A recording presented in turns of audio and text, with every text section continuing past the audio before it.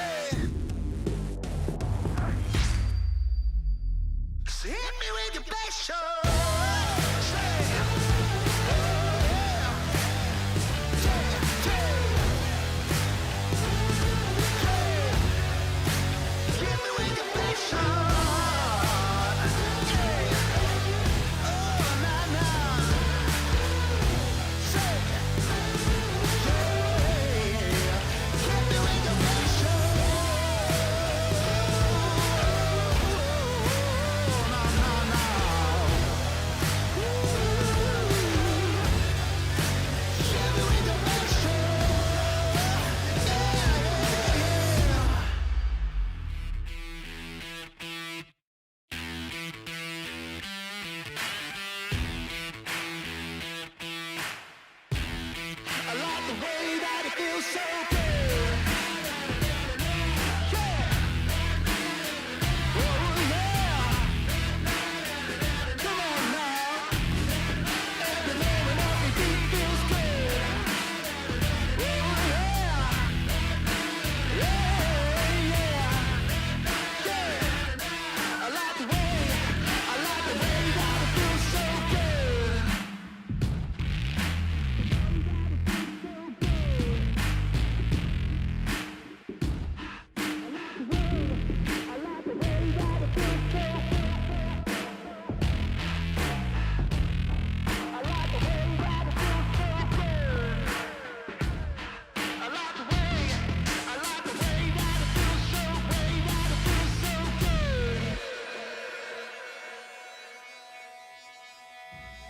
I like the way that it feels so good.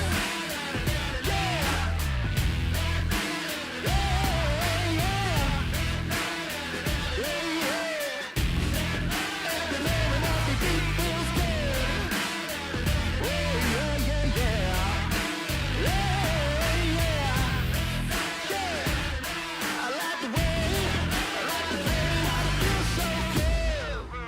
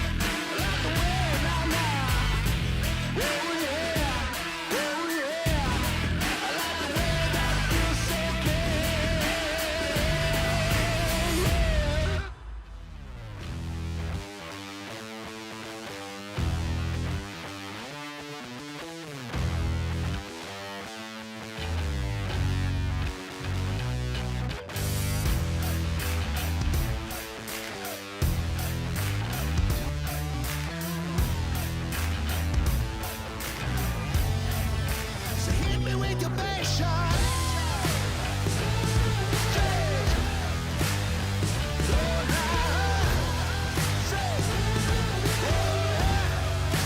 Hit me with your bass You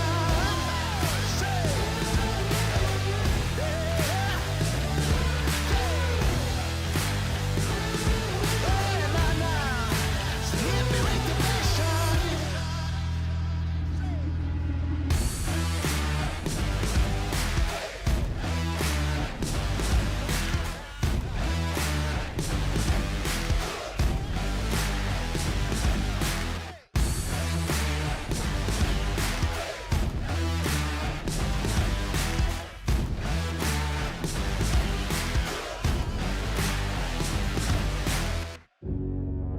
Hit me with your bass shot.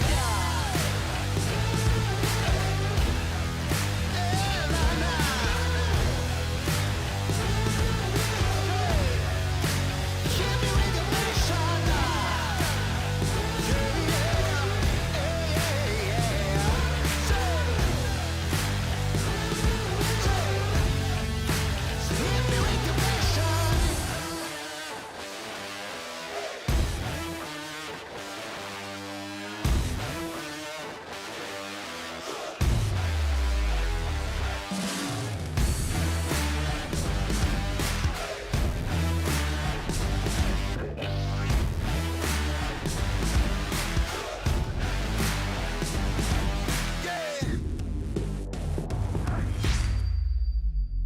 So hit me with your bass shot.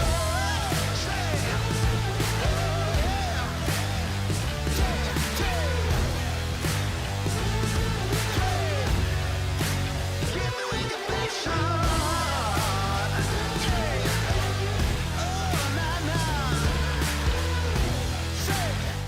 Fueled by the same passion as esports athletes, Zowie continuously develops tailored products, empowering gamers to bring their best out.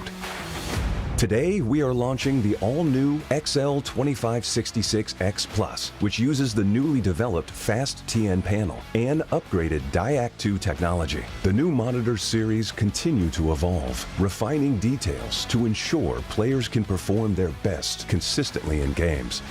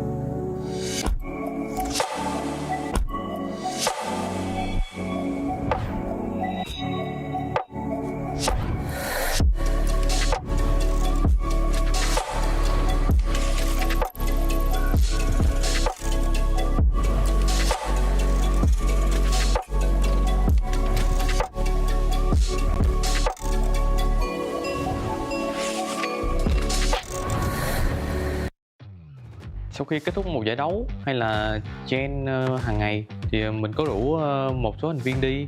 Mình thấy bằng cách đó là tinh thần đồng đội ạ. Vì mình có thể ngồi lại ăn uống với nhau, trao đổi với nhau để bọn mình có thể tiến bộ hơn, đi xa hơn. Thì sau khi mà kết thúc giải đấu APAC thì mình biết mình được chọn á. And at PNC 2025, what is now called the greatest victory in Vietnam's esports history unfolded that day. Mình nghĩ tình huống nhớ nhất đó chính là game Tego tại ngày đấu thứ hai, là mình còn một mình thôi mà mình đã làm hai được đội tuyển Đức, thì chỉ còn một xíu nữa thôi là mình lắp được 4 thôi, mà xui cái là không được. Nó cũng là cái mong muốn của mình khi thi đấu chuyên nghiệp. Thì chắc mình nghĩ là tại vì đợt BNC 2025 mình có một cái pha một mình cân hết ở một cái khe núi. Hai người bây giờ hiện tại thì có thể sánh ngang. Với Himat thì là mọi người gọi là quỷ đầu bạc, còn với Tấn Vũ thì là quỷ nhí. Bởi vì cái line-up 2025 anh nghĩ là mạnh nhất từ trước đến giờ. Và anh đã có suy nghĩ trong đầu là nếu năm nay không vô địch thì không năm nào có thể vô địch nữa.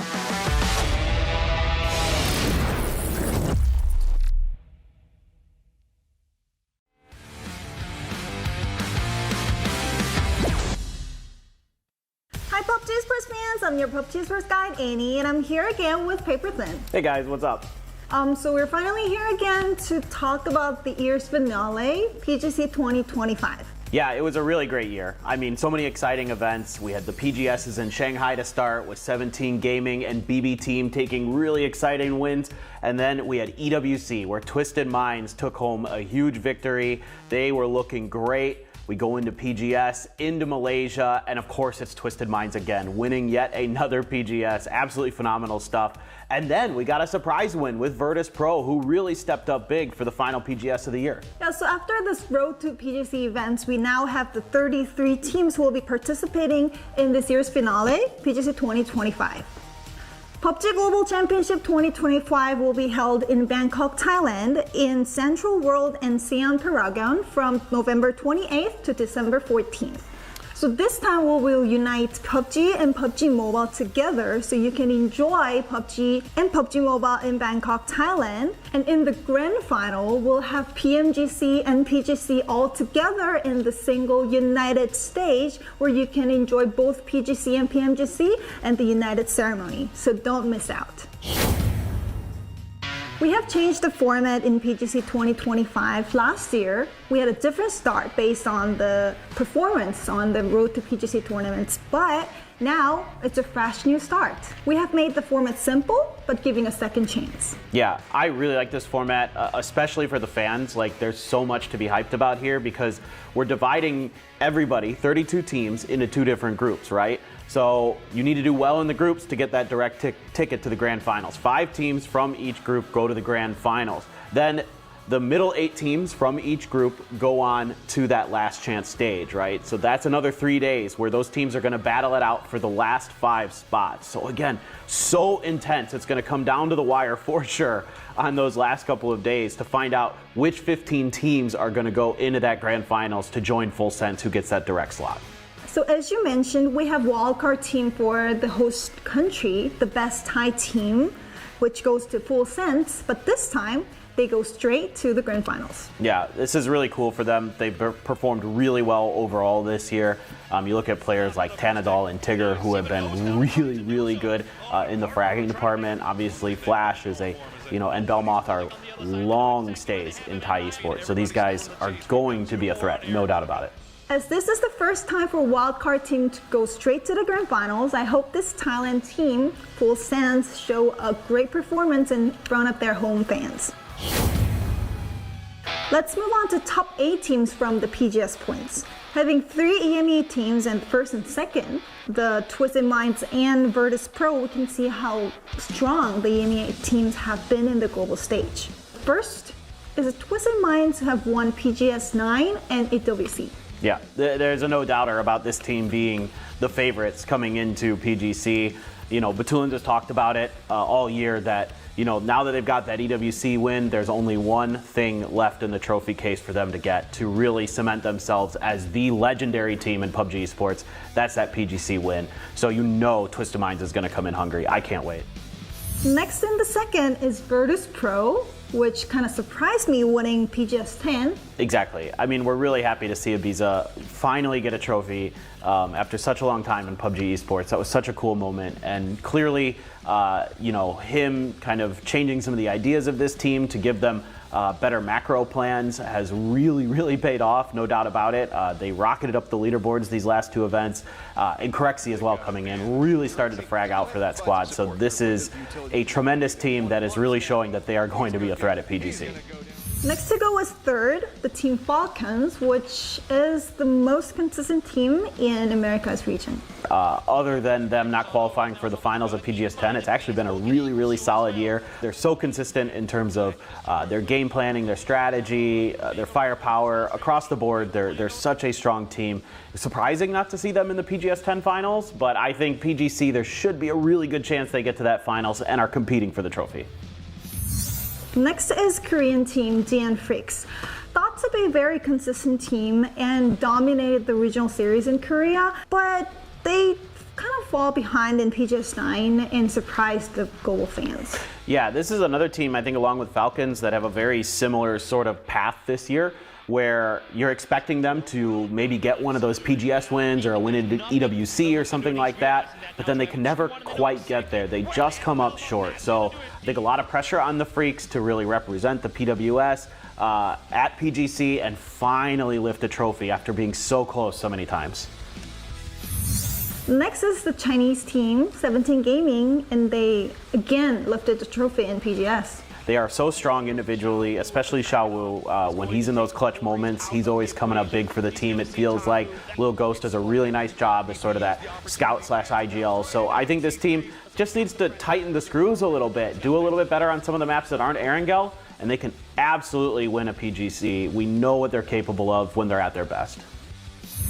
Next is Made in Thailand, which is the former Forest Natural Gaming, where Kiss showed up in the global stage and surprised all the fans. Oh, this was such a fun team to watch this year. I mean, what a way to make an entrance in 2025. Coming into Shanghai, surprising all of us with their really patient but powerful gameplay where they wait to explode in the late game. They come alive, Scappy and Kiss in particular just are absolutely incredible fraggers, and they're not afraid to take fights. I am such a big fan of this team now. They have really impressed here in 2025. Next is BB Team, who won PGS 8, but barely made it to PGC 2025 because they missed the ticket to PGS 9 and 10. Yeah, so still able to have those points from PGS 8 get them through. I know a doozy. He is going to come into that event and play really well. He always shows up at PGC, so I can't wait for BB Team to be there and show us what they've been preparing during their time off. Talking about being nervous, I think Genji was feeling that best because they barely got into the PGC 2025, but Big Opa kind of helped them to go. Yeah, they got a little bit of help from some friends, and they also did it themselves, right? Like, they started to really show up in the middle of the year. Big performances from some of the players like Tosi, like Flame, everybody on that team, frankly, Orca, all playing really well at times. This was the most pleasantly surprising team for me this year because my expectations weren't super high, but they definitely exceeded them. So now we would like to talk about the teams who advanced to the PGC 2025 by their regional series point, the PGC points. First to talk about is APAC region, and the first ranked in APAC regional series was the Expendable, which is former champion of PGC 2024. Yeah, so even though the Expendables have been a little bit up and down this year, for sure, they've still showed us some really brilliant moments. They approach the game in such a different way compared to a lot of other teams. Kanvu very well may be the best player in the world right now, so I am really excited for the Expendables, expecting them to do damage. Next is Theaton 5. They slightly changed the roster this year, but they still have Rosetta Junior and Bluekey. Yeah, still a strong team, still a veteran team with players who have been to every level of competition you can imagine, so they can still do damage. Exquisite coming in, he's another veteran of PUBG Esports. He just bolsters that roster a little bit. And next is Arena with Norins, which is very familiar name in global stage. No doubt, a very good player, of course. But really, two of the standout names on the arena are going to be Jacob, who has been a tremendous fragger for a while, but the recent step up has been Opans, who really surprised us in Malaysia and was constantly making these highlight reel plays. So I am excited for Arena. They seem to be on the up and up. Yeah, next is Anyone's Legend. Never showed up in PGS this year, but is a team with Himas and Haisaki. Concerning with a player of Himas' caliber that they're not able to be consistent. It seems like Taikon may be moving into the coaching role, so still some questions about what this roster is going to look like and how they're going to be able to perform. Next is Sharper Esports, and here we have Escolazia, who's been playing forever in the PUBG Esports scene. Yeah, that's a name that definitely brings up some memories of some very old days of PUBG Esports. And, you know, let's be honest, the expectations here probably aren't going to be super high. They were at EWC, they didn't get out of groups. So now you're kind of looking at this team like, can they get to that last chance stage? If they can get to grand finals, that would be super awesome for them. So kind of curious to see what they're going to do. And first in the Chinese PGC point is Petrico Road, the best team in China. There's no doubt about it. I mean, this is a team that did so well during the PCS era, does so well domestically. Where is this in recent history? I want to see this team do amazingly. I want to see them compete for more titles, but in recent history, it's been a struggle at globals. Next would be JDG Esports, a very famous esports club, and they were second in PGC points. Obviously at PGS 9, they don't get out of groups. PGS 10, much better, right? They get in there, they get 8th, not bad. I need to see more. But for whatever reason, in Malaysia, it just didn't seem like they were comfortable. But players like Spaceman are really talented. December the 12th had some really good stuff. Cold was amazing with the bolts. Need to see this team continue to grow. Next is GameStart Win. Not so familiar with the team name, but familiar roster. For sure. I mean, you have a PGC champion on this team, 2021, with New Happy. Zipian is here. He is a good IGL. He does a really nice job leading teams, obviously. He's bringing another team to a global event. He's got some firepower behind him with players like Ming, like CC108. So, yeah, they can do some damage. Next is 4 Angry Men, the legit team in China. After bringing the Shen into the roster, I think fans are expecting more from this team. Should be a lot of firepower on this team, but we haven't seen kind of that explosiveness. A little bit, I should say, in Malaysia, but I think with Shen there, I was really hoping that these guys would really come in fragging out, but they looked a little slow in Malaysia at times. 4AM, always at PUBG events, always a threat. I hope to see that at PGC. Last but not least, it's changed the game. Fans might be unfamiliar with this team. Can you explain more? Yeah, so this is a team led by Hengi. They qualified for the last 2 PGSs in Malaysia. Didn't really do the best. They weren't able to get out of groups, so still some work to do here, clearly. So we're hoping to see them step up. Next is Korea region, and the first one This is a team that is going to be a threat in the event, could very well make the grand finals. We saw it last year that it kind of fell apart on that last day. You know, they were leading going into it. They couldn't quite hold on to it. I think now with Sonic there, really full-time as a coach, yeah, PWS didn't go so good for them in this last phase, but I think there's still hope for T1. Next is Begopa, who won 3 chicken dinner in the last day of PGS 10.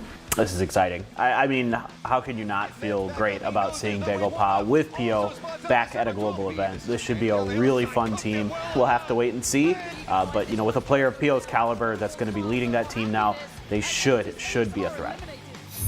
Next is FM Pochan. Rex play in PGS 910 was quite impressive.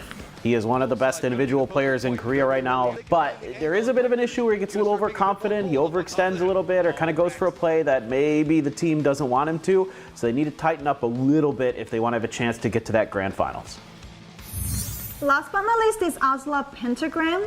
They don't have the global event experience this year, but they are pretty much the similar roster from the old GNL.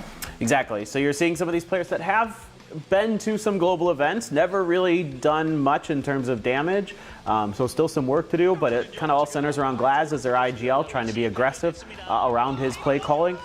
Can they do anything at PGC? I don't know, but you know, with some young players there, they might surprise. Let's move on to the EMEA region. First to go is Geeky Esports. They managed to earn the point from the PC Spring this year. Yeah, they played really well in their own region this year, but outside of that, it hasn't quite gone their way. So even with bringing Diffex in for EWC, didn't really change much for them in terms of their international results. Still a strong team, still great fraggers on here. Just a big question of, you know, can they pick it up? Next is FaZe Clan, another legit team with similar roster but bringing Vard in. Yeah, and it looked pretty good. Honestly, you know, it seemed like now that they could get back to the global stage, they went to PGS, they played pretty well, got 7th in the first in Malaysia, 11th in the second. We know these players, we know how good they can be, we know how much experience they have in PUBG Esports, just got to put it all together. Next is Team Orchid, and Boostic showed quite an impressive performance. He's insane. The guy is just so talented, especially with the assault rifles and the DMRs. Like, first global event, let's see how they can do at PGC. Next is Navi. This team showed a very good performance in the group stage of PGSs, but all of a sudden start to struggle when they go to the final stage. But we have to say that Hakatori, best fragger in PUBG Esports right now. No doubt, he is one of the best players in the world right now. You know, in PGS 10, he averaged 400 damage per game throughout the entire event. That is unreal. Those are unreal numbers that very few people are capable of putting up. So certainly, Navi should be on everyone's minds. You don't want to be in their group, that's for sure. If they can get to the grand finals, we hope that they can carry that confidence over that they have in group stages. Last but not least is Nemiga Gaming, the former Win or Die. Yeah, and they're going to be new to the global stage. So this is going to be a challenging event. Going to have to see these guys step up, but very curious. Again, EMEA on the rise this year, so who knows? Next to go is America's region PGC points. First seed goes to Team Liquid, the old TSM squad, which had a really good chance to win in the PGC 2024. Still only could get second. They were close, but this year has been kind of up and down for them, and we're all hoping that these guys can pick it up because we know what they're capable of. We know how good these guys are. We know how smart Purdy Curdy is. Where are the results? We're hoping that the confidence is there for PGC this year. Next is Furia Esports, our South American team. We are quite familiar with some of the names in the team. For sure. Gizera is a household name in the PAS. He is a tremendous fragger. Posa made a name for himself on the international level at being a point salvager. So kind of looking for this team to rebound after a bad second half of the year. Can they come into PGC, have that kind of fire underneath them, and do some damage? Next is Copenhagen Wolves, the former MRIA. Yeah, for sure. And I think a few people are going to now know Gats based on that kind of solo performance he had on their last game of the group stage in PGS. Really almost gave them some hope to get into that grand finals. It wasn't meant to be, but this is a team that should be scary, I think. There's good players here. Thank God you guys changed your names. It's an absolute mouthful as a caster, and I'm really happy you guys got into work. So let's see what they can do. Next is Alcazia Esports, and Rello and Roth is a familiar name here. No doubt. These two guys have been around for a really long time. They're doing a great job setting the example, leading these two new players, D and Cowboy, who impressed, especially at PGS 9. My God, these guys can play. They did a great job in hot drop situations too, so they learned a lot at PGS in the lead up to the event. Last is ROC Esports, our second South American team. I'm really happy that these guys are back. I like this team a lot. I like the 1-2 punch of BL and Fantastico. Insanely talented individual players. RBN a very solid IGL. Yeah, again, didn't make it to PGS in Malaysia, but we saw what they could do in Shanghai, so this is still a very, very scary squad, and I can't wait to see them at PGC. So we've covered all 33 teams participating in PGC 2025, and let's move on to some watch points to better enjoy PGC 2025. First could be our updates in game in the esports. So we've implemented this changes C4, bullet chip recall system, BRDM, starting from PNC, and how do you think it has been implemented in the global esports? Yeah, I mean, I think you're definitely seeing some impact. Blue chip system is pretty interesting in terms of it gives teams a little bit more flexibility to feel comfortable going for hot drops maybe. The BRDM is very impactful, I think. It can give you a lot of confidence in that late game. C4s are super impactful because of the way that you can attach them to vehicles, throw them at structures or enemy team positions, and as long as your timing's good, it can be really annoying. But we did see some counterplay to that. We saw FaZe throw some smokes out in front of their building to make it hard for the other team to push off the back of their C4. So there is ideas being adopted all around these new things. And as mentioned, PUBG Mobile and PUBG is coming together as a PUBG United, and you'll be able to enjoy a lot about PUBG IP, the PUBG brand, and PMGC, PGC all together in Bangkok, Thailand. And specifically in the grand finals, we have a one united stage where we can see PGC and PMGC all together, and we'll have the biggest ever opening ceremony together. And we'll try to showcase the interesting events every day in this united stage, so please make sure to tune in. Also, of course, we have the Pickup Challenge, as always, great way to earn some prizes and some in-game items. So it's actually already open, started on November 5th. So get in there. You can go into the store, get your voting coupons. You've got a chance to pick the top 6 teams, right? So you go in there, pick who you think is gonna win the whole event. Yeah, so every time you get these predictions correct, you get EP. You can then take that EP into the store to buy some items. Super sick. Also, the coupons will be available to use until December 12th, right up to the grand finals. So make sure that you get in there and get your choices picked before we close the doors. We also have drop event ready to earn various drops by watching live streaming of PGC 2025, so don't miss that too. PUBG Global Championship 2025 will be held from November 18th to December 14th in Bangkok, Thailand. Group stage and last stage in Central World, and the grand finals in Siam Paragon. So stay tuned to check out which team will be the PUBG Global Championship 2025 champions. See you in Bangkok. Bye bye.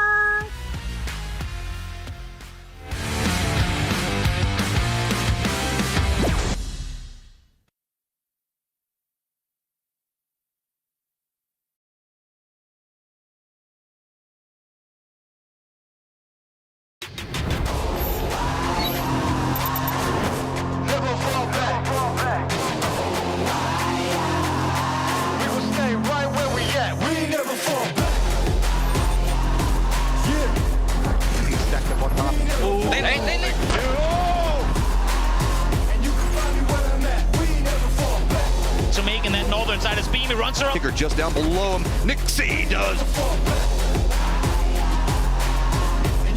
Starting to kind of gather themselves to a twist. Now Not does get the shots in, but it's Double XL up in the pen, you can't shake that. Big shot in the pill get picked out, and Heavy gets a 4-peat. Cameras in the playback, dang. So tell me how you feel with it. You put a V1v1, it's 17. Deal with it, lay it on the line, high risk.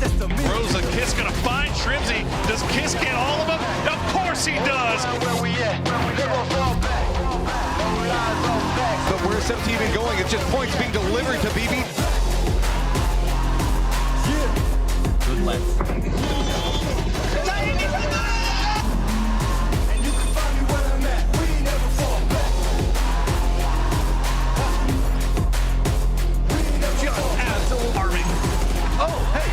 Fantastico is gonna step up. Came with the hands out, get them off us. I'm 24/7 in the yard. Oh my God, very close to big impact here for Gabe. Yeah, look at where they're going for logo. He's bringing that trap, that's perfect stuff from RB. They get smoked by Sample. Yeah, they know I don't need to hassle. Does get the knock on to example. Spot. ตามมาดูได้มาเลยเทไปแล้วไม่ได้ของเมื่อกี้ Maybe a little bit premature at all. That's definitely the one. If I'll take it.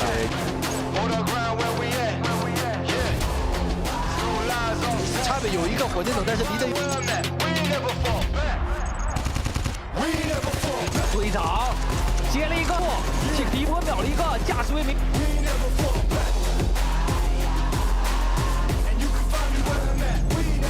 됐어요. 둘 확실. 마이크 필요해요. 열었어요. 선수들 살리다가 레디전. หลังแตกหนึ่งลากปาสองเลยครับ8ของ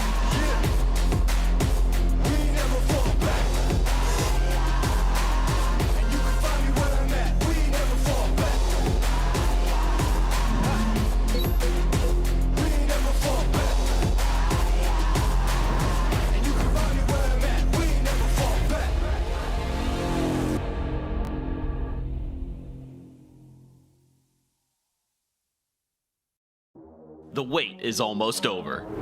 The greatest PUBG Battlegrounds teams from around the world are preparing to clash for the ultimate trophy. The PUBG Global Championship 2025 is about to begin. From November 28th to December 14th, PGC 2025 takes place in Bangkok, Thailand.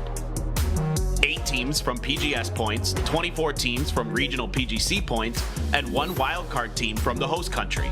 These 33 top teams will battle across 4 maps over 3 intense weeks for the 2025 championship title and a total prize pool of $1,500,000. The tournament structure for PGC 2025 consists of 3 stages: group stage, last stage, and the grand finals, making it simpler and more intuitive. In the group stage, 32 teams will be split into 2 groups, with each group playing for 3 days alternating across 6 days. From each group, the top 5 teams will advance directly to the grand finals. The middle 8 teams will move on to the last stage. The bottom 3 teams will be eliminated and unfortunately will no longer have a chance to compete for the championship. In the last stage, 16 teams will compete for the final tickets to the grand final, and only 5 teams will survive here in the last stage. Then comes the grand finals. 15 finalists from the previous stage will be joined by Thailand's top team, Full Sense. 16 teams will play a total of 18 matches for 3 full days to become the PGC 2025 champions. This year's PGC Grand Finals will be even more intense and meaningful, as it will be held under one united stage with PMGC as part of PUBG United. The Pick'em Challenge will be held in-game during the PGC period, where you can predict the winners, so don't miss your chance to join. You can also earn various drop rewards by watching PGC 2025 live streaming, and exciting fan zones will be set up on site. So enjoy PGC to the fullest, both online and offline. The fiercest strategies, the most dramatic turnarounds, and the roar that echoes towards glory. Be there when it all begins again.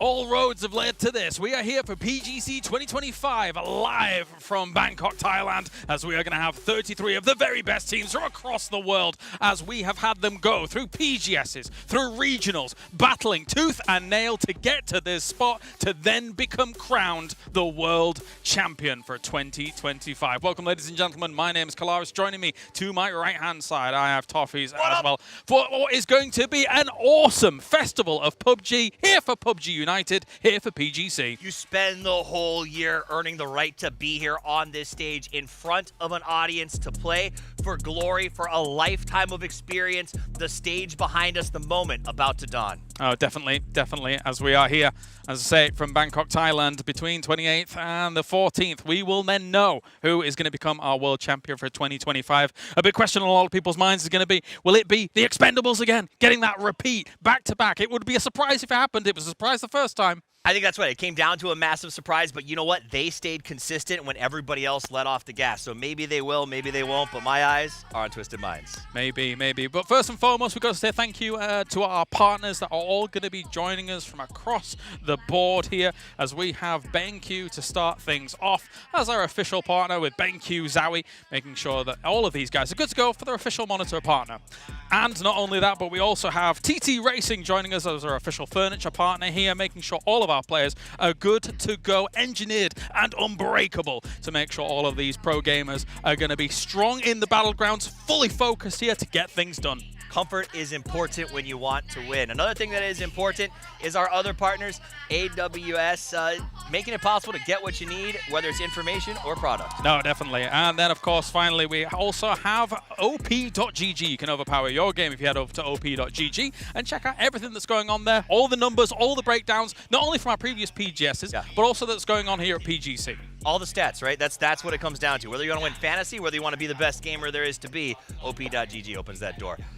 Also, bingo. It's available. Now, I haven't been able to play because we're always busy working. Yes. But scan that QR code. There's a ton of G-Coin out there to hand out. You know how bingo works. It's not that complicated. You got to be watching. You will get numbers that you can put into the bingo card and then hopefully win some G-Coin. Yeah, we were talking about it before we started off. We've never had a chance to go. But maybe one day. Maybe one day when we're not working these things. But yeah, make sure to go and check out that. Never. Yeah, actually, it would be quite nice to just kind of be here and watch the tournament as it's all going down and everything that is going on. Okay, so that is kind of how that kind of wraps on up. So let's move on to the position where we've got for the schedule, because we've got a lot of games coming your way, of course, as we will have 6 days worth of group stage, and then we have an event match, which is a bit mysterious to me because I'm not even sure what's going on in the event match.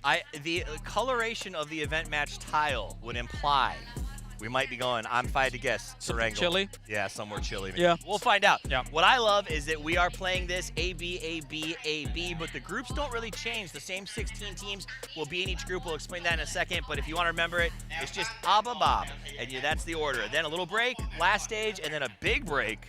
4 days. Yeah, big break. Grand finals. Big break, and of course that 3-day grand final. Best of 18 will crown our world champion. Very exciting stuff here from Bangkok. Moving on though, we got ourselves the format as well. How does everything break down? I can blast through this if you fancy. Do it. Hit it.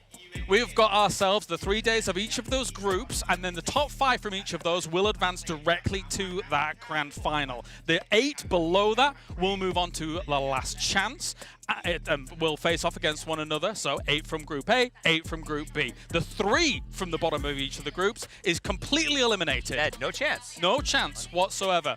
From there, we then have 15 teams, which will advance on to fight against Full Sense, who is our direct invite into that grand final. They just gotta wait. I actually saw them here today with cameras, already taping the game, looking to put some stuff on the board. Point system is what you guys are used to. It is 10 points for first place, 1 point per kill. It's not rocket science, it's just PUBG. Oh, definitely, definitely. You guys know it at home, you know it, you love it. So that's how all these games are going to be broken down. And then we have our prize pool, and here's how that breaks down. Because, yes, $500,000 for first place and becoming the world champion.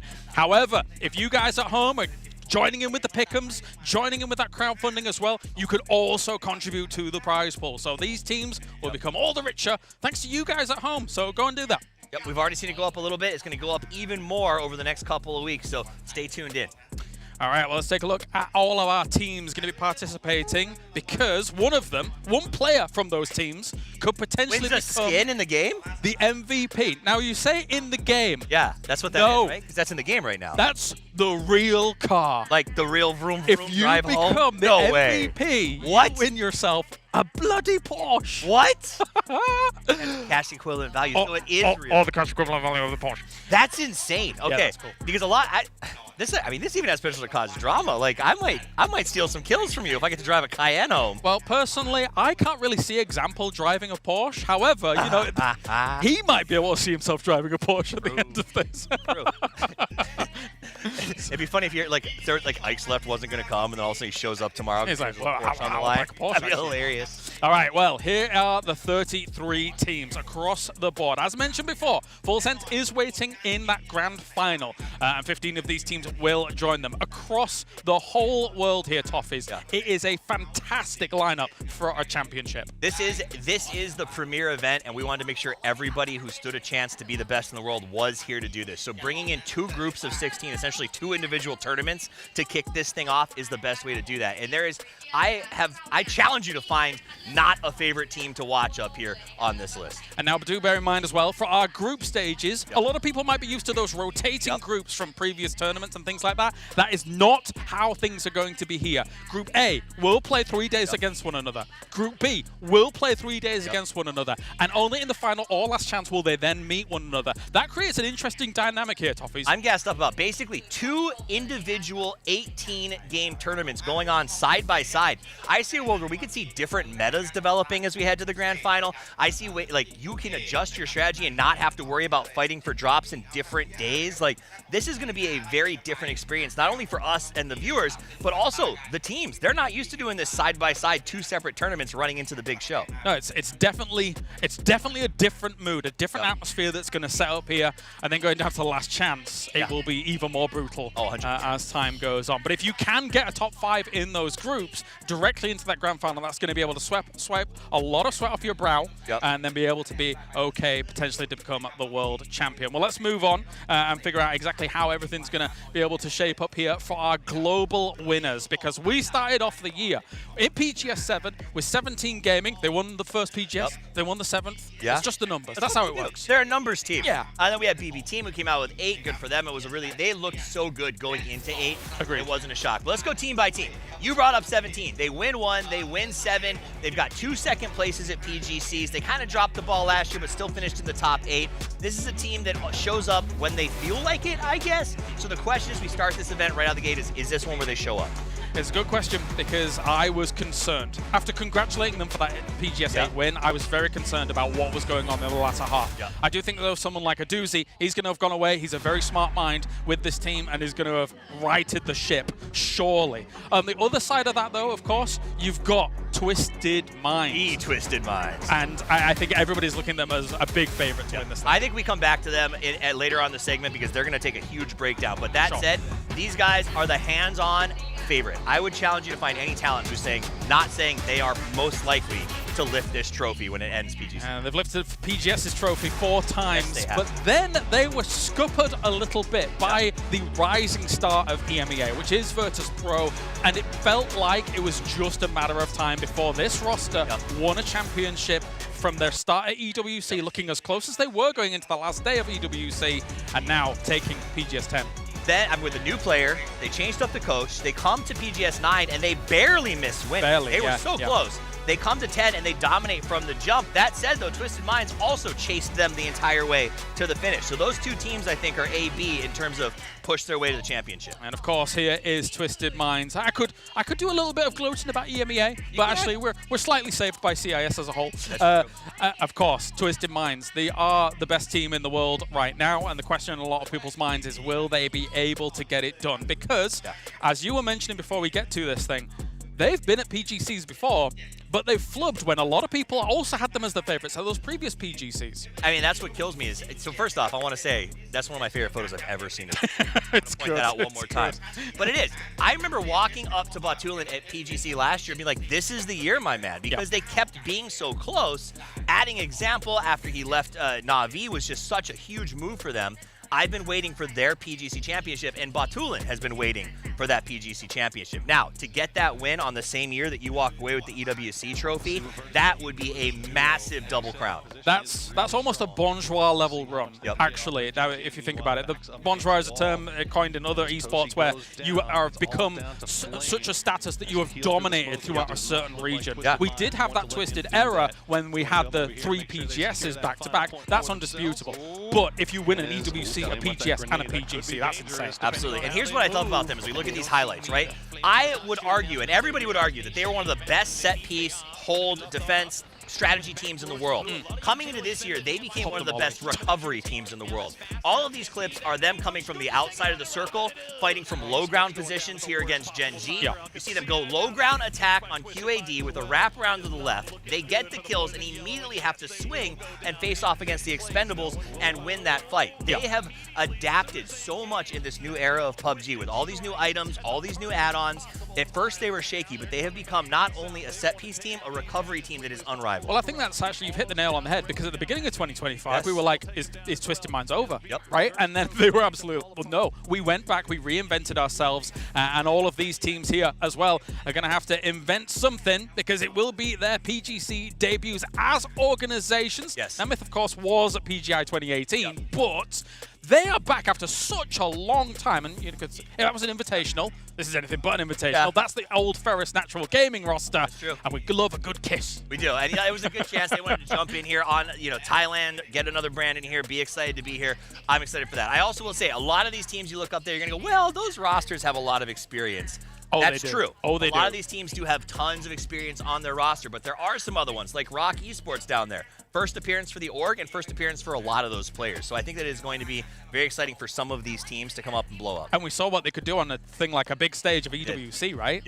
That was fantastic to see from them. But yes, across the board, some glorious names in those teams here, but they will be representing. Speaking of good old KISS, across our PGS 7s and 10s, Forest Natural Gaming, which is now made in Thailand, Myth, of course, they're back in the scene, leading the kills. And us getting PGC in Thailand, for him to be leading the kills coming into this stage. Listen, a French kiss is nice. A Thai kiss is deadly. This guy shows up, puts up, and plays up. And if he takes what he did at 9-10 to this event, it could be a big, big, big event for Myth. That side, Hakatori next to him, though, up there twice, because this guy, whether or not Navi is thriving, he is dominating.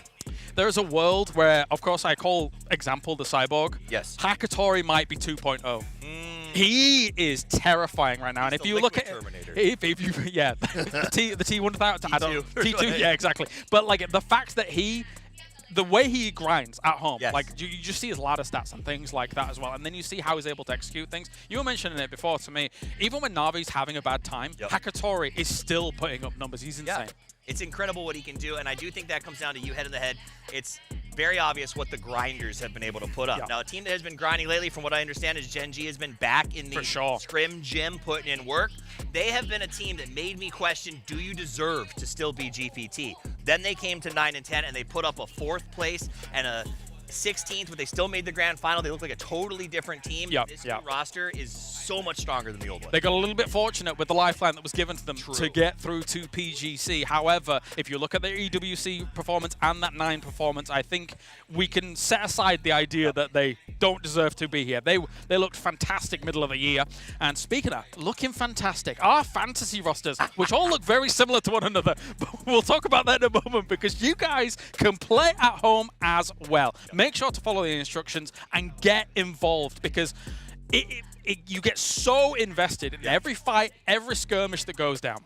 And listen, there's so many chances to win. We're giving away G-Coin all the way down to 500th place, which means probably most of the talent room is going to be able to take a prize home, except maybe Toby. But I do, Toby will be up there too. But I think this is the best ever reason for you guys to go join. Scan the QR code. Head over there right now. The prices, because it's the beginning of the event, are actually pretty easy to build a team and find some ways to get your favorite players on there. Look, and also you guys in-game as well can get involved in the pick'ems. You can get yourself some esports points to be able to spend on some great cosmetics that are going on in-game as well. I swear, if Porosaurus gets first place and then flubs it again, there's going to be words, Toffees. There's going to be words. Classic. I will say, as we take a look at those maps, we're starting on Miramar, but I want to remind you guys, if you do the pick'ems, go there and do them now. You have a couple of days to enter your championship choice, but if you need a tip, we'll say Twisted Minds is the one to go with. Starting off today, we will be getting things rolling on Miramar. Then we're moving over to Tego. We've got Rondo and Erangel to round things out. It is Group A today, most importantly. And let's briefly talk about Group A. What stands out for you when it comes to Group A to get PGC rolling? I mean, I think we have a severe lack of America's teams in there. I think we have a very consistent group where I think there's some rumors of hot drops, but this seems like the kind of 16 teams. They're not. I think this is going to be our anchor group. They're going to be very passive on the first day. They're going to kind of play this slow. Only 3 teams technically get eliminated out of this tournament, right? So I think we're going to see a lot of teams play sort of rock hard. I need to just get 6 points per game, old school PUBG. The crazy thing about some of those potential hot drops is some of the players that are really cheap and like really good picks, like a Type, like a Diffx. Those are the kinds of guys that are potentially implicated in some of those hot drops, which could cause knock-on effects. However, I would advise extreme caution. You want to get that top 5, and you don't get that by hot dropping. True. I mean, to play the devil's advocate, though, with only 3 people getting knocked out of the 16, there is that world where you say, if I can get myself a good drop guaranteed by doing this, if I fight this out and I say, if I win, I get to have this spot in the grand final, then maybe it's worth it. So I do think there is a little bit of that chance, but I'm with you. I think most likely it stays consistent. There's some big favorites in here, of course, 17 Gaming, Twisted Mind. There's some extreme wild cards from their regions as well. If you think about JDG, if you think about Geek, who won at the beginning of the year for EMEA, if you think about El Projecto, which is now Furia, that won in your region at the beginning of the year as well. Huge wild cards. I think we got those good wild cards. I also think we have some favorites. Big for me is, do Freaks come out of the gate firing on day 1? Important as well. Sometimes they drop the ball on day 1. Will they be big? And the Expendables, defending PGC champions, take the field today. Will they come out? Will we see the glory of Clories? Will Tanvu rise to the top? And will they set the path for another PGC back-to-back? I suspect a lot of people will have someone like Tanvu on their fantasy rosters. Yeah, he kind of popped up in some of the games in the previous PGSs for sure, as well as PGC last year. It is time to get the opening ceremony underway for PGC.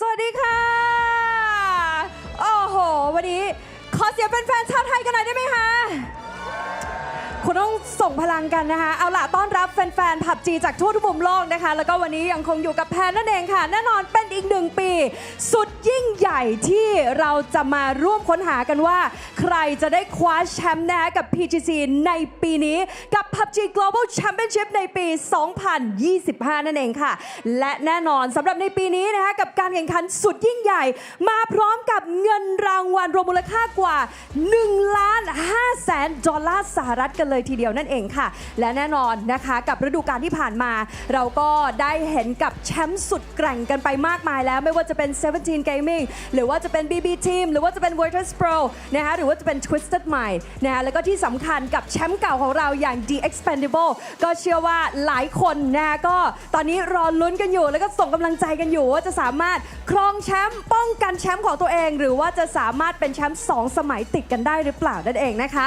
แล้วก็ที่สำคัญสำหรับการเดินทางของเรานี้ค่ะจะเริ่มต้นตั้งแต่วันนี้เป็นต้นไปตั้งแต่วันที่ 28 พฤศจิกายนไปจนถึงวันที่ 7 ธันวาคมนี้และจะออกเดินทางสู่รอบ Grand Finals นะคะตั้งแต่วันที่ 12 ไปจนถึงวันที่ 14 ธันวาคมนี้นั่นเองค่ะ 33 ทีมกับ 1 ความฝันนะคะว่าใครจะได้เป็นแชมป์ใน PGC 2025 และขอเชิญทุกคนไปร่วมเปิดฉากและนี่คือ PUBG Global Championship 2025 ค่ะ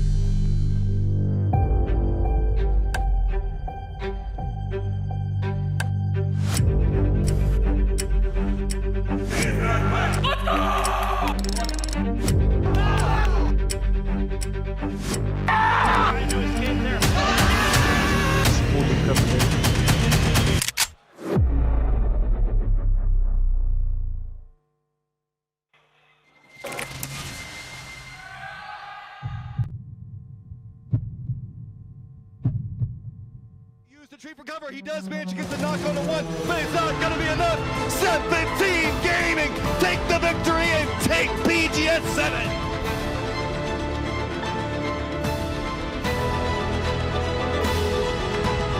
And it's going to be BB Team that are going to be your PGSA champion.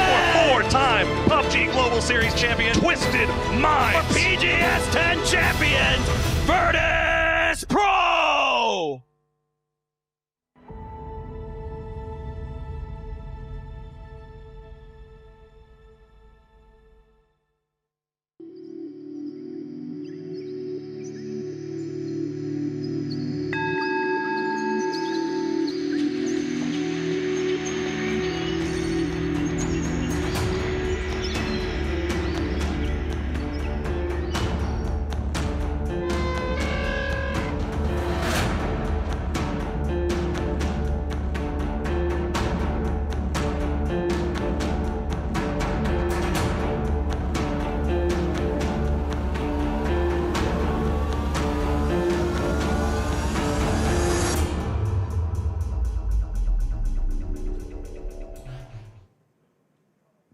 Let's welcome our 2025 Wildcard team, Full Sense!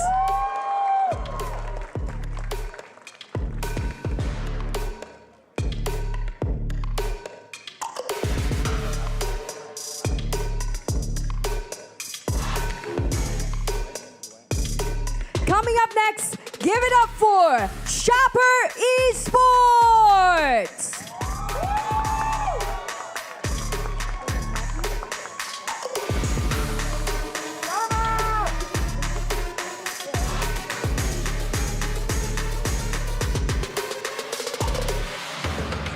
Please welcome Namiga Gaming!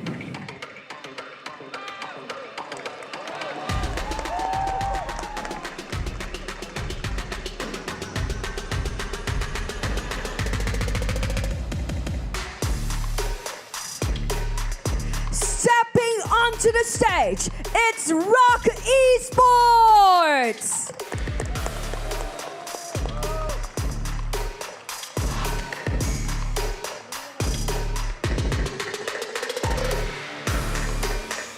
Make some noise for Change the Game!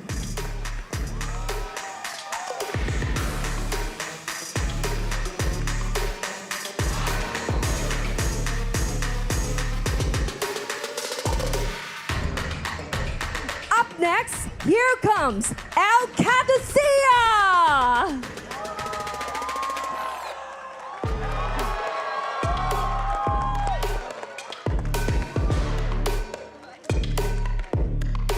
Let's bring in 4 Angry Men!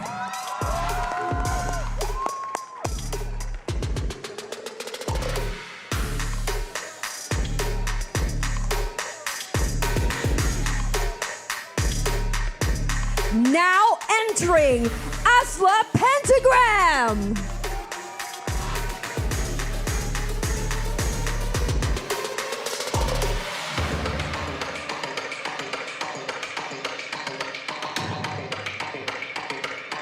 Put your hands together for anyone's legend!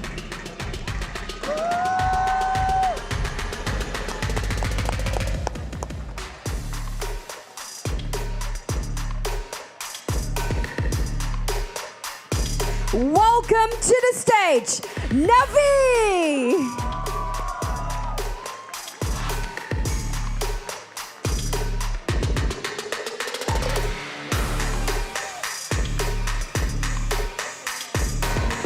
Next up, say hello to E-Arena!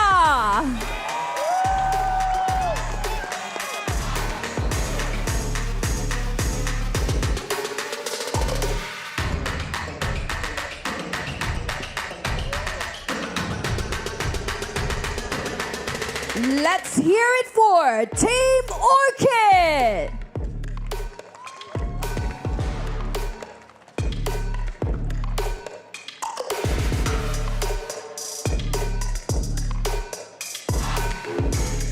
Please welcome FN Potion!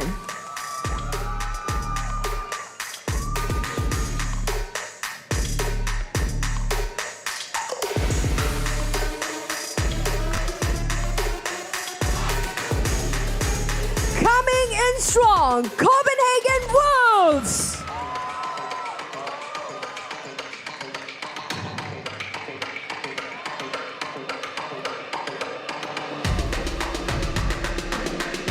Stepping forward now, Game Start Win!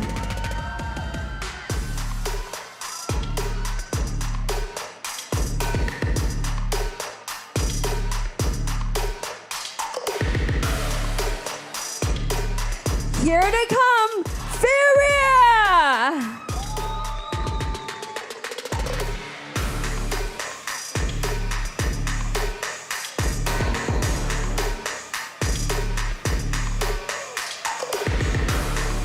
Up next, let's welcome JDG Esports!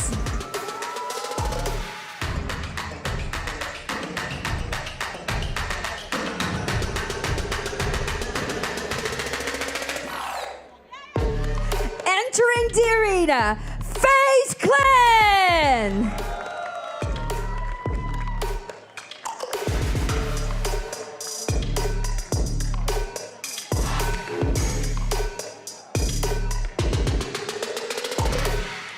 Make way for Teraton 5!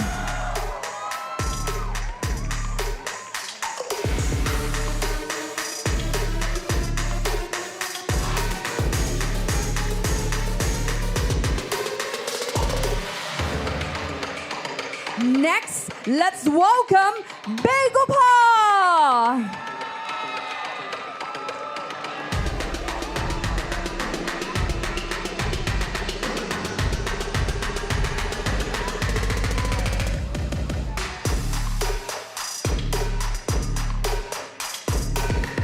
Next on the stage, T1!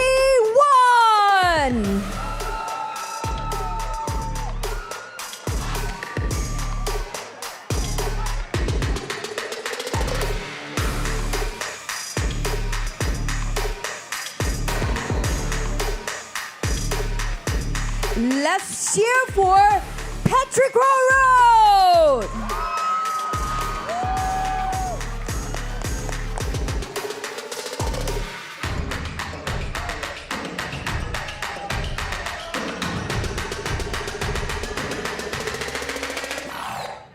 Now arriving, DK Esports.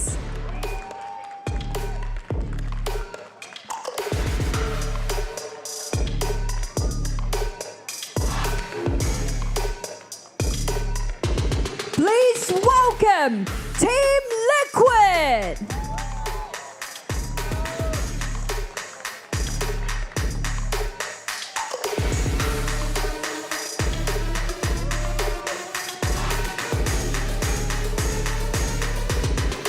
Here comes Genji!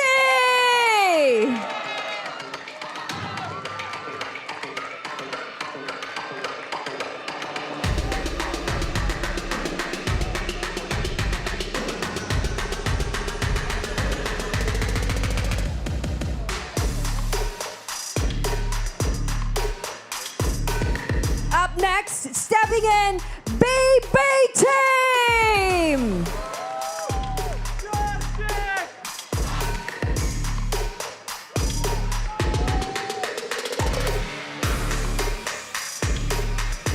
Let's bring out Made in Thailand!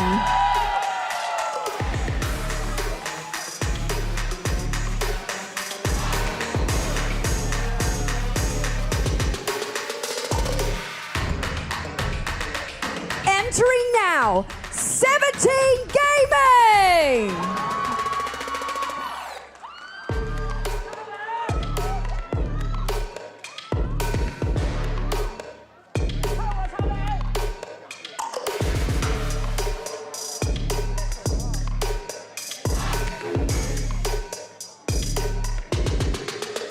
Make some noise for DN Freaks!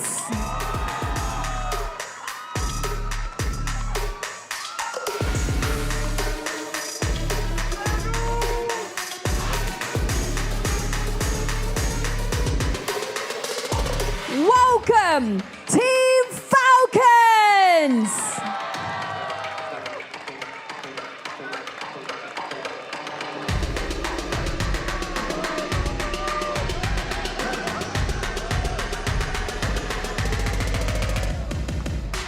Here comes Waters Pro!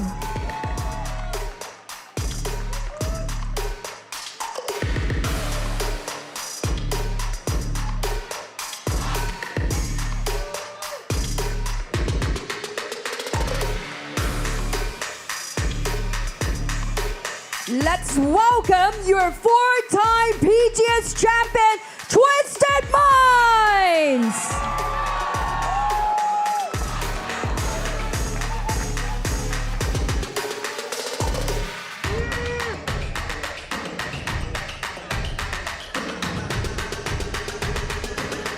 And finally, give it up for our PGC 2024 champion, the Expendable!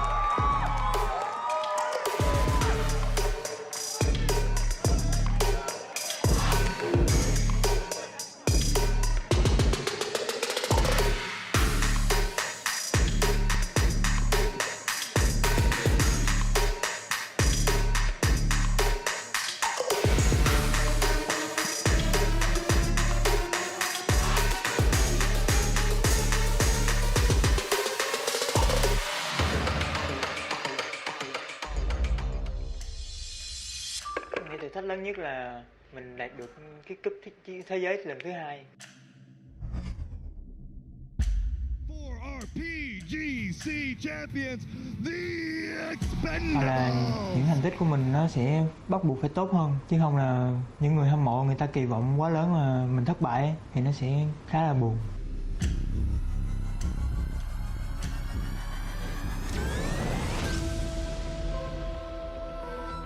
이제 한번 세계대회 한번 꼭 나가보고 싶다라는 마음으로 팀이 결성됐거든요. 그래서 이왕 온 거 좀 재밌고 즐겁게 하자는 마음으로 왔기 때문에 좀 즐길 것 같습니다.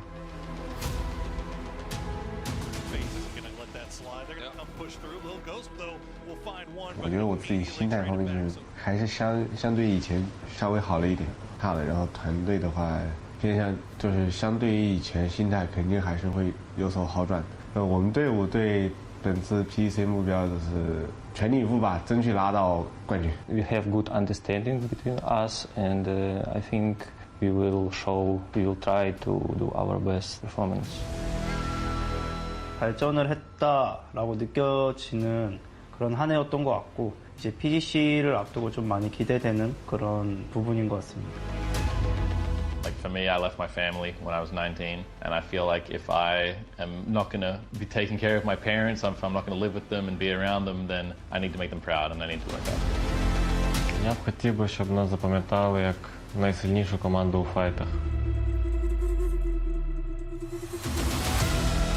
แข่งในประเทศไทยรู้สึกมีกำลังใจครับรู้สึกดีครับที่พวกเขาได้เห็นความสามารถของเราจริงๆครับแล้วก็เห็นด้วยครับที่พวกเราเป็นทีมม้ามืดผมอยากได้ winner chicken dinner ให้มากที่สุดครับเพราะว่าอยากจะเห็นทุกคนลุกขึ้นมาดีใจพร้อมกันกับพวกเราครับสังกัดใหม่ที่ได้ย้ายเข้ามาเป็นในไบเทสเพราะว่าเราเชียร์มาตั้งแต่เด็กๆไม่มีแรงกดดันแล้วกันครับสนิทกันมากแล้วก็รู้จักเป็นพี่น้องกันก็อยากให้ผู้ชมได้เชียร์ทีมด้วยความสนุกครับAfter PGS 7 and 8, before WCs, I would say we changed a lot since we got Corexy, the team structure, team roles, and I would say that is probably the biggest change that we've done this year. So yeah, I'm happy that we did it. If we win PGC, I would say it sounds like we passed the game. Nothing left to win. For sure, we want to win this PGC hard, make us want to win this event even more.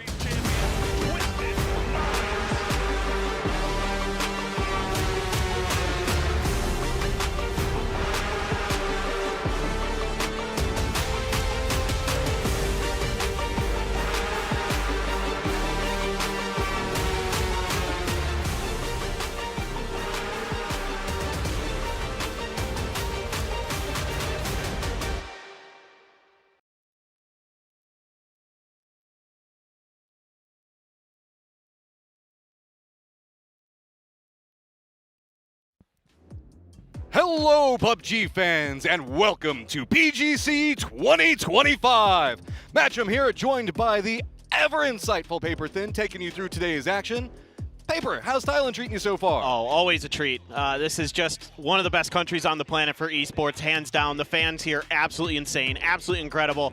What a welcoming our teams got to come onto the stage here in Bangkok, and it's just a lovely city. The weather's been amazing, and the games promise to be absolute bangers from start to finish here. This group stage going to be oh so intense. Yeah, I mean, we've got Group A that we're starting with today, and it's a pretty brutal group. We've got the Expendables and Twisted Minds, and a plethora of other teams that are just going to be hunting down everything. This is going to be pretty crazy just right off the get-go. Oh, for sure, Matt. I thought, looking at these groups, that to me, if you were to pick a group of death, this would have been my choice. This is just a unbelievably stacked lobby that you've got going on here. I mean, you have Twisted Minds, you have the Freaks, so many really, really strong teams. A lot of good EMEA teams going to be in here today, getting to look at a couple teams that we haven't maybe gotten a look at on the global stage, like the Amiga. So this is going to be a really exciting day in a lot of different ways. And also, it's just day one, right? So that means that sometimes we can start a bit slow, but also we are going to be starting this off on Miramar, which can be a bit more brutal in the later stages and really start to stack up some points, and we might see somebody just starting to get a lot of momentum behind them right off the start here. Exactly. I mean, and it's all about that top 5 spot, right? Like, that's what you need to go directly to the grand final. So a lot of teams definitely going to be, if they come out hot, they're going to feel really good about being one of those top 5. It is 18 games, though, so it's a little bit longer than normal for group stage, and, there's a lot of opportunities here for teams to make comebacks, even if they have a bad day. Again, I think this is one of those situations where you will be allowed one not-so-good day and still have hope of qualifying directly to the grand finals. I don't know in our group. I feel like it's going to be pretty unrelenting. There's so many squads that are going to be in the hunt for stuff. I mean, we've got the Freaks we haven't even had a chance to really deep dive in. E-Arena, who's been on a tear in and of themselves. Yep. Gen.G, who's been on their own come up. There's going to be a lot of back and forth, and I feel like we might end up a bit top-heavy in the first couple of spots, but then after that, it's going to be and people in the hunt to qualify, it's just going to be so back and forth. No doubt. I mean, and let's not forget that our defending PGC champions are in here today. The Expendables, obviously, they are group stage nightmares, and then they can turn up when they need to at a finals. You've got teams like... Did you do an Expendables player on your fantasy team today? Do you believe in the group stage? You know, the only reason I didn't is because I couldn't make the math work. Yeah, I mean, Tanvu is pretty expensive. He's really expensive, but he deserves it. He's the best player in the world right now, in my opinion. I mean, he's absolutely cracked. So this is a really difficult lobby to play in. It's fantasy itself is very tricky to predict because of how crazy top to bottom everything is. We haven't even talked about some teams like T1 that are in here who were at last PGC winning up until the very last day. So this is going to be crazy stacked. And we haven't really seen T1 here since the last series of events. Right. So it's going to be very intriguing. We also have the underdogs whenever we're looking at it. 4 Angry Men, Furia that we can be looking at, Namiga that you talked about just a second ago. Al-Qadsia falls in that same category. There's like a couple of these squads that we have seen pop off. Like Al-Qadsia, we've seen them get a very great start, but kind of fizzle out in the later stages. But maybe they've corrected that. We'll have to see. Gen G, though, is it Gen G's time is my question to you.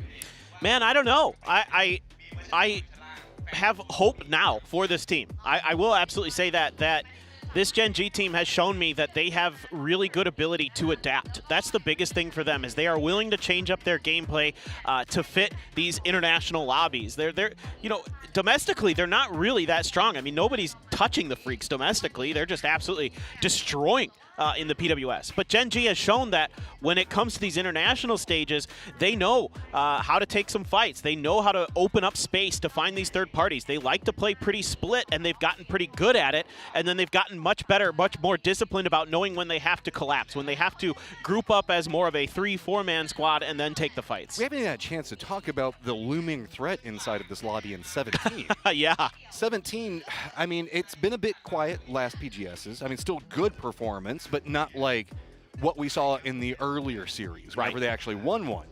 I'm very curious to see how they're going to come out of that and what they've learned just over the past couple of series, and if they're going to come back swinging hard or if it's going to be a bit slower, because we know they're the team that always drops center, so they have the path to go wherever they want. It's just been a lot of hard shifts and circles early. Feel like it's made it very hard for 17 to navigate.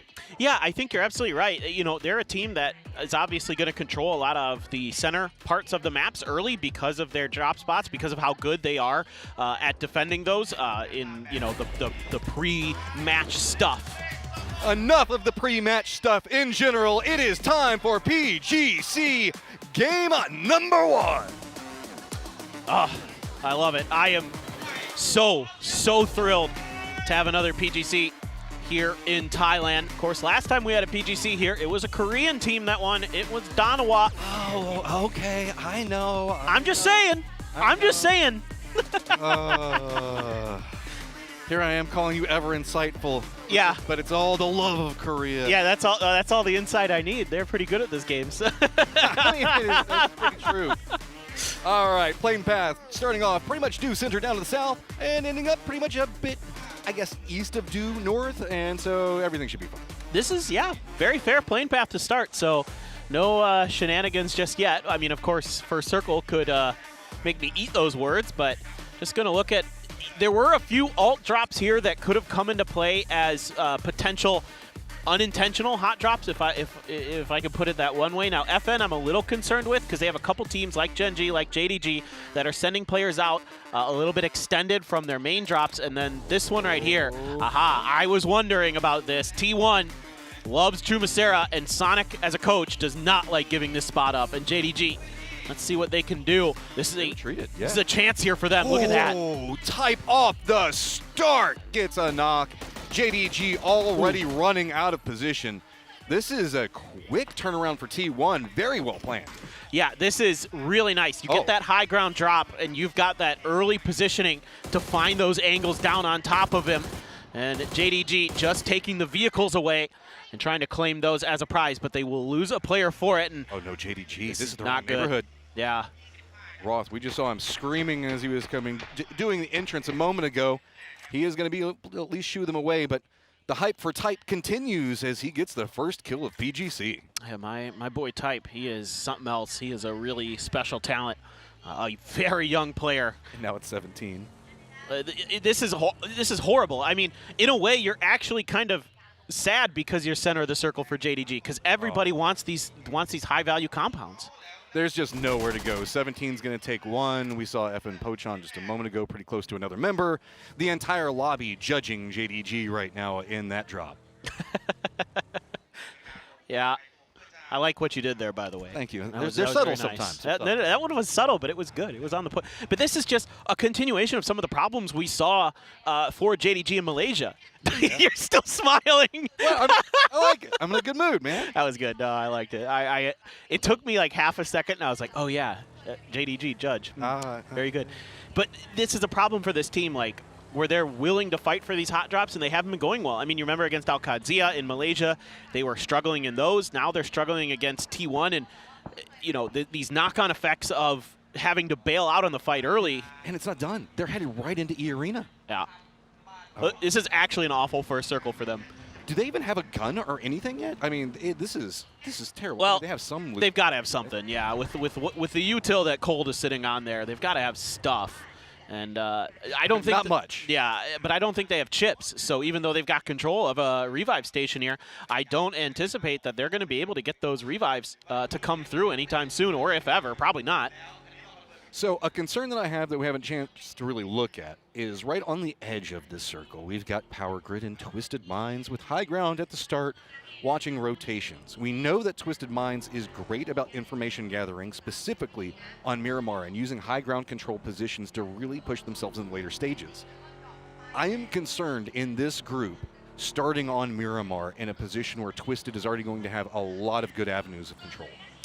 They're just so unbelievably good at taking the information that they get from those high ground positions. Look at this, the VSS. Man, I love that gun. I do too. It's so good, dude. I'm just telling you, running around with everybody with VSSs on your team is hilarious, but Type there just finds the headshots with it.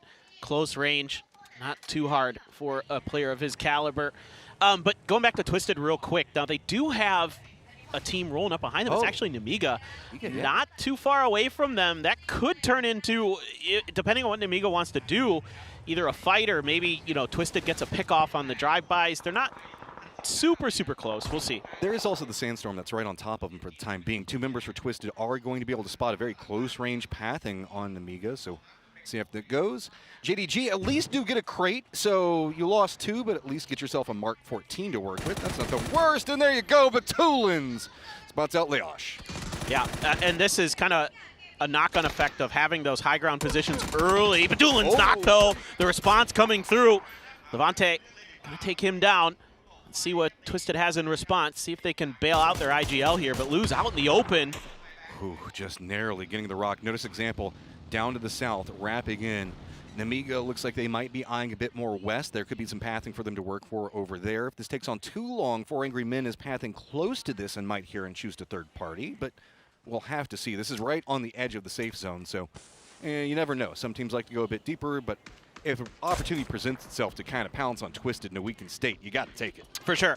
Now as Twisted, you're able to fend off this attack, at least seemingly, and you have the opportunity to go for the revive. So I assume that pretty quickly here, somebody's going to be looking to either go to the one in Picado or Monte or something. With that high ground info, they should be able to scout one of those out and then make that attempt. It's just a matter of, is there going to be any more pressure on them while they go for that? 4 a.m. going to be scooting into the east of this, so they've actually kind of maybe found an avenue to cut off that Picado revive. So this kind of might throw a little bit of a wrench into Twisted's plans. Did Namiga's Gidrox actually manage to get the chip? Because it looks like he's headed over to one of the towers, but that's going to put him pretty close to Furia. This is maybe a potential for a problem. A couple of shots from Furia are now going to go after him. See Sharper in there rotate right now. Pretty clean. Looks like they're going for high ground in the western area. It's going to put him a little close to Al-Qadsia. Yeah, Sharper. They're already in the circle. They're on the kind of far western side of things. They do have Gike, who is back with us on the western edge of their position. So a couple of these EMEA teams, you know, getting involved with stuff early. See if Gike does kind of dust up with Sharper a little bit. DNF going to be taking their time coming into this one pretty late. So they're going to have to play edge. They're going to have to play south to north, it looks like, which, again, on Miramar, I'm always a fan of that strategy. I think that if you're on the edge, that's the better edge to be on. Especially whenever we look down into the southwest, right? Because there's a lot of verticality whenever we look in the more western sections of it. So doing a longer wrap down the south, not the worst. We've got the Freaks and Orchid not yet inside the circle, as well as Furia up to the north. Almost everybody else is pretty good. T1 still in control of those high grounds around Chumacera. Alcazia is going to be getting pretty close to them. 17 that we saw also just to the northeast. To the south, it's going to be FN Pochon as well as Arena. So not too much movement in the center of the circle for the time being. Yeah, and I'm really glad you mentioned the verticality. Just to go back real quick to kind of why I think some teams really like those southern, like coastal rotations on Miramar. It's because of the verticality, because Miramar has so much surface area that actually going uphill isn't nearly as bad as some of the other maps because you have a lot more cover to work with, and especially on this part of the map, it depends on the path. It does. Going east-west, it does suck pretty bad. That's if you're exactly coming in it. from the south or north. That's exactly it, Matt, and that's why you want to come from the south. So there's opportunities there, even if you're on the edge of a circle. Yeah, Twisted actually going over to the Brickyard here. This one's a little bit of a trickier position to do stuff from. Alcazia has a little bit of oversight down into this, so going to need a little bit of cover fire. Oh. I'm a little bit worried about that Bronco. Yeah, but okay. Alcazia, remember that we did see one of their members also dancing around T1 a moment ago. They're very separated. We've seen the squad lean into this, a very wide four-man split to try to control a territory. It works in the earlier stages whenever everybody's a bit more passive, but whenever you start having teams like Twisted having to be a bit more desperate in their approaches, having to go for these reses and whatnot, might also mean that they could notice D's all by himself and opt to go right at his face. Exactly. You know, I think D there choosing discretion in that battle. Probably sussed out that might be Twisted based on the kill feed. That's a good shot from Duck Juice. Getting a little bit of damage here, defending PGC champions. They are usually in the early part of the game sending a player or two out to do a little bit of poking and prodding into the lines of their opponents to see if they can get a freebie, catch teams off guard. This time around, damage done, but no knock just yet. I mean, there's the joke in the fact that it's almost always Duck Juice, right? He's like that old, he's essentially like Duck Hunt, right? He's always kind of hunting around on the outside. People start taking shots at him, and he's like, hey guys, I found somebody. And the rest of the squad can kind of form into plan around it. The thing about it with Duck Juice, though, is he is so crazy good at surviving in these situations. He kind of becomes his own little one-man army and can hold back a squad and force a contain move from the other team into an entirely different direction. Yeah, I mean, Duck Juice certainly not, you know, the top fragger on that squad, but he is extremely disciplined. And oh my God. Okay. Oof. This is great for the Freaks. Keeping some of the drumstick in, but we've got the water still cutting down into the south. That means the Arena in a great spot. T1, who's controlling Chumacera, pretty good as well. Alcazia is going to be regrouping. Batulins and the rest of the squad now regroup from Twisted. Going to have some options going to work with. Namigo going to be very far out, as well as Orchid. Look at the containment over into the east, and most notably to the north, where we're going to be 17 Gaming making some moves, and the Expendables down into the east making some moves of their own. I want to give a little bit of credit here to the Expendables because of the way they had completely kind of sandwiched Orchid. They were able to make this rotation ahead of Orchid, so they're going to put themselves in a much better position. It's another knock-on effect of the way they play the game. Alcazia chasing down Sharper. Sapuli trying to see what he can do to dissuade them, and indeed, Alcazia is going to go up the hill, as that is where the rest of the team already, or one of the other players is going to be. So here we go for them. Going to be not too bad in terms of a position in this circle. Should be relatively safe. Well, they also benefit because Arena, who was taking some shots at them, kind of caught up taking shots now at Sharper instead, who's gotten to a way closer position. So Arena wanting to defend that a lot more. GK is going to be down in the south. Arena is running a 2-2 split, and they've got the remnants of JDG pretty close to them, so Arena doesn't want to go too far out of this. They just want to control. Sharper's got one member down to almost nothing. Thunders does go down. It's going to be Opons that gets the knock.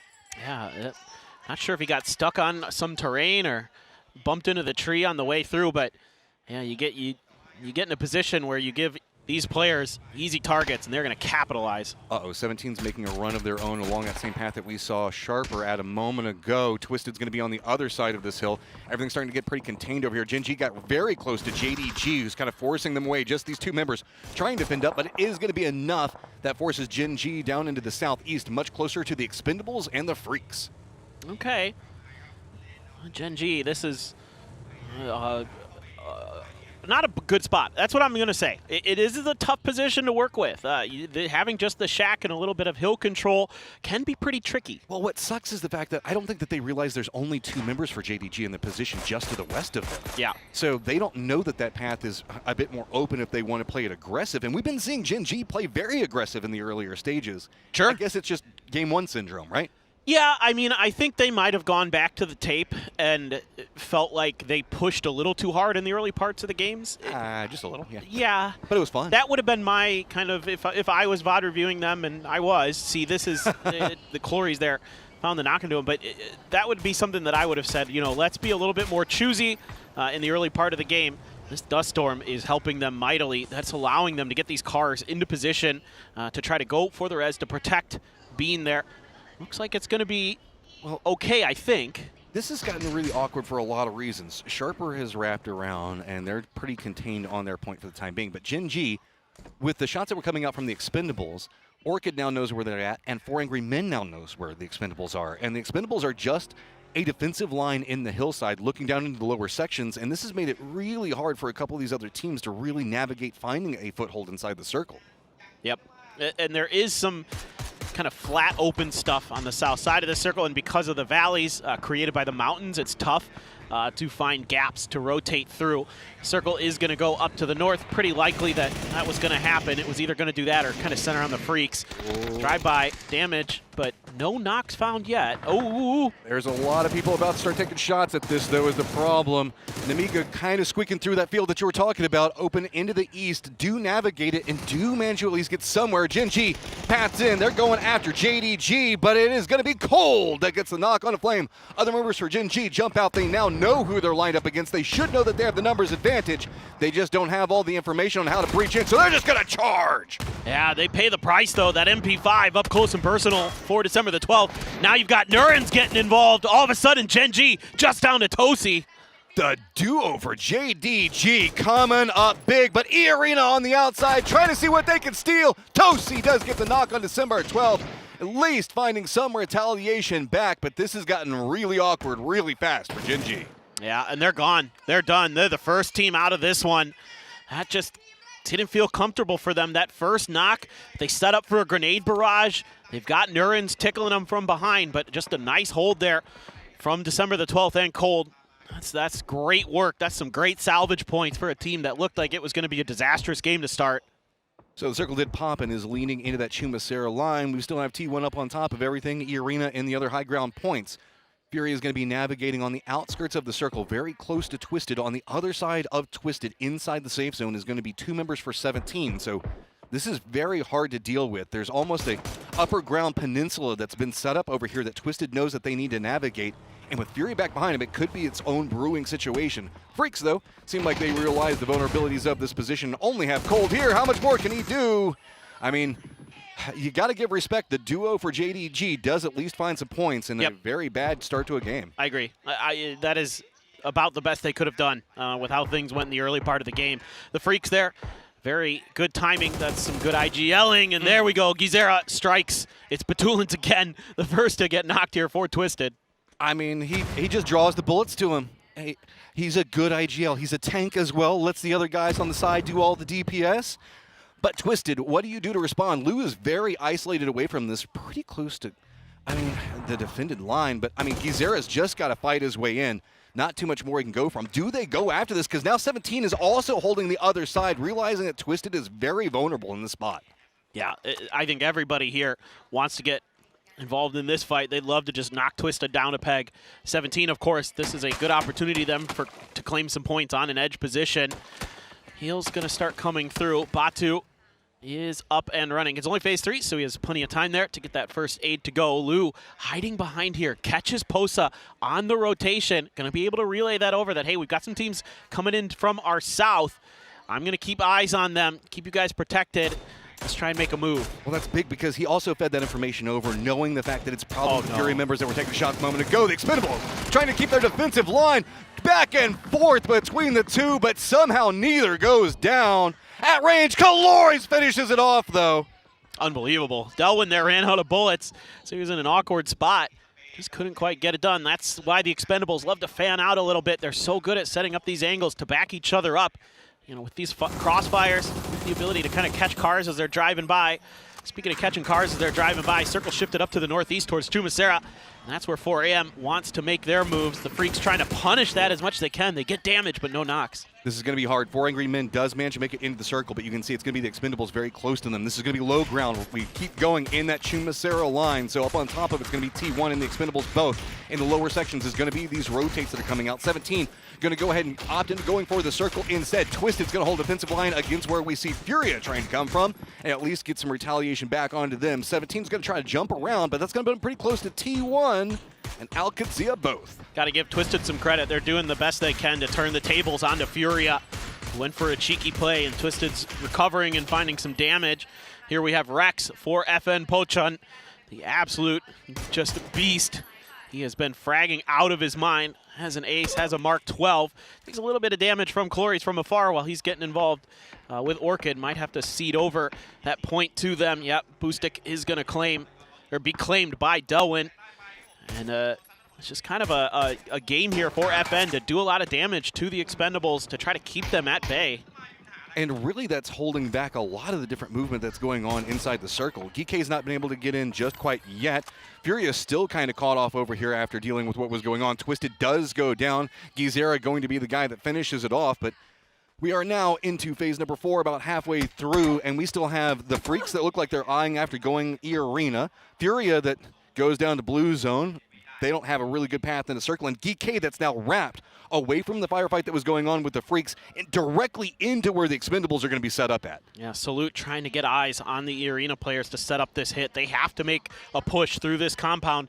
There's no real other option for them. They were hoping, I think, maybe that E-Arena would get a little bit more distracted. Delwyn out on the edge. My God, he is so good today.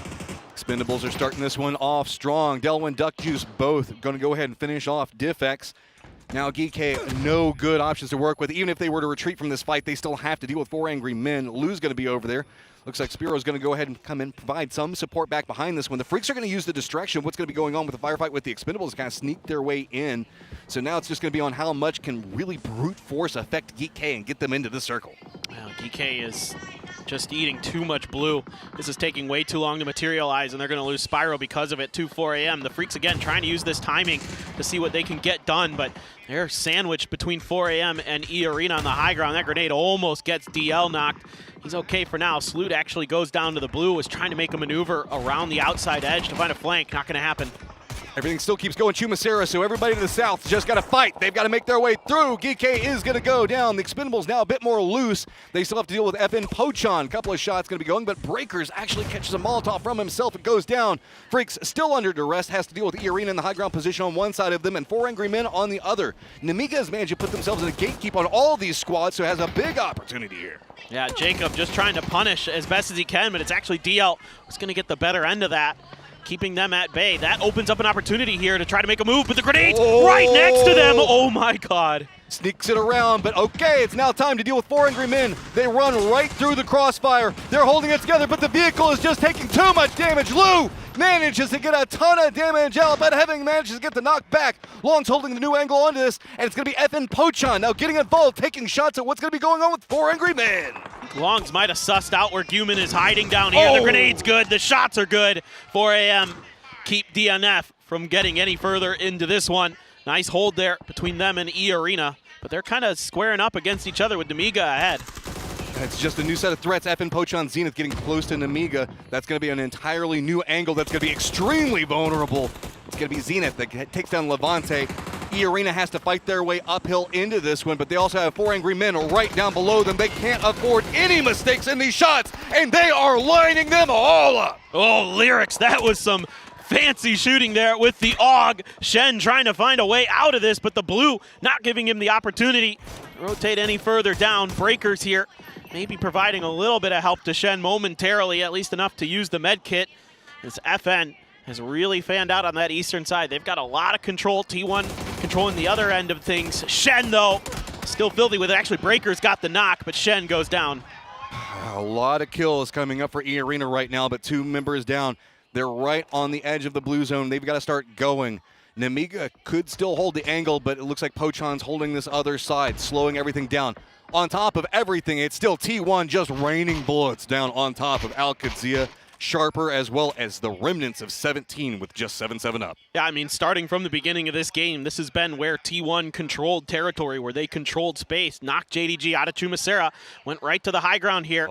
They're putting it to good use. Oh, Zenith hits a banger headshot with an SKS. Type now looking for more, catches some damage of his own. Rello gets a kill on the Jedi.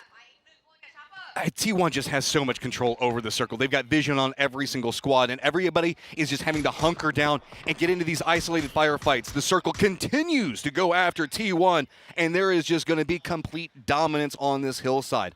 How does T1 want to play this, and how are they going to focus fire are the real questions that everybody in this lobby is trying to figure out. Yeah, I'd like to see FN here try to do a little bit of damage to these teams, force them towards T1, and then make a rotation the other way. Go north. I think that could really work out well for them. Al-Qadsia is falling into 7th place, so some placement points there for them. Not the banger start that we saw for them the first time in Malaysia, but not too bad at all in terms of just a difficult position to be in underneath this high ground. T1, Type, how has he lined up the nade? The bounce goes a bit too far, but does force them away from cover. Notice on the side angle of this, good setups already coming up from raining.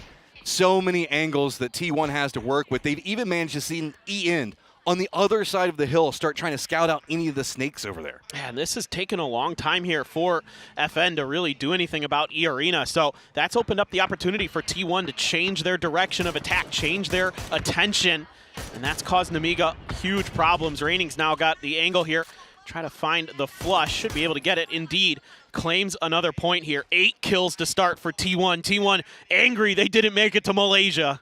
And you can feel it. FN Pochon, E-Arena, do you line up against each other, or do you just take it to T1 in their high ground positions from 2 different angles? This hillside being the line of demarcation between the 2 squads for the time being, but Zenith does manage to get some high ground and get some vision in after E-Arena's position. Looks like E-Arena is just trying to see if they can scoot their way in. They don't have a lot of knowledge. E-Arena's been fighting for a long time while T1 has had control over this high ground, and T1 is kind of on the hunt for all of these little snakes around them, so there is an opportunity for a clean firefight between Pochon and E-Arena if they jump on it now. Oh no, too late though. Type's already got himself shifted into position where he can maybe backstab E-Arena if that fight you're talking about does kick off.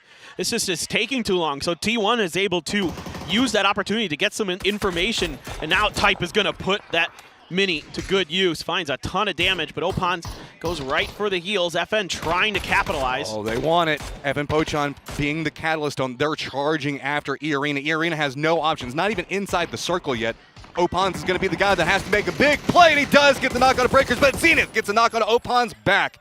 E-Arena has a literal uphill fight ahead of them while multiple angles from FN Pochon are just picking them apart, doing the damage, and there's nowhere to go. Zenith continuing just to rain down on top of E-Arena, and E-Arena has to retreat from the angle. Yeah, Zenith there knows not to overstay his welcome. Took a bunch of damage, throws some grenades to see if he can get a little bit luckier. Star-Lord's going to back him up. Now the stuns are coming out here. Rex getting into position. His grenade will finish off Lyrics. E-End has Hello My Bad, so Namiga goes down. My God, Rex. They just won't stop. FN Pochon just annihilates E-Arena, just continues to choke them out until finally there is nowhere for them to go. But that did mean they had to surrender a lot of the circle, and T1 swoops in and takes it. That is just nasty stuff there from Rex. Hit some brilliant shots with the M4, but T1 now going to try to take full circle control here. They can leave a player on the high ground behind them, get into Namiga's position. There's some level 3 stuff floating around, so there's going to be a FAMAS collected there for Heather. And for FN Pochon, you have this hill in Phase 7 circle, but Phase 8 likely going to leave, so T1 just needs to worry about those 2 solos. They know about it. They're kind of aware of it. E-End, whoa! A little close to the sun there, my friend. T1 has their 3 members facing directly into FN Pochon, realizing where the threat is on one side. Type being the guy back behind this after all the snakes, as we still have 1 member for Sharper and 1 member for 17 still alive. So this hillside being the kind of the core point that everybody's dancing around. Just that little bit of damage from T1, though, did force FN Pochon away, and Sharper, now with their solo, creeping along the angle, might be able to backstab as well into FN Pochon's position. Yeah, T1 used some frags there to try to get the knock on a Star-Lord, but couldn't get them to go far enough. So instead, they're just going to have to retreat back to their safety positions. Type is able to sniff one out. That's going to be 7-7 down, at least salvaging some points for 17 Gaming. Sharper, Earth, yeah, he's living up to his name. Down on the earth, crawling around. Earthapalooza right now. He is just loving the ground and hoping the fact that nobody sees him. He has an opportunity to actually be a big part of this firefight if he can survive for just long enough. It's going to pin. Raining is on the other side of the shack, and he's trying to use that for some cover, but sneaky plays on the top of this hill where people can just keep peeking back and forth between them. Art does take some shots, and that's going to reveal him. Type takes him down, and Type continues to hold his high ground and just makes it punishing. Yeah, and a good grenade there to do some damage into Star-Lord. T1 now starting to tighten the noose here on top of FN Pochon. Zenith catches a scrape of damage. I mean, FN is going to need some outrageously good knocks, but T1 wants to press. I love this. Use the advantage, just steps in, does get knocked. Star-Lord holds the line. Ian has to be careful. Realize he's got a vulnerable line of his own. Goes back and forth between the two, but now 2 members down for T1, while FN only lost 1. Yo, Star-Lord there with the barrel. Right. Oh my God, Rex! Oh! FN Pochon turning it back around. Type's the only one up, and he's nowhere near here. Dude, Star-Lord, the old man still got it. My goodness, he held the line there for FN Pochon, and then Rex is stepping up to the plate. Of course, Type, look, if there's anybody who can do it, sure, Type can, but he has a lot of work to do. Oh, he's already down so low on life. Not inside the circle. On the outside of it. They got a lot of kills, but this is going to have to be a brutal set of plays coming up from Type. They already know where he is. Every single peek he's going for is just getting punished. His armor and helmet already in tatters. Rex on the hunt. Yeah, Rex thinking about the grenade, but the first aid does get there just in time. That's an uphill grenade. Still gets all the way up the hill. My God. Takes a bunch of damage. He should be dead. There's just nowhere to go. The nade going up there made it to where he had to walk right into the firing line, and FN Pochon turns it back around and gets a big victory. That is a statement from FN Pochon because they were taking some fights. That was a confident team I was seeing in that game. And they have come into PGC ready to rock and roll. And it wasn't just Rex this time. Star-Lord was going big. But T1 with so many kills, they were so hungry in that. And you have to admit, their strategy on how they approached the fight with FN Pochon was really good. It's just the peak battles did not go their way. I think they overcommitted a little bit too soon there. Could have let the blue eventually kind of force FN Pochon's hand where they hold that low ground, set up some cover, and then just wait them out. But got a little over eager, and FN was happy to deal with them. Also respect, we had one of the members for 17 survive into the later stages, stealing away some very vital placement points. That is a good start for a lot of our squads and a very good start for Korea. No doubt. Oh, man, yeah. It's hard to do it much better than that. I mean, yeah, the Freaks and Gen G went out early, but you had T1, you had FN Pochon standing tall. That is enough. We got to start getting everything ready for game on number 2.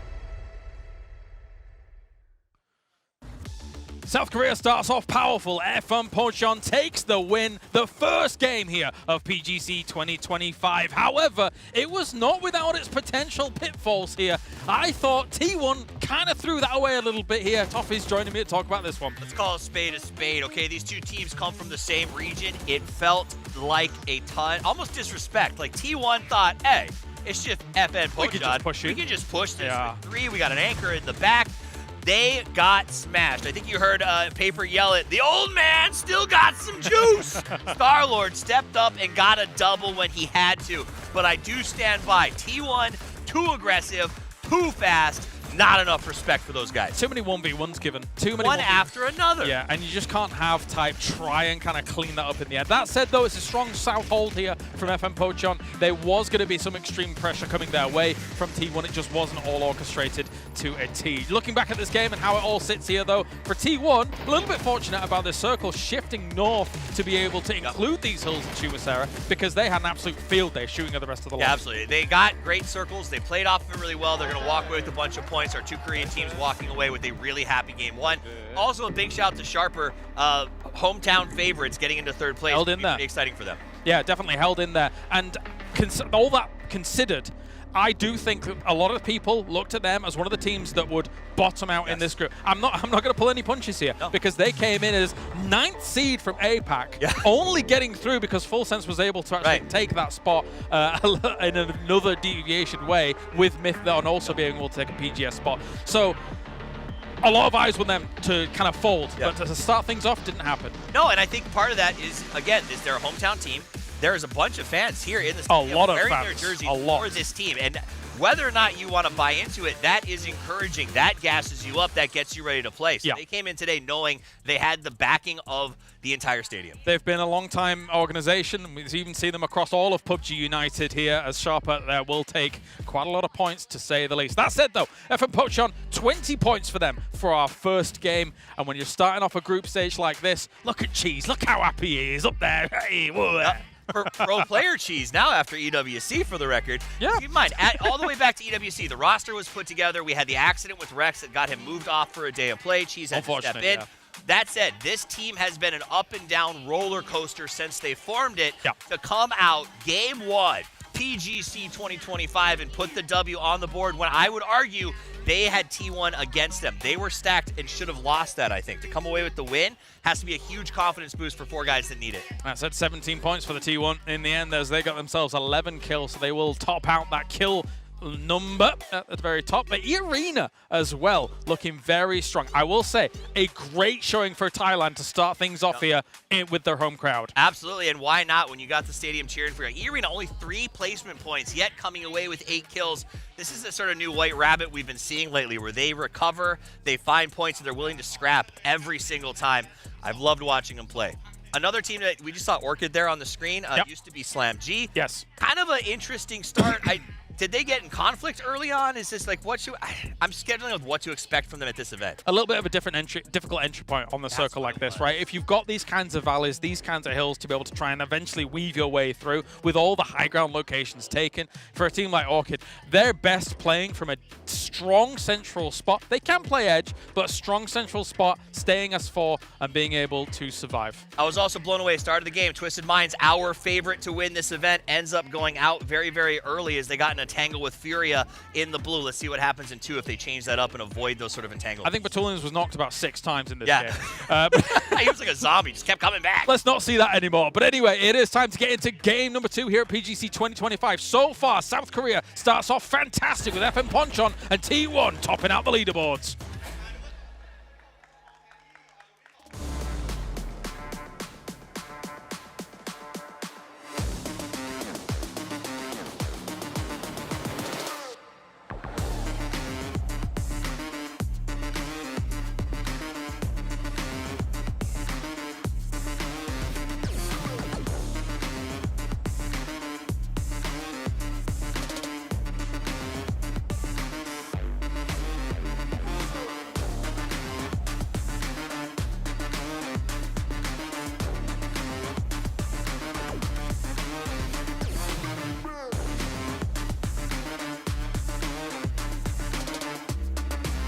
Going for the peak up on top with FN Pochon. And then are we going to see JDG try to go after this one again? Yep. They're fighting for the high ground. They won it right after T1's performance in that last game. Yeah, T1, it's all going to come down to who can get those guns first. That is not ideal for Heather. Ian, though, has a much better gun, but Suze has an even better one. That's a good way to start it. So a couple of peaks between the two. December 12th down on one side. Heather got the shotty, though. Lines it in and makes it look easy. There was a punch out there for somebody on T1. Yeah, that's so tough with a Car 98. You got to get pretty lucky with that. But you got the Tommy gun from behind, and it's going to be JDG who smokes T1 out. From the high of highs to the low of lows, PUBG just do be like that sometimes. No doubt. It's, it's tough for T1. You feel like you probably should have won that last game. You should be sitting on top of that leaderboard, feeling a little more comfortable. Instead, you're going to go out very, very early. JDG this time around says, we don't want to give up that high ground. We're going to contest it, and they profit. There's an Amiga player all the way up around where we see Campo Militar with GK up there as well. Interesting.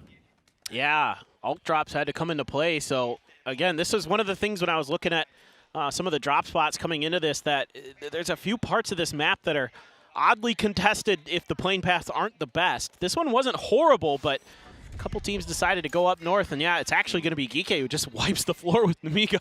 I mean, hey, free points present themselves. You take them as fast as possible. This is going to put the Freaks right down to the south near Cantera, so they're going to have themselves Minas Generales to work with. And right on the edge of the zone, just to the south of them, is going to be the Expendables. Outside that, really, we just got a pretty common drop from most of these other squads to deal with. Four Angry Men kind of running Hacienda up into the north, and Twisted's going to be holding down their high ground around Power Grid, looking out, and pretty much has control of a full path all the way to the north of the circle. Yeah, mega early rotation here for Lil Ghost. He just has Car 98 and an ace and a few grenades to work with, only one first aid. So he's going to try to get in towards central position early to try to claim something for 17 Gaming. This is a tough circle to navigate because of the way that the roads are going to funnel you in.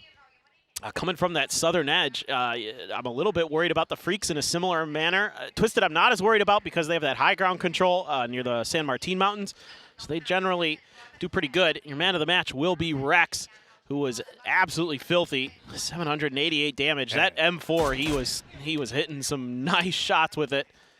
I mean, that was, I'm still just astounded by the way that last game played out. And respect to F and Phochan. They were, you talked about, they were in a lot of skirmishes for a really long period of time, and they were playing the lower sections moving into Chumacera. We often talk about how difficult it is to navigate that area, and they absolutely killed it. But we've got ourselves an interview with Batulins and Twisted Minds. Firstly, not something new for us. Like, yeah, we're already, let's say, playing long in this game, and everyone knows us, and it just shows that we are still on the top, and we can be proud of ourselves. For sure, we want to win this PGC hard. Overall, when you won every single possible trophy in this game, and there's only one left, of course you want to win it. So, yep, hopefully it's going to be the year, finally. I love Batulins for a lot of reasons, but one of them is his mindset. The way he approaches the game, like, you see, okay, you guys are the biggest threat. How do you guys see that?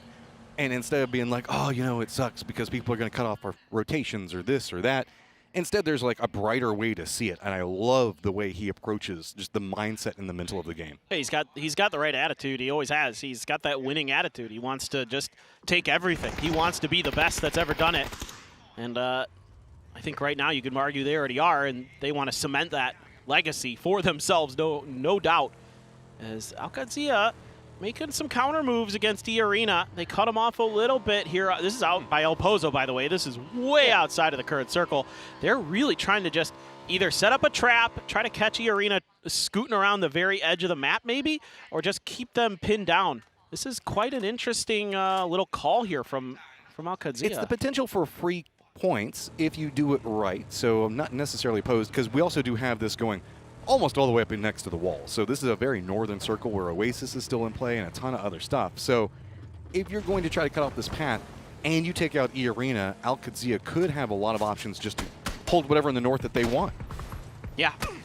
I mean, and I think another part of this, something that Roth talks to us about behind the scenes as we get a quick replay of that JDG fight, is getting these younger players, getting these new players, D and Cowboy, more comfortable on these stages. PGS was a great, stepping stone for them to sort of understand what it's like playing at a LAN, how to kind of manage your emotions, manage the nerves. And now you're at PGC, which is an even bigger one, so there's even more of that in play. I think you could say that for them, getting involved in some fights early is actually good, because that's going to relieve some of that pressure. That's going to get you in the flow of the game. Yeah, even if it goes wrong, you're already at least a lot of the players talk about this, is sometimes it feels like you're not really playing the game until you get into those first couple of firefights. Yeah. You're just kind of moving and getting into a point. And there's a bit of nervousness on a stage that can continue to brew and eat away and almost make you worse at the firefight than potentially losing a member early, because now you're already involved and you know that there's risk and there's stakes on the line instead of just waiting for the looming nervousness of the firefight that's brewing somewhere in your future. Exactly. You really can't understand those nerves until you've experienced them for a lot of people. Yeah. You know, every once in a while, sure, there are players who are like just immune to it. I don't know how, but I mean, everybody's had to do that thing in class, right? Where you had to like get up in front of the whole class and do like a public speech or do something like that. It's that same type of mindset. Once you get up on stage, usually the nerves go away, right? You're up there, you're talking to class, you remember everything. Yeah, you're still going to be nervous, but it's not as bad as the wait until you actually have to step up there. That's true. That's really true.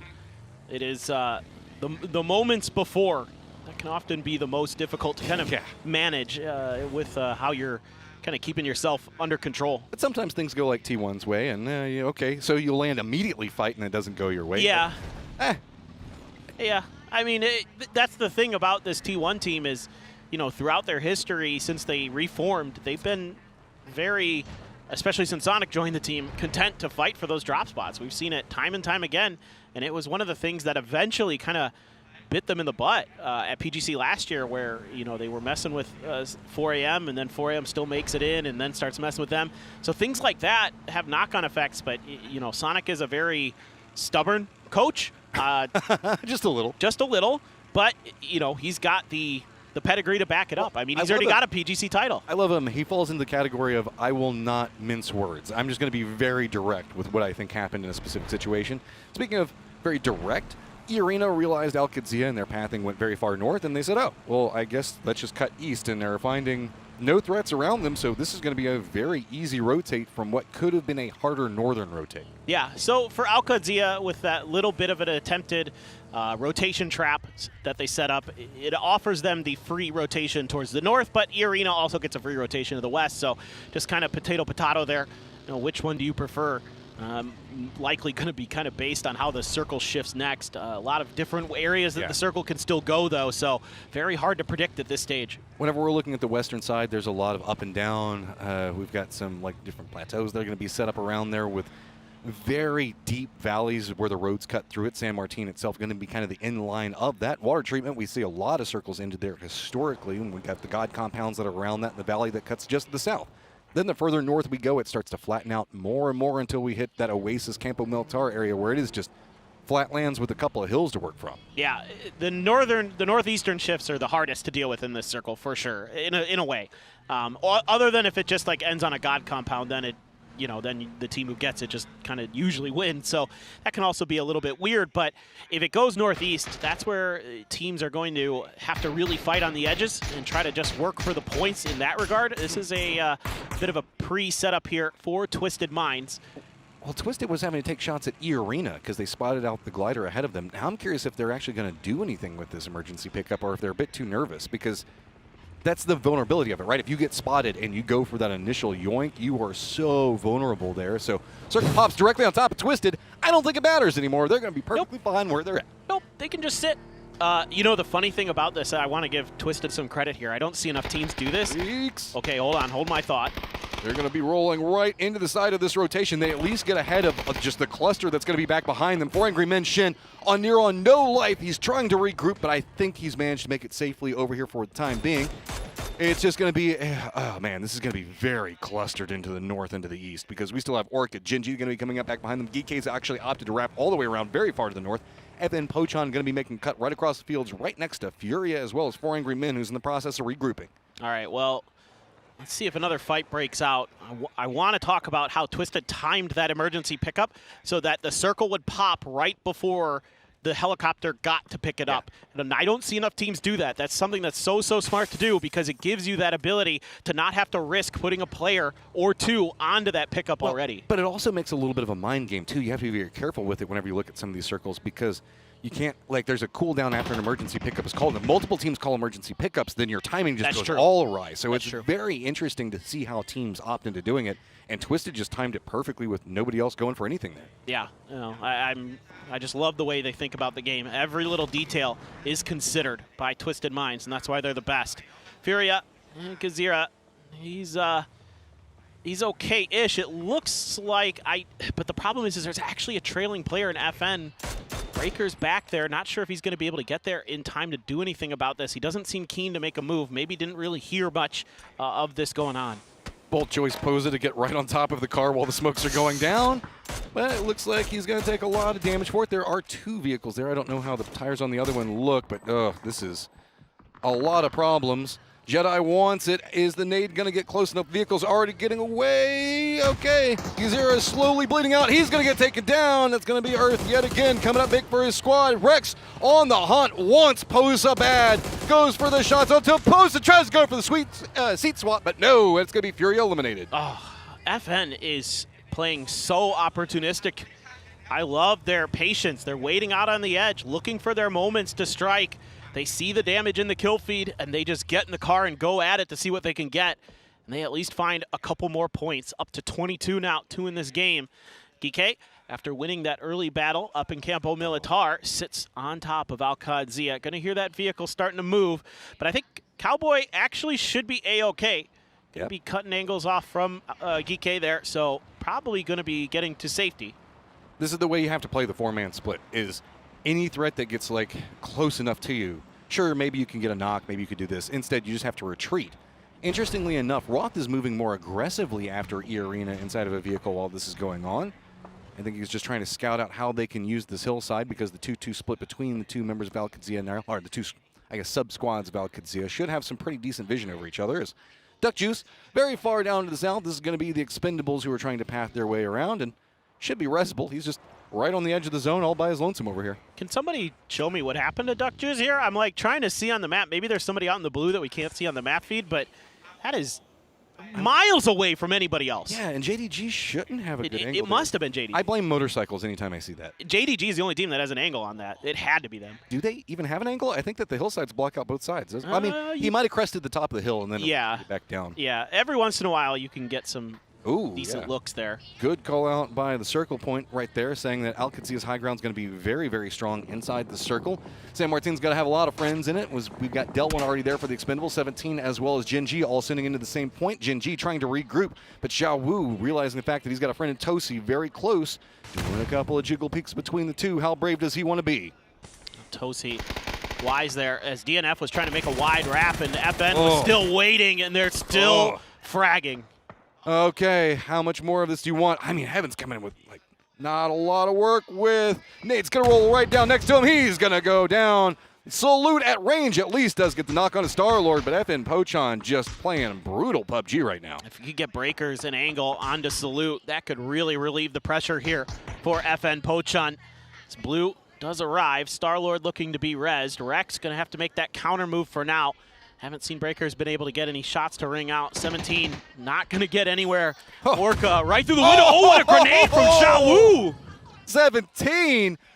Good counter knock on that one. Flame's going to go down. It's just Xiao Wu and the rest of this squad coming up big. Rex on the other side of it does go down. Salute finally popping off in the firefight. Two of the best in Korea there. Dueling, and the drop shot for Salute is what gets Rex to fall. So here we go, another move being made. Salute very weak, the Blue into phase 3. Breakers back behind this, could backstab any moment. Do the Freaks have any idea? Just Salute and DL.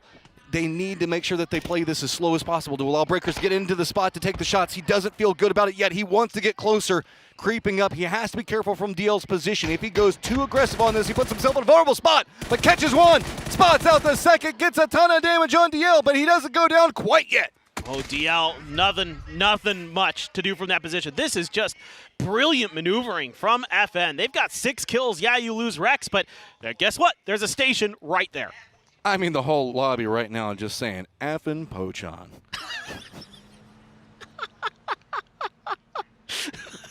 They're just killing You're on it today. You're on it today. I got to give you that. You are spot on with the jokes. Gotta make my money somehow. Zenith, get your reses up. They do have a path into the circle. It's gonna be close to water treatment and Sharper though. And Jedi, he's been holding that line for a long time, not letting anybody come after him. Well, I mean, Sharper didn't get involved in that fight. The Blue probably dissuading them from wanting to reach too deep into it.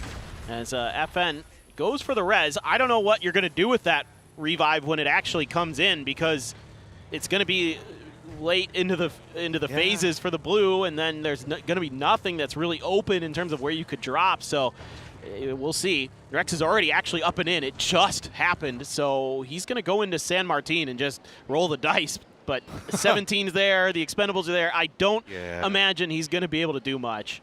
Just land on the outskirts and see if he can walk his way in back behind. I don't know if anybody on 17 is spotted. It looks like we saw maybe a little ghost eye this direction. But no, he's kind of caught up dealing with the Expendables right now. Everybody from 17 having to hunker down. Tanvu up on top trying to farm up some damage. Meanwhile, FN is just trying to use that info that Rex can give them from the parachuting to try to find a way into this next circle. So he's getting shot at, though. Thunders, well, it's just a buggy. Who cares? It's fine. He landed where he wanted to be at. The rest, Sharper should be able to regroup. Outskirts firefights we could be looking at is going to be Al-Qadzia and Geek, depending on how Geek opts into moving. They're kind of being held out by a three-man line from Al-Qadzia for the time being. 4 Angry Men, curious to see how they're going to handle this. Is Evan Pochon has opted very aggressively in back behind 4 Angry Men. Well, they could have a pretty decent timing because 4AM was taking some damage. Breakers, the problem is, oh my god, yeah, any damage they take is going to result in some pretty quick knocks. Longs, though, going to pay the price. Nobody gets the credit just yet. A couple of jukes between is now it is going to be Geek on a similar situation on the outside of this.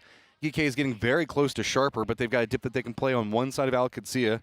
Quizzy's going to be very far out on this one, but now 4 Angry Men having to path away from FN Pochon, going to be pretty close to Sharper. Well, they're going to drive underneath the hill and just probably drive into their demise. It's JDG up there. That shack has to be the stopping point. Yeah, there you just can't go any further safely. You might lose Shen here. Yep. Oh, okay.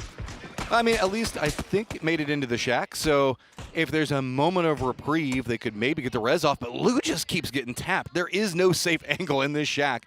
JDG is mad after that first game. They managed to get vengeance back on T1. They've got the circle, and they want to let no one into it. Yeah, this is a great position for them to be in, potentially. Still opportunities maybe for somebody to crash them. These shanty towns are notorious for being relatively easy to breach compared to a lot of the other compounds on the map. So we'll have to wait and see. Geek has Al-Qadzia over towards their west. Sharper underneath them to the southeast. Twist of Mind, slow and steady, wins the race. Again, some of the early parts of the game haven't gone the way they'd like, so it's gonna kind of take a bit of a reset, a bit of a pause, try to find that late game positioning where they are oh so lethal. Yeah, that's an interesting spot to hold for the time being, but they're probably going to be forced out of it. So curious to see how Twist is going to react to the circles and how it's going to move forward. Al-Qadzia is trying to use the high ground that they have on one side, but it's going to be Orchid that's taking shots. D on the low ground trying to defend, and the circle moves right into the open areas where E Arena's got a compound and JDG does as well. This is going to be really hard for these squads to deal with. Yeah, this is tough because that knock has opened up space for 17 to start pushing forward. The smokes are through. Another knock comes down. Xiao Bei going to be the one to lead on point. Has 4 frags too. This is so scary for Twisted. There's a little bit of a cubby that they were playing, so it's just going to be perfect to drop down right into those nades, hold them in position. It's the example realizing the threat's so close now.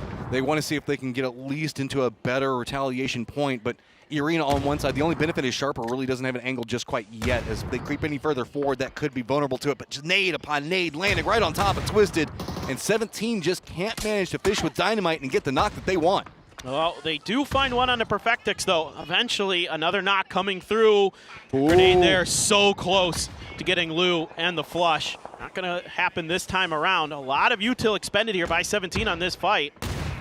Twisted's weathering it enough for right now. Finally getting in shooting range. 7-7 doesn't want to overpush this yet. A lot of damage has happened onto Twisted, so it's just a matter of finding the right angles. Jiao Wu starting to find it, does get the knock onto Example, but Tulin's got a nade up, gonna throw it through the windows, see how it connects, but 7-7 just doing a good job on peeking around, but does it spot out Lou? Lou gets a knock back on one side and just starts trying to massacre 17! Lou with a huge triple, what a transfer there! Clory's trying to defend on the other side. This is Lil Ghost, who's playing anchor, goes for the up close and personal grenade, and he gets the knock. Unbelievable.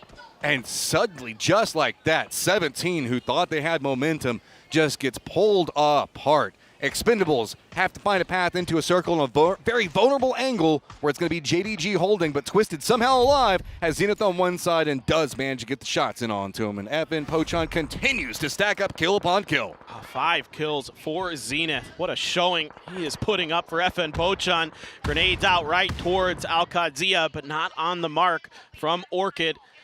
Team finds a new org after being Slam G in Malaysia. Now they are Orchid. We know what they can do. We know how good they can frag. Let's see if they can box Al-Qadsia and Sharper in a way out. Yeah, this is Al-Qadsia was a bit slow on pushing to this point because they didn't know how Sharper was going to hold the angles. Orchid just kind of jumps in and hopes that they can hold the position for now, but that puts them right in between two different squads. Sharper on one side, who doesn't have to make a big move, and Al-Qadsia, who definitely does. Everything else in the lower ground not going to have as much vision up on this high point just quite yet, so Al-Qadsia has to just firefight their way down, but do they even know Sharper is waiting to backstab and just jack in the box on one side of them? Yeah, I mean, you can see Al-Qadsia here wants to try to eliminate as many angles from other teams as possible to take a fair fight, but you got to go up against Boostic. Oh, and he's holding the angle well right now. Orchid doing what they can to try to stop it out. Cowboy goes down, but at range, Boostic is going to go down to Suze, and now it's going to be on the guys just stepping in. They do get the knock, but Sharper's just going to try to pounce this as fast as possible. They run in after it, but is it enough damage to really get anything out of it? Orchid's responding quite well and quite efficiently, but finally the utility connects. That's great throwing of that frag. The mollies were just a bit short. Stuns are coming through now. Sharper not done with this just yet. Magore trying to back him off, but they are just pressing forward. Just well timed from Sharper. They knew the moment that they needed to pounce on this. Sharper finding a lot of points, sitting in 4th overall now. Finishing this fight fast would feel really good as the circle did shift away from this hillside, and they have just a smidgen of the hill to play after this. Thunder's got to be careful. He's walking into a very vulnerable angle. Yeah, Thunders though knows there's a player weak. Looks for another, and he's got it. Good Beautiful. shots. Good shots. Where do you go next, though, Sharper, as everything is quiet in the low ground? 4 angry men in their shack ahead of you, and you've just got a small section of that hillside that you can still play. Yeah, this is not easy for Sharper now, but that's still a very clean fight, and that gives the Thai fans something to cheer about. As the Expendables trying to harass JDG as much as they can. If they can find a knock, man oh man, they would have a good opportunity to maybe go for something. There is a Lynx floating around in there for Cold. Seeing how good he can be with some of those bolt actions. So JDG is holding a split on both sides. And this has gotten a bit awkward for them because it's going to make it really hard to reinforce. JDG is starting to realize that, trying to see if they can reset and get angles of defense. Sharper knows that they have a path down in. They're just going to send directly on this line. JDG has to make sure they defend. 4 angry men taking some shots on one side of it, and yes, it's going to be Cold that runs across, realizing the vulnerability. Sharper just going to be jumping out and reads it perfectly. Sharper jumps out, but here comes the Expendable! It's the C4 from Delwyn, but it's close enough to clean up a few of those players, and here comes the rest of them. The timing here could not have been better for the Expendables. They love it. They're just walking in, mopping it all up. They're finding everything to work with. E-Arena's realized the fight's happening away from them. They don't have any angles to deal with anything that's happening in this. Sharper down to just 1. Taking shots, Duck Juice eats a ton, but Sharper goes down. What a play from the Expendables. 11 kills here on our second game of PGC. The defending champions really thought that out so nicely, and that knock from Sharper could not have happened at a better time. And they saw that, and they're like, no, Sharper's going to crash. Let's C4 this first. And that does mean that there was a lot of casualties for the Expendables. 2 members up, just 1 up for JDG. E-Arena has 4 members, but they don't really have too much that they can work around because it's going to be 4 angry men still in their shack, has some containment angles that they're going to be playing from. It's just going to be Jacob's hillside that they get some vision from, but Indy Peak is a bit vulnerable to that shack just on the front door. Yeah, it's a little bit tricky. Oh, the circle. Yeah, so everybody here in the shantytown has to make a move. December the 12th has a little bit of one of the buildings still in. I expect that may be kind of how the Expendables want to approach this. Just try to cut off December the 12th as best as they can. Smokes come through. They want to make sure E-Arena as well has a tough time third-partying their maneuver. And here come more and more smokes. They need to get across the street. They need to get into that other side. That was a little bit of a close one there for Tanvu, but that's okay. Has a Lynx himself. Scoop that up, I assume, somewhere off of those dead bodies. There's dead bodies aplenty down there. Well, that's the thing. Like, the Expendables already up into second. They've got a way to knock on the door, takes the shot, and Duck Juice finishes off December 12th, making it look pretty simple and easy. E-Arena, though, what are you going to do? You still have some of your hillside, you still have some of your compound, but 4 Angry Men in their shack is still a big problem. You would expect that this should be an E-Arena win, coming from a lot of good angles, a lot of good positioning. Now that hill looks like a little bit of it is in for Jacob, so he's got safety on that side from 4 a.m. The only concern I have is the Expendables. We know what they can do when it comes down to these odd man situations where they've got the disadvantage and they can still turn it around and get wins. So that's something you got to be considering, and E-Arena seems to be so far. You've got a couple players watching the Expendables position, and by the way, the Expendables have a ton of util still, even after throwing everything in the kitchen sink just to get across the street. Well, I mean, they managed to pick up, what, 3 different squads worth of stuff over there for just 2 members, so they should be fitting pretty well. The issue is they're just right on the edge of the zone, and everybody's kind of in a stalemate position. Nobody can move. 4 Angry Men, yeah, they have the circle. Yeah, they have the control angles, but there's just 2 of them, and every time they go for a peek, they get punished by the 4 members of E-Arena. Yeah, so it's just kind of a wait-and-see game. Everybody should be able to get into the circle safely, 4-7. So 8, this depends on if it just kind of centers up around that road, how much damage E-Arena can do, how long they can wait out 4 a.m. And the Expendables, Tanvu with a Lynx is not something I'd want to see in that position. Yeah, so we're just in the standoff, right? Circle is about to reveal how it's going to go into phase number 8 and what we're going to be fighting for at the in-game sections. Everybody praying for a little bit of love, but it's going to be 4 Angry Men that gets some. Nurens is actually creeping forward. Good defensive line, setting up, taking shots into 4 Angry Men has allowed Nurens to get in to at least get like a bit of a dip to play. It's the Expendables that are going to be the odd team out in movement, going to be vulnerable to the hillside that E-Arena is going to be playing. But again, paper, rock, scissors setup means the fact that any E-Arena peak on that hillside is going to get punished by 4 Angry Men. Yep. It's just wait and see. You know, as E-Arena, you want to get close enough to the circle that 4 a.m. is forced to make a move where you don't really have to give up too much of your positioning, of your cover as E-Arena, and that seems to be somewhat what they've done. I think Nurens might have about the same distance from the edge of the circle that 4 a.m. has from their spot, but that Murado, the gold one, not looking so hot, so going to be tough to use that, I would think. Still a few smokes for 4 a.m. to throw out. Tanvu backing it up with the buggy. A lot of vehicles, a lot to work with here for the Expendables. They just want to make sure that maybe 4 a.m.'s down and out, and yeah, no way you're repeaking that. This is just so hard for the Expendables. There is no path. There is no cover. It's just whatever they can make for themselves. And as they're starting to get into vehicles, they're being more noisy. Jacob's going a bit more bold in his peaks onto their line. And those smokes are going to start dissipating at some stage. And E-Arena already has defensive setup waiting for the Expendables. And the Expendables know it. They're just trying to bait out whatever utility, whatever nades they can. See if maybe they can get some type of fortification. Just a vehicle fort is about the best that they can do. And oh no, Duck Juice has been spotted, but does use the car to juke away. There's just enough time to get out of there. And they're going to see if they can catch him going for the first aid. Tanvu going to try to strike. Oh, but the cover with the rocks and the car is just too much. Tanvu has to land a nade onto E-Arena. And while this is going on, 4 Angry Men's getting a bit more aggressive in their stances towards E-Arena as well. And E-Arena is starting to realize they've got to defend up. Nades landing close to the Expendables, but not connecting yet. The bullets are, though, and that's making a big problem. Duck Juice doesn't have a lot to work with, but somehow they're starting to fight. Lou does fight out Jacob. Jacob manages to take down Tanvu, though. All right, E-Arena getting pushed to the brink here. Duck Juice still alive. First aid being popped. Should be good to go. 4 a.m. now, flexing their muscles a little bit in this circle. Shins crept forward, very close to the road now. Duck Juice just being a thorn in the side. Nade gets very close to E-Arena. They have to start creeping away. They've lost a lot of vision. The Expendables finally do go down. E-Arena has to be cautious. It is a 2v2 and a rock for 4 Angry Men to work with. Yeah, they just took too much damage while all this was going on. Opans wants to get this res, wants to give them an extra player advantage if possible. Puts the folding shield up to see if he can get Nurens back behind it.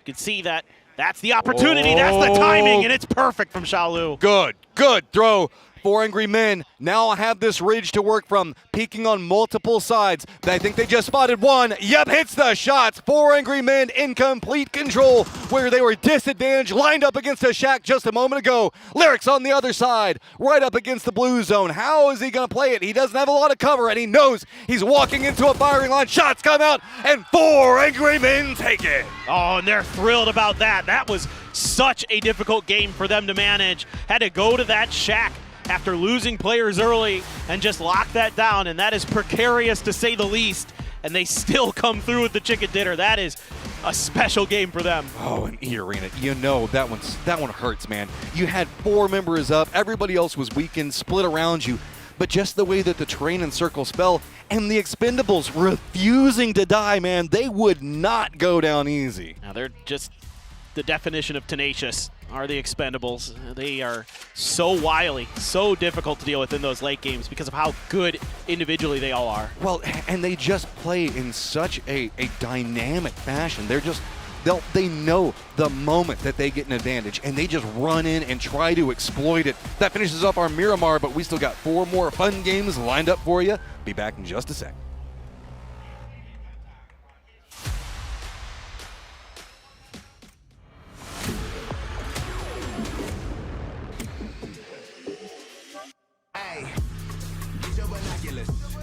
I see you looking. You too far away from us. And really you shouldn't. Man, stop all that hating. Cause it is not healthy.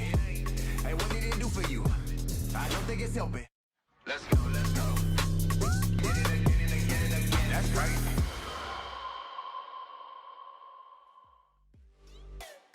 An amazing start for 4 Angry Men here to get Miramar done. That said as well, an amazing start for Thailand. Amazing start for the East. This has been a triumph on Miramar as I'm joined by Toffees here, but 4 Angry Men walks away with the second victory of the day. Thailand has been absolutely dominating in the first 2 games of the day, but I will also say we saw T1 and JDG again do their hot drop. They swapped spots this time around, and apparently whoever wins that hot drop gets to be in the top 4 of the match. So it worked out for JDG there, but they did die on a crash in the end game, and I think it came down to an interesting game because there were these big static sections where it was almost tedious to be or play, I would assume at some points, and then hard crashes, 3 or 4-way fights, and then another sort of tedious slowdown where everyone figured out what's the next move. But to the point where I feel like the rest of the lobby understood that JDG posed a huge threat in a compound like that, right? I was thinking to myself, this should be a pretty decent game for them, all things considered. And I'm always advocating for the idea of, like, if you do feel like you can actually make something happen in the game, you're going to need to hit this hard and maybe also have other threats posed by other teams on the other side of the circle whilst doing that. And that's exactly what happened here for a team like JDG, who got obliterated on the crash by They did. They had a 3-1 split, and the other team seemed to recognize that. They came in, they took advantage of that situation. And then E-Arena, who really just scored that entire north side. I thought this was their game as well. And I think they just got caught up too much in dealing with the Expendables, who, to their credit, was very hard to get rid of. Those guys just kept sticking around. There was a moment for E-Arena where I was thinking to myself, wait, they're just chilling on that side of the circle, just allowing everything to happen on the west. It's understandably so. And at the same time, I will admit, 4 AM, they are the color of Miramar on the map feed. So it was been a little bit hard for me to track where they were going. But I admit, hey, they've made it work. And this is a 4 AM that we have been so critical of. Of course, there's been some adjustments here and there in the roster and how things have gone down. But they look so revitalized compared to where we were at the beginning of 2025. Yeah, I think when we talk about 4 AM, for me, that is. We saw sort of at the beginning of the show, we even talked about their evolution over the last couple of events. That is a team that has been trying to find the right fix for a while. Yeah. I think God V has started taking a step back and said, you guys do you, and it seems like that roster's kind of finding their footing now. No, definitely, but it will be the Expendables actually taking the majority of the points here for this one, with 17 going their way, or at least the lion's share, I should say. F and Pochon again, another 10 points, and they came into this game beating out the likes of a rotation from DM Freaks. Are they suddenly the best team in Korea? Well, it seems that way, and then Sharper Esports over there in 5th place has another massive game coming out in game 2. So 2 teams that I I don't write off. I don't say that, every team that is here deserves to be here. I might have. Fair. I mean, but this is rightly, understandably so. Yeah. Both these teams stepping up and putting up big points. Total leaderboard says FM Ponchon gets to stay at the top, and not by a little bit. 30 after 2 games is pretty good. Well, I'll eat my hat, right? I'm okay with that. In the previous segment, I was saying a lot of people are looking at Sharper Esports as maybe a bottom 3 team for a group like this. Yep. This has been a spectacular start for them.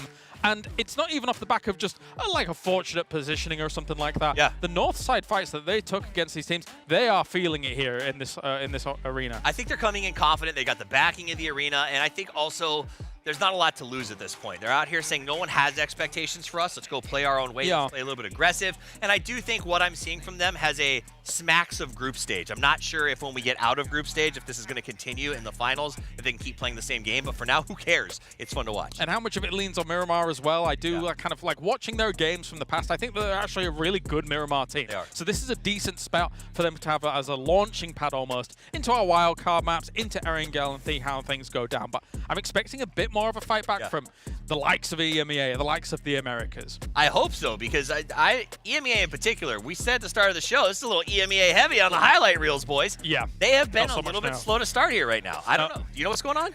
Not yet, not yet. We'll find out on the other side of this break. We're going to that break right now, and when we return, it's the wild card maps here. It's Tego Rondo coming up in just a few. Fueled by the same passion as esports athletes, Zowie continuously develops tailored products, empowering gamers to bring their best out. Today, we are launching the all-new XL2566X Plus, which uses the newly developed Fast TN panel and upgraded Diac 2 technology. The new monitor series continue to evolve, refining details to ensure players can perform their best consistently in games.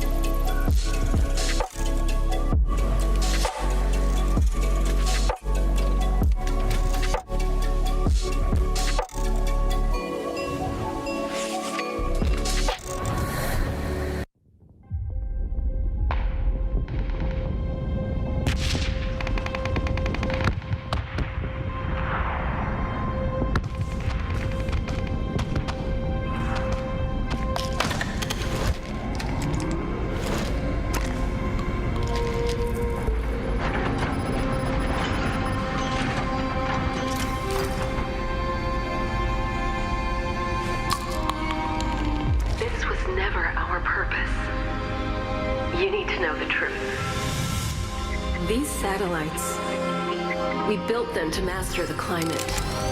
They told us this was to stabilize the environment. I thought we were helping people, but it was a lie. It was a device for their entertainment. Their grand plan was to push the battle to the breaking point, to make the battlegrounds a brutal, unadulterated slaughter for their entertainment.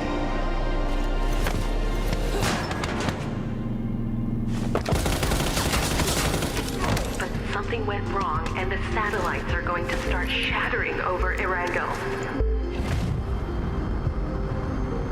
I don't know how long we'll have, but the weather will turn feral, beyond control. Erangel won't be the same again. Someone has to stop it before it's too late. If anyone is listening, save Erangel.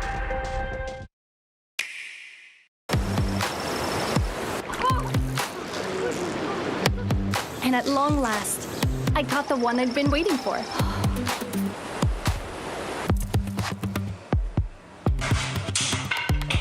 With steady hands, I crafted amazing furniture in no time.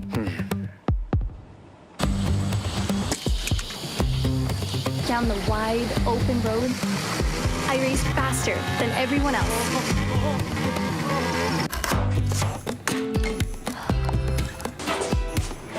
For the very first time, I baked the perfect pie.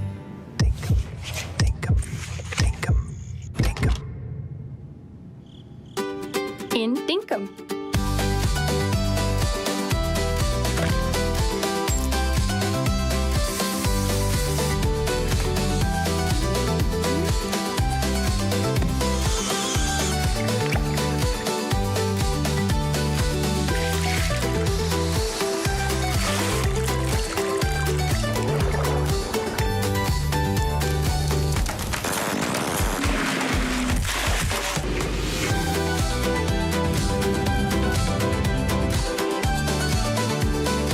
Find adventure in every direction.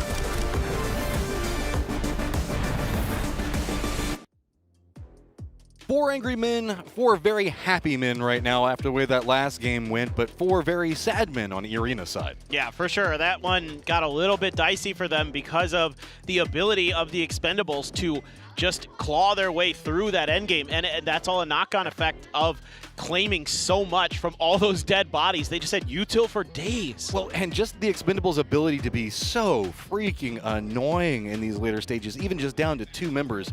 There is no quit in that squad, and they will find a way to squeak out a point here or there in the weirdest and hardest of situations. Yep. No, that's the Expendables in a nutshell, man. They're so fun to watch. This is how they played group stage last year when they won. That's true. Remember the backstabs on the people and finding all these funny little angles to find the points here and there? What they do, man. Yep. They're so smart about the way that they approach every aspect of the game, and they do it so much differently than a lot of other teams. It's just, again, the way that they respond is so fast. But we're also getting into game number 3 so fast. Let's go ahead and kick this one off over onto Taego. Yep, time to Taego. As we get into the wild card maps in the middle, and just looking at some of the stats here so far, topping the charts are Rex and Zenith from FN Pochon. A lot of kills between them. Zenith has 8 kills in 2 games. That's pretty good, considering he had 5 in that last one, or whatever it was, 6 maybe, but a lot. And yeah, I mean, I'm just happy to see them kind of coming in with a good game plan, looking for those opportunities on the edges of the circles, not looking for kind of early fights this time around. They're not finding themselves in those. That was a big pain point for them during PGS 10. Something that, you know, talking to Cheese behind the scenes about how he was frustrated with how they couldn't seem to avoid that. And a little bit of a maybe situation here. Yeah, this is one of those maybe jockeying for a compound or a vehicle. We'll have to see. Gen.G might be going for a bit longer of a drop. Looks like their parachutes are a bit more set, whereas Al-Qadsia is doing the turn to fall a bit closer. So I think that should be fine. T1, who had a great game 1 and a very early out in game number 2, finds themselves with no hot drop on him as, yep, Gen.G's just going to continue to head into the horizon. I'm worried about Al-Qadsia. And rewarded for it as the circle is going to be their center of it already. For sure. The issue I have here is that Al-Qadsia is trying to figure out what the hell they're doing. They're not going Palace. They're not contesting JDG. So they're having to try to go way split out around Buksan Sa.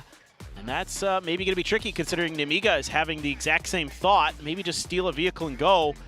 That's something there for Al-Qadsia, but Gen.G kind of still fine. Al-Qadsia already has vehicles, so they can really just shift out from this and go further south if they want. They know that nobody's going to be over there. Nemiga's a bit over into the east, as it is going to be Furia taking some early shots at a rotating 17, or I guess a vehicle recovery from 17.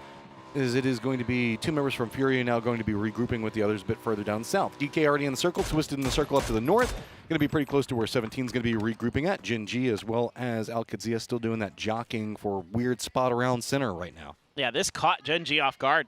They're not able to really get the vehicles, and Al-Qadsia is, I think, kind of a last-minute. It feels like a last-minute decision here from Al-Qadsia, or something that they never showed in scrims that they had in the back pocket. Very tricky for Gen.G to deal with if they're not really mentally prepared for it. Well, they've got to be careful because now Cowboy's gone very far south, and that puts him next to Nemiga and a new set of problems. As Al-Qadsia, while they've executed well, they managed to get a lot of vehicles. The downside to it is Gen.G's center circle, and they do have some footpath options out at this point if it leans to the south. Yeah, I mean, Gen.G, it's not the end of the world for sure, and circles not yet. And circles tend to magnet towards Buksansa sometimes, so they could be okay.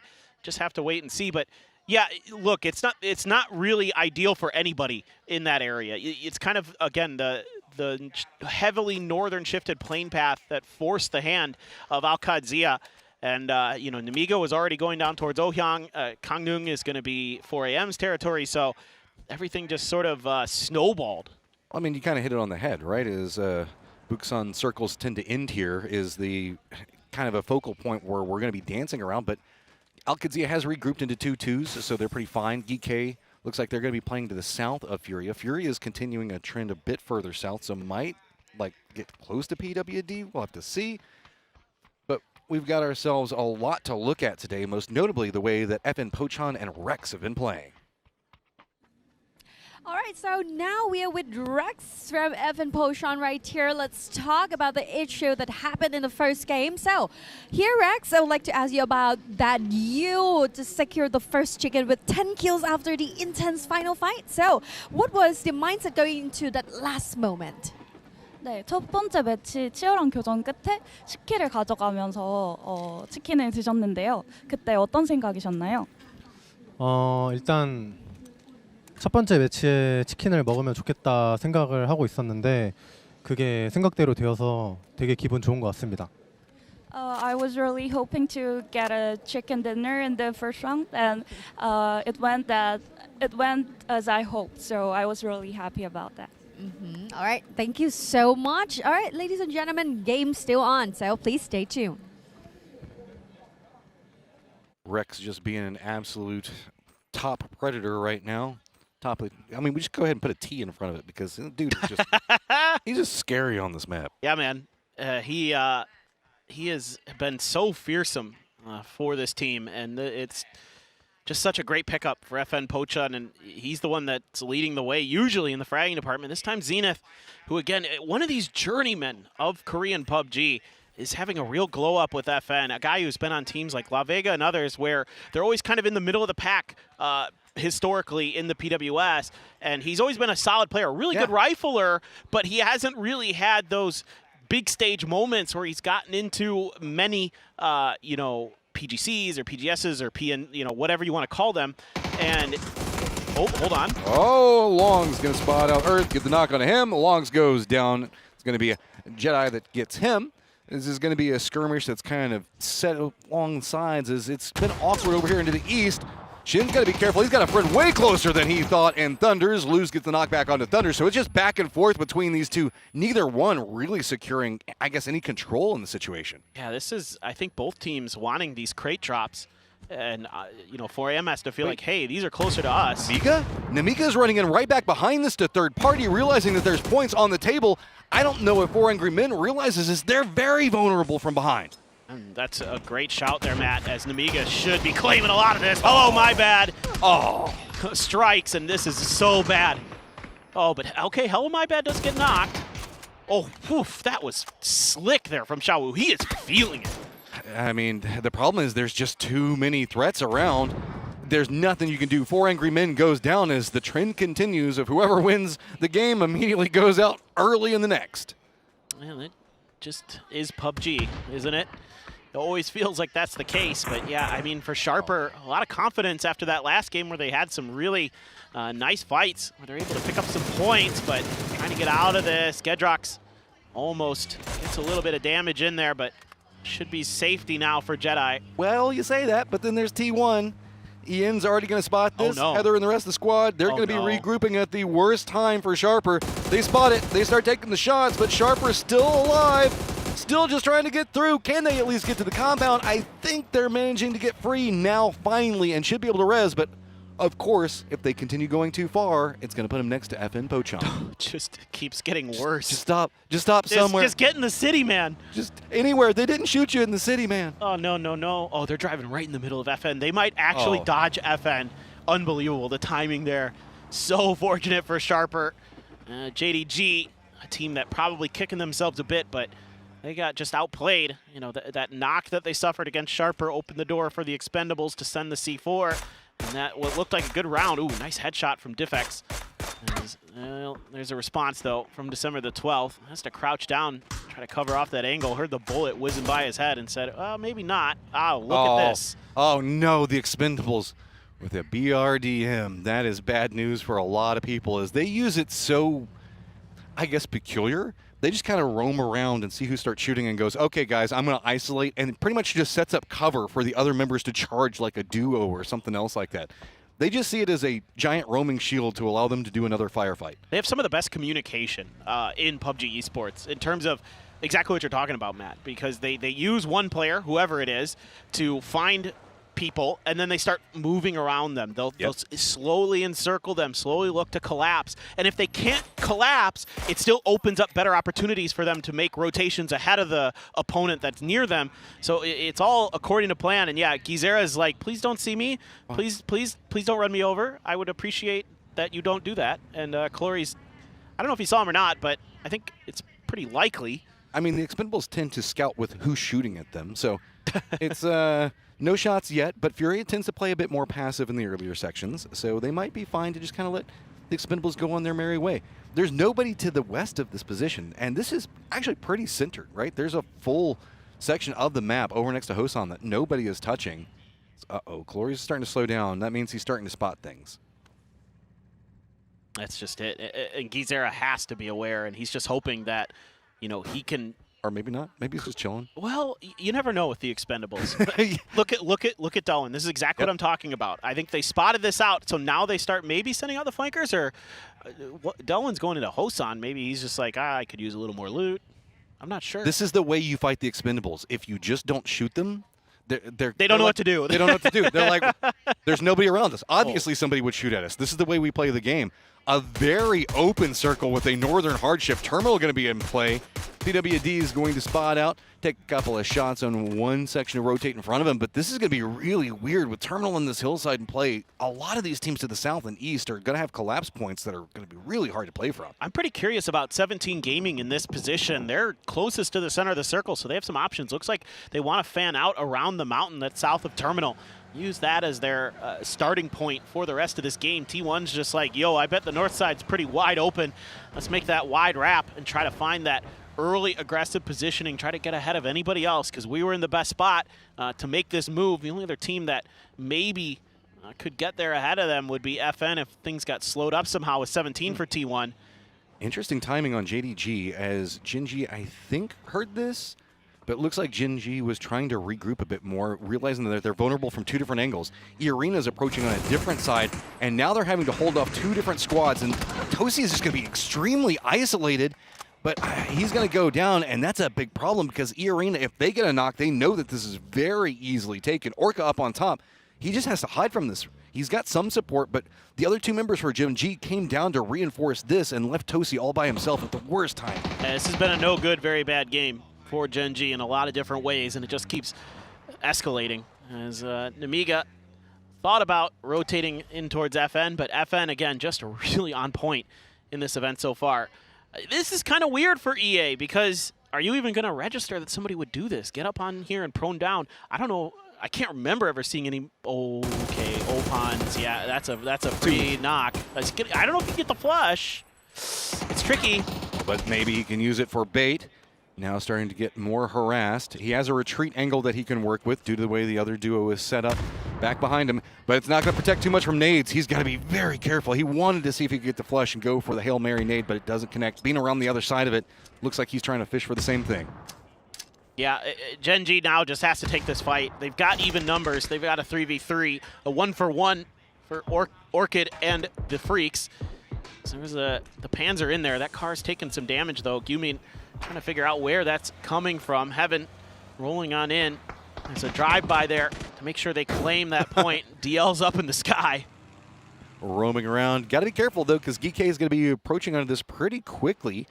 Gen G starting to surrender territory. Looks like they're starting to regroup pretty heftily along that hillside for the time being, as JDG has the option to take over most of Buksa, but hasn't really gone after it yet. E-Arena in this awkward spot, they don't feel very comfortable with it either, so it looks like everything's just gotten awkward. Oh, PWD just does it to DL. They just sent him into the nether realm there. He just disappeared off the map.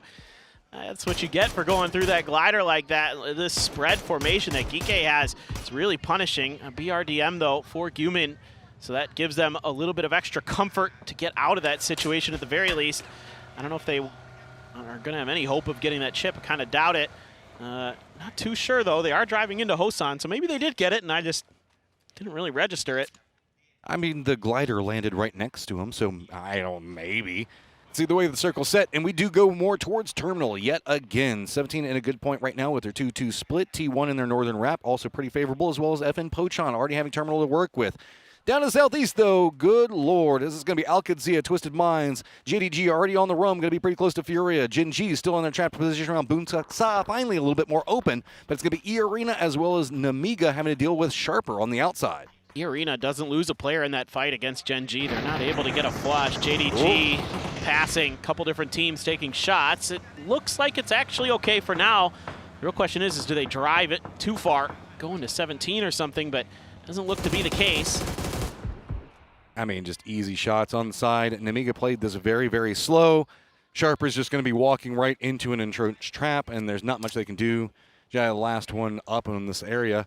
Remember, we did see one of the members for Namiga just get dropped in, and he's going to be right on top of Twisted Minds, but they're going to be in a rotate, so he might be able to regroup, but he's having to move away from the circle, and I think that they wanted to use him to kind of like get a foothold while they went for this longer fight out in the blue. Yeah, another nice kill there for Hello My Bad. Love the name. Absolutely one of my favorite names. Right up there with Y Kikamukau. Oh, yeah, they're both so good, aren't they? Yeah, I mean, Y Kikamukau, still the GOAT name. What else can you say? That's just Bob Songhead? Yeah, Bob Songhead also good. But it's still not Y Kikamukau. Well, it's also not Roth. Roth's going to have a lot of friends that really want to see him out of this area. Nade's going to land close. Follow-up's going to go ahead and connect. Roth's going to go down. Alcadzia's got a lot of problems. 17 on one side, Twisted on the other. God, that's nasty stuff. The follow-up from 17. They're really on point with some of that util. Posa should have this player dead to rights, I think. Hello? Posa? Posa. Oh, the exchange happens. It is going to be Heaven that gets knocked onto Posa, and it's going to be Gizera that takes down Heaven. So now it's just gotten really awkward. Human, though, has a way to deal with a down Posa and maybe get a res. Posa going to slow down the pacing enough to make it maybe a little bit more weird to go for this res. It's going to be a little bit more of a regroup coming up from Furia. Well, you can see Kawazine wants to try to prevent this, see if he can sneak in towards Gyumin. Gyumin's going to maybe think he's safe. Little does he know, the grenade is there. Should be good for the flush at the very least. There you go. So Gyumin has to get back in that BRDM and leave his fallen comrades. Gen G, though, hits the backside of Alcadzia here. He's got Twisted a little bit off to the side. To go for it. Morello's trying to time this right. He knows he has the way to turn a fight on a push, but doesn't want to overplay his hand just yet. Trying to trust the other members of his squad. Twisted still eyeing this approach as well. Alcadzia's got a lot of friends, and Orca just keeps creeping closer and closer. D having to hold one angle, and you can see everybody stepping around. Gen G realizing right along the zone wall they're going to be in the blue, and they can't stay out there too long. Alcadzia has one member holding the other line of it, and Orca's still just trying to dance around, find out the safest way to approach it. Oh, my bad. He's going to spot out Perfectix and slow down maybe Twisted just a bit. Well, this is awful for Gen G. They're getting slaughtered. D. Good for the kill onto Orca. Cowboy close. Bean says, okay, how about a shotgun? Let's try something a little bit different. Stops to go for the first aid. Oh, but he's probably just dead here. Yeah, shotgun versus this. Irello takes himself down, but, I mean, finishes it, gets it done. Example is pretty close to this, and this is now made very weird for Twisted because Example got very close to this firefight, and Namiga has run right up on top of Batulins. Yeah, I saw that Hollow My Bad had an AWM and got a knock with it. And it looks like they're just firing on all cinders here. Gedrox takes down Batulins. Twisted Minds trying to take a couple different fights. Meanwhile, the Freaks, see what they can do. Yumin with that Panzer. Oh my God, it did a ton of damage. The curve on that was almost perfect. It just barely cleared the wall. Human's got to retreat. DL's already gone down. 17's got authority in the fight. Now Freak's in a lot of trouble, but they still have to clean this up as fast as possible. Alcazia's eyeing making path in a similar location. Fury might path into this as well. Salute's caught out really far away from the rest of the squad, so he's just down by his lonesome over here. He's got Fury in front of him and just kind of stuck. And that bolt, a real annoyance, potentially. Kawazine looking for the angle. Can't quite get it. Just a little bit off with these sprays, and he's going to pay the price. I mean, Salute just retreats to the cover. Just a good line, peeks back around. Fury is just going to get slowed down more and more, and they just kind of have to relent. They have to let this one go. They have to have eyes on the circle, and that's going to put them close to 17 and what was going on with the other side of the Freaks. Yeah, T1 now getting involved in this Namiga Twisted Minds fight. Getting a little bit of info from Heather off to the side, setting up here for the frontliners. Type an EN to do some damage. Goodness, those grenades are right on the money. Oh, T1. We've seen them exploit high ground. They've got it yet again. Leosh, the last one up for Namiga, and there is not a lot that he can really do over here. Alcazia's retreat from, but it's going to be 17 at least slowing them down, taking shots onto Alcazia and forcing them to fend up. So now it's just a matter of how bad does T1 want another point. T1 putting pressure down on top of Namiga has opened up space for FN Pochon to make a wrap up towards Terminal. So they've gotten themselves into the safe zone. Heather actually finds D. So everything kind of going T1's way here on this eastern edge. Oh, nades are going to force him away from cover. The last member for Namiga just has to retreat. Does at least get a new little kind of dip to play from, and it's not vulnerable to Alcazia and their run that they have to now make in the circle. Salute also going to be tailing in back behind Alcazia. He's at least going to get himself back in the circle. I thought that might be near impossible. Lou's going to be outside as well as new circle pops, and it's going to be E-Arena and FN Pochon with a long wrap being very rewarded. It's a long-range kill there for Cowboy onto E-End, and that, I don't think Cowboy heard Salute arrive behind him. I don't think he has any clue that Salute is there, so he might get stabbed in the back. Gizera with that bolt action still. Salute being very, very quiet, waiting for his moment, but there was a vehicle there for Cowboy, so he escaped. 17 has some inkling about maybe they could pick up some points off of players rotating in their direction, but... Oh, Alcazia, this is nowhere to go, but I mean, you've now got Salute on one side of you, T1 on the other, and 17's little ghost looks like he's already moving into gatekeep. Just going to be Rello the last one up and just trapped. Yeah, I mean, if T1 can handle these solos efficiently, they might be able to keep 4 up, take control of that eastern side of the new circle. JDG, hello? Nurins! Nurins does him dirty. That's unfair. Can he do it again? He's so low on life. Can't quite get the flush onto it. JDG finally finishes it, but man, oh man, Nurins steals some points. That's just, seems like JDG has advantages and then loses them so quickly. Rello got one knock, but Raining was there for the trade, so not disaster just yet for T1. 17 not keen to really get heavy into T1's territory. Just going to slow roll this. Maybe. It looks like they just don't want to over-peak the hillside, and they're going to use the BRDM to see how much more of it they can kind of sneak away. 7-7's already regrouping. It's just time to make something happen. Little Ghost is just rolling right in the middle, getting all the information on where the line for T1 is set. How are we going to see them try to exploit this? And it looks like it's going to be high ground advantage. 17 inside track on the circle. Gate keeping out now, T1. Yeah, that was all just bait. And now E-End, oh my gosh, that's so close to E-End's position. The grenades hit him as well. He is very, very weak. Xiao Wu lines up with one. Looks like it could be good, doesn't matter. 17 is playing with no fear of their own grenades in the BRDM, just kind of roaming around, and Ian finally gets a knock, but it's just T1 coming apart, it seems. FN Pochon looks like they might try to pounce onto this third party, maybe even a fourth party as the crack is approaching from Furia. I think there was a grenade in hand there for Raining.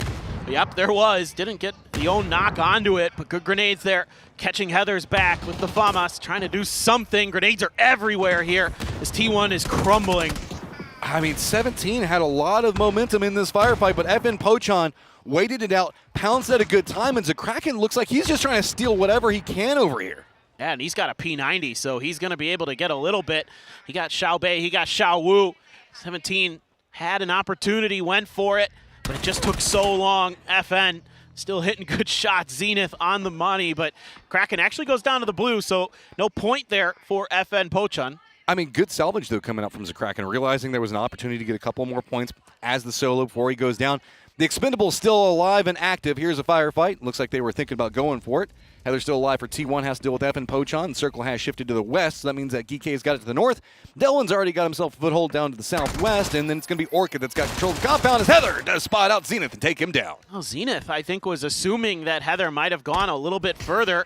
Doesn't matter. Clories shuts that idea down. T1, not a terrible game at all, though. 6 kills, get into top 5. You'll take that. And some T1 fans here even showing their support with some signs. As, yeah, they still have this BRDM, so the Expendables have been quiet in this one compared to normal, but I think certainly part of that is teams just don't want to mess with them, especially when they've got a power weapon, or in this case, a power vehicle in the BRDM. So plenty of open space, but you got to go a little bit downhill here, so it gets a little bit tricky. It's quite wide open as you crest that side. This is going to be a very interesting circle. The Expendables have some high ground for the time being, but unless they get some circle love, it's going to be pretty open. Geek's got 2 members in the circle, but whenever we look at the center, and most notably to the east and the northeast from it, there's not a lot of good playables. There's like a shack that's over there that can kind of be, I guess you could charge for if you really just got desperate. Orchid does have the compound, but they don't have a lot of members. Delwyn, I think, is just trying to keep an eye on that. So that means that there's only 3 members of the Expendables roaming around in the high ground section, while there's 3 members for FN Pochon kind of thinking about coming into the east, while Geek does have 4 members up to the north. They don't have as much real control over the circle just due to the terrain that they're working around. Yeah, this is a tough spot to be in for FN. I don't know if they're just going to crash into Geek. I mean, they were looking for opportunities to maybe find a third party or find some open space. Nothing's been given over to them because of these wide splits that Geek's taken.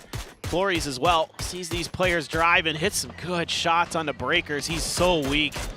Oh, just trying to squeeze it through, and they want the compound. They just jump right down into it, and it is going to be breakers that does knock Rex, but they do at least get into the compound, so sneaks it in, does get into a point, but Geek spots it, and it looks like they want to see if they can crest up that hill, get some kills of their own, but good smoke off. I don't know how they managed to math that out, that compound was open. In the back of my mind, I'm like, they can't see it.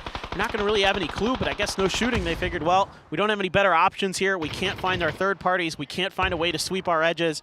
Let's just send it and see what we can get done. Now Geek and the Expendables are kind of fighting, trying to get in towards this compound to see if they can cut off Orchid and FN.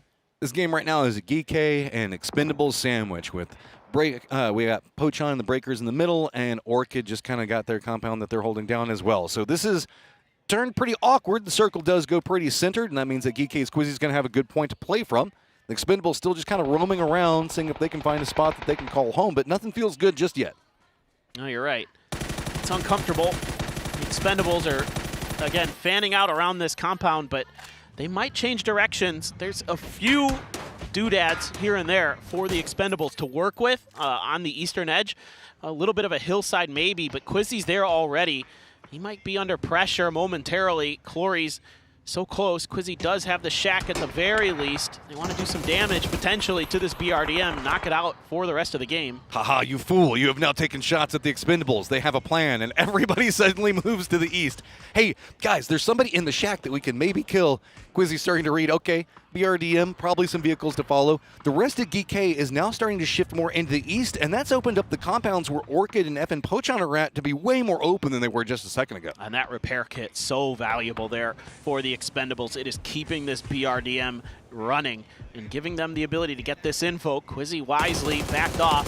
Again, Diffix wants to try to pop as much damage into that BRDM as possible, but still, the Expendables have maintained their control now over this eastern edge, and GK kind of spread out, trying to hold a couple different sides. It's just like you're talking about. Look, Delwyn's instantly there. The shots onto the BRDM were just enough to suddenly exploit. Quizzy is down, and suddenly GK is almost entirely out of the circle. They're wrapping around trying to figure out where they want to go next. Clory's just usurped the center point. Tanvu's going to be there as well. I think that Delwyn is now spotted out where GK is at, and GK, who thought that they had a good counterpoint to play from, suddenly finds themselves on the outside, running away from the Expendables. They're just headed straight over into this compound, and Clory's is already roaming over here, getting more information on where they're going to be set at. He's just an absolute madman.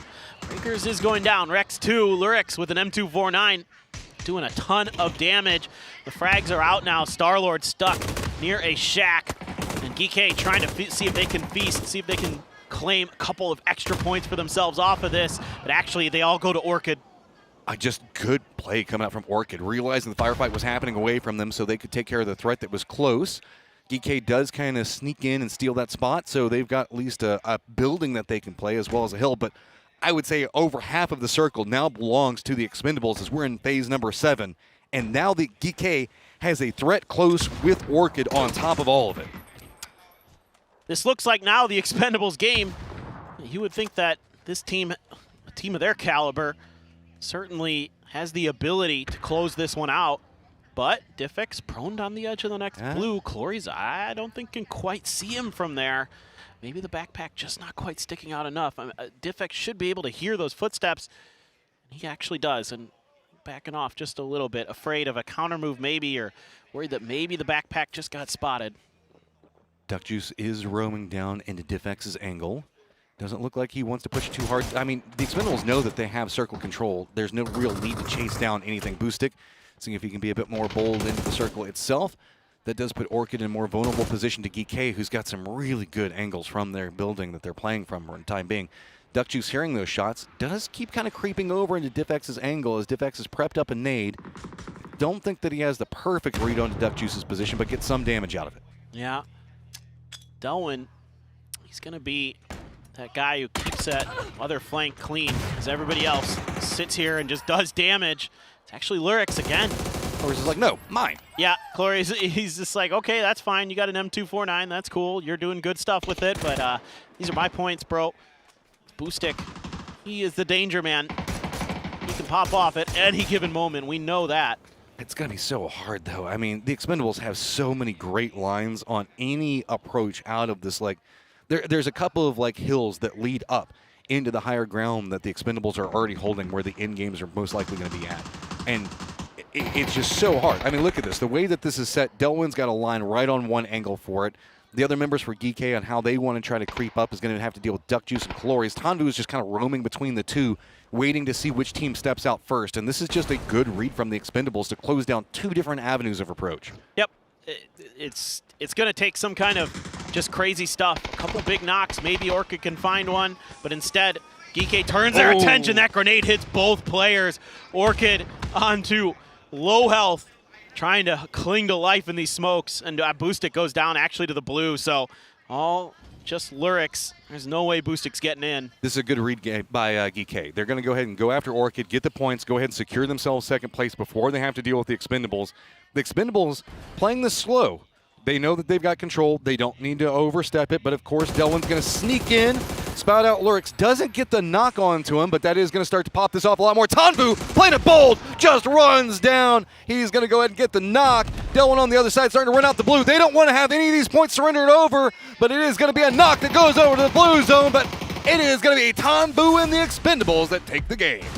They're just so good, and you give them a BRDM, and it feels like they are unstoppable with it. And that repair kit that Clory's has, just phenomenal work by him all game, scouting stuff out, keeping the Expendables safe, keeping them in the game, making masterful moves around their opponents to secure these wins. Man, they're just such a pleasure to watch. It's always down to the timing. They know the perfect moment. Whenever that nade went out, they assumed that the damage had hit, instantly pounces on a new angle and runs in through the smokes to start trying to chase down because they want to pick up as many points as possible. They understand their win conditions every single time. But they're just like Twisted Minds in some ways. They're very understanding and smart about how they approach the game. I mean, beautiful plays. We still got 3 more to go, so let's go ahead and throw it over at Toffees, and Kalara's on the desk.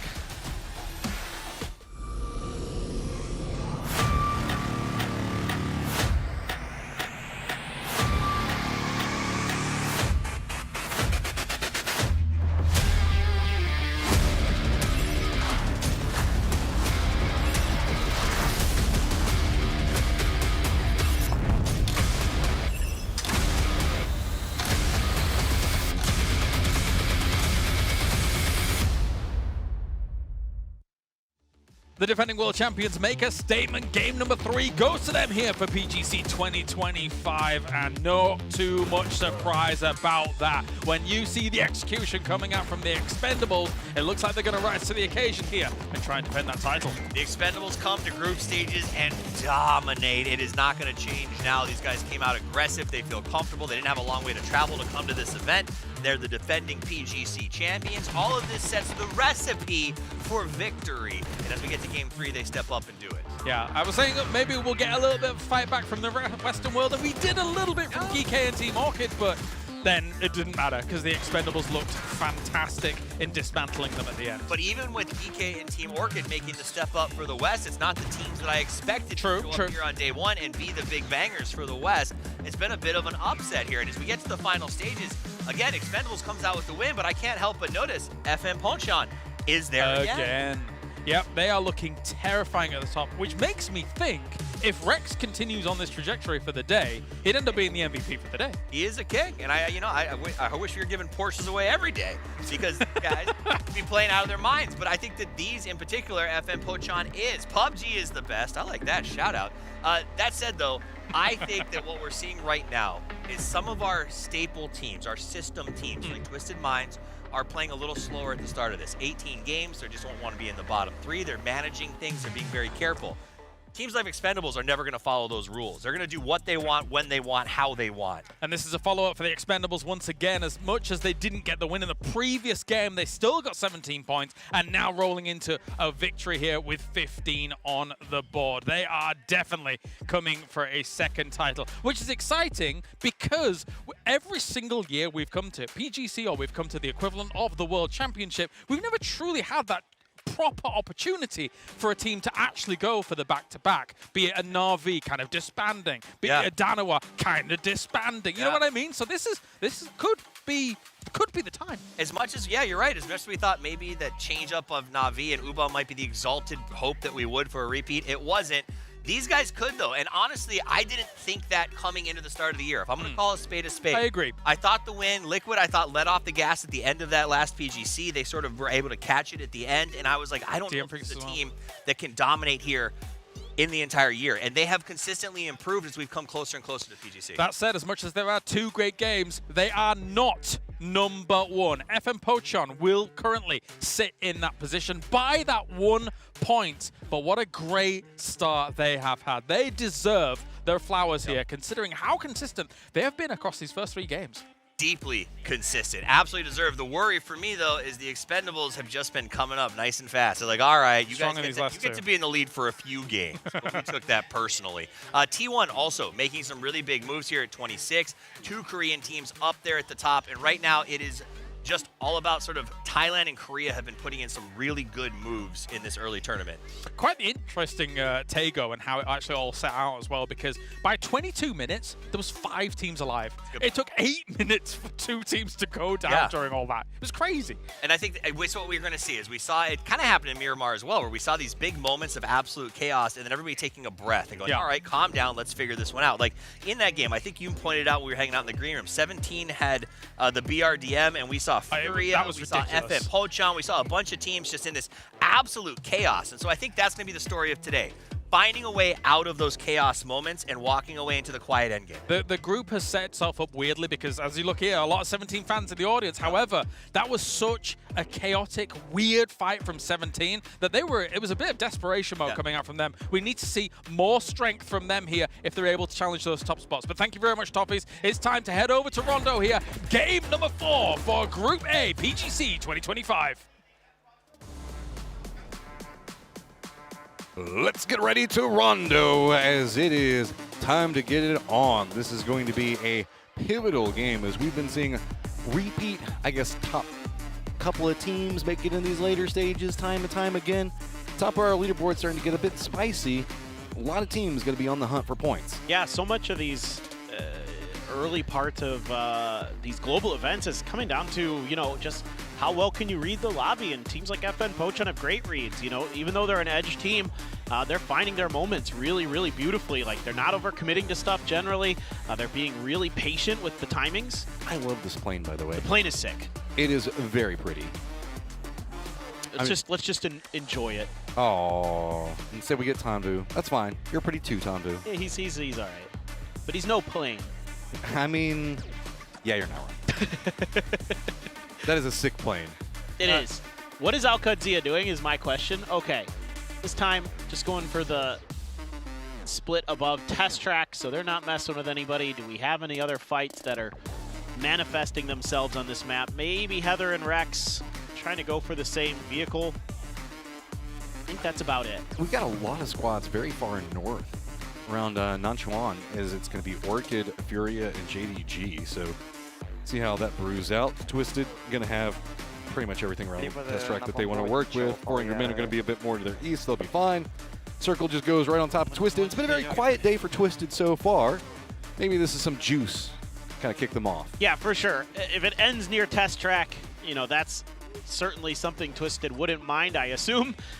Sometimes, there's weird stuff that happens to them. Like, I think it was the Freaks crashed them there and had some Panzers, and things went real bad for them real fast when we had a test track circle at weird. PGS. They're an information-based team, right? So you get this weird spot where if suddenly you don't have to go and grab the gliders, and you don't grab the high ground because you're already in such a good spot, Twisted's not really playing Twisted style. They're instead just kind of playing a more passive defensive style and waiting to see who comes at them.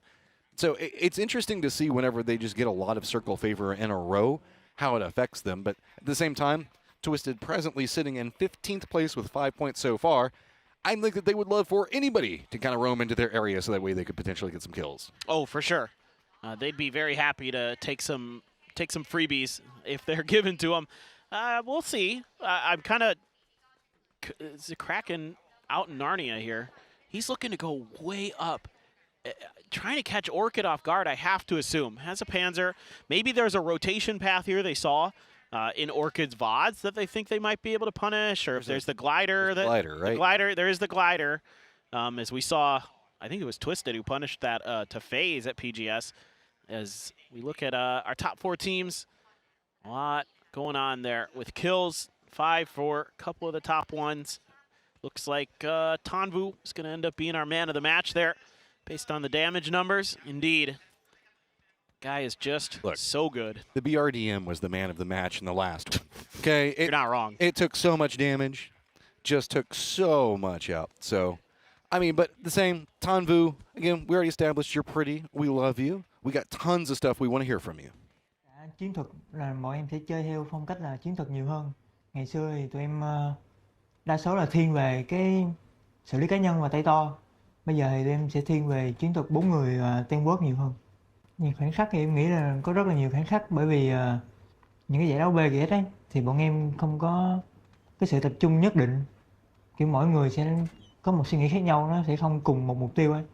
Thì em nghĩ là cái BGC này tụi em sẽ khác đi mà nó sẽ chứng minh được điều đó.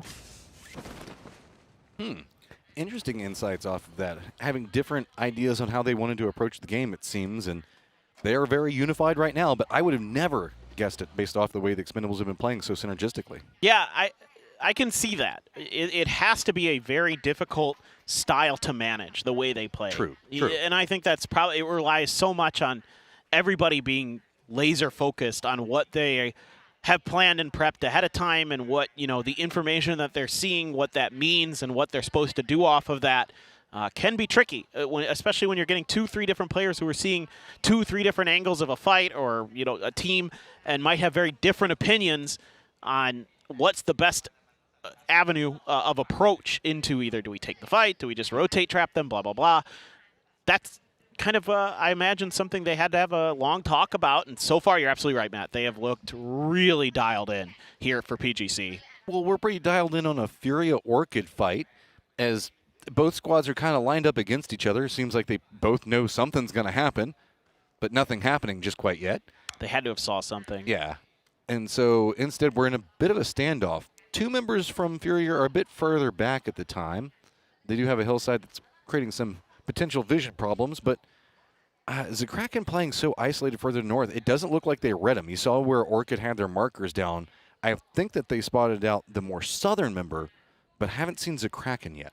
They know that glider is the end game there for Furia. So that's factory fight. Really what they're kind of checking out. Gen G just sending it. Sure. Why not?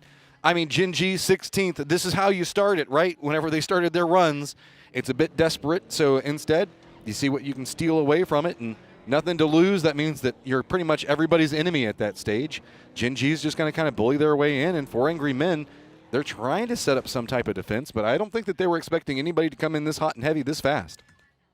I think you're exactly right, because 4AM is split. They sent a couple players out to the northeast of Neox Factory, hoping that, they wouldn't have to worry about something like this. But Gen G, I don't know how far they're going to press. You don't want to give Shen opportunities. When he's got a barrel up close and personal like that, that's scary, scary, scary. And Flame just running around, grabbing a little bit of extra stuff. They do have the flare gun there for Flame as well. So usually in PUBG Esports, those of you at home might be thinking, why doesn't he just call in the crate? Well, you'd actually much rather have the PRDM. So yeah. You'd much rather have it in Esports. In Orchid, they just had the idea of, okay, let's just not even have anything to do with this. They're just going to roam away from it. They're going to go west instead. They're just going to be up to the north all by themselves. Teams that haven't really moved yet are going to be JDG. Multiple members for T1 are going to be regrouping. FN Pochon is going to be meeting up with Breakers down to the south, and Sharper are going to be entering the circle pretty close to Donching in a little while. DK has got to be careful. They're getting pretty close to E Arena as well as the Expendables both. All right. This is a known quantity in terms of Rondo circles. Everybody pretty aware of this terrain and what goes on around here. We all know. What do you mean nobody knows how the west of Test Track is played? Never. How would you? I mean, it's such a rare thing to see in this map. It's interesting, though, because I'm guessing based off of heat maps and the way things are going, not a lot of teams are playing west. Instead, it's more of a northern and eastern lay for most of our squads, expecting it to go more that direction. Yeah, so if you look at the heat maps, you're going to find that very rarely do the circles end in the Neox Factory or the test track. They're usually around the outer edge of it. So that can be south, southwest, southeast, northeast, northwest. One of those 4 corners is generally what's going to happen, but there's a little bit more northwest and that's, again, why I think you're maybe going to see some teams go up in that direction. But east, also very possible. It could hard shift, like way east. It could go in towards Meiran. So that's very possible, too. Many dots. Very many dots down right now. As you can see, it looks like T1's trying to map out something ahead of them, or is that JDG? It was red and red, so always hard to tell.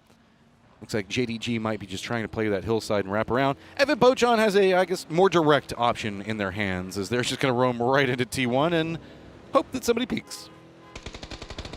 This is scary. What are they doing, Rex? How in the world did you not take any damage?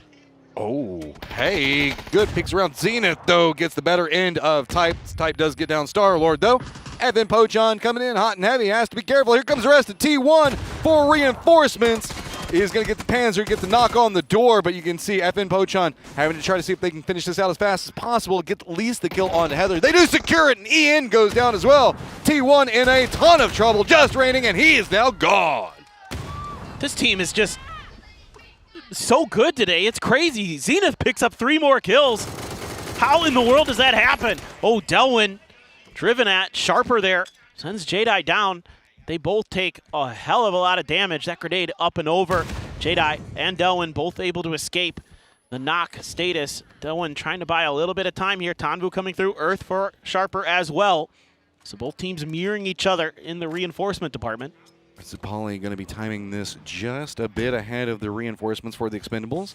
There's a bit of the flat top that can still be played if we see the Expendables need to be playing for time. Thunder's also coming in to regroup. The rest of the Expendables just going to be back behind this one. Glorious comes in just a bit further from the north. Circle pops and it does lean more west. Freaks look like they've already got good positioning for it. Tanvu spots out a couple of the movements from Sharper. Everything's kind of stalled back out. It's all on to Delwyn to slow down the pace, and he has done it perfectly. Yeah, Freaks just need to play pure defense. They are in a great spot in this circle in a lot of different ways. So this one still a bit of a standoff. Thunder's, he's got to be dealt with. Then the Expendables can focus a little bit more on bailing Delwyn out. That's kind of the concern for me. But Escaluzia up on the hills, he's going to be playing the oversight job for Sharper Esports. Stun up. They're going to push up and realize, looks like he bailed. Going to know exactly where he's at. Shots from the other building are going to make it a little bit scarier to go look around the top of the flat top itself. Thunders does hear those shots. Looks like he's trying to position around, and Delwyn just kind of being sneaky. If we see anybody from Sharper jump down or go more aggressive after this, he is going to backstab them in a terrible way.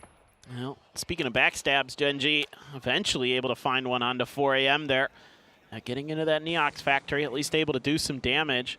Delwyn holds the corner. Oh, so bad. Is he going to go for it? I don't think he should. Yeah, wait for the second one. Beautiful. Easier shots on that second one. Delwyn rewarded for the patience. Big Sharper has to figure out how they're going to respond. Now Thunders does go for some shots. It gets knocks on to Colores, but Thunders down to 2. Sneaks away. That's nice work from Thunders. Good timing there to at least buy the rest of his team some extra opportunities to maybe get this res. Escaluzia driving downhill. Woo boy. Again, him and Delwyn lighting each other up, but no knock. Okay, creeping band between the two of them. Thunder's position has made it very hard for the rest of the Expendables to support Delwyn. He's just kind of on a solo mission to see how much damage he can do. Wants to secure the kills.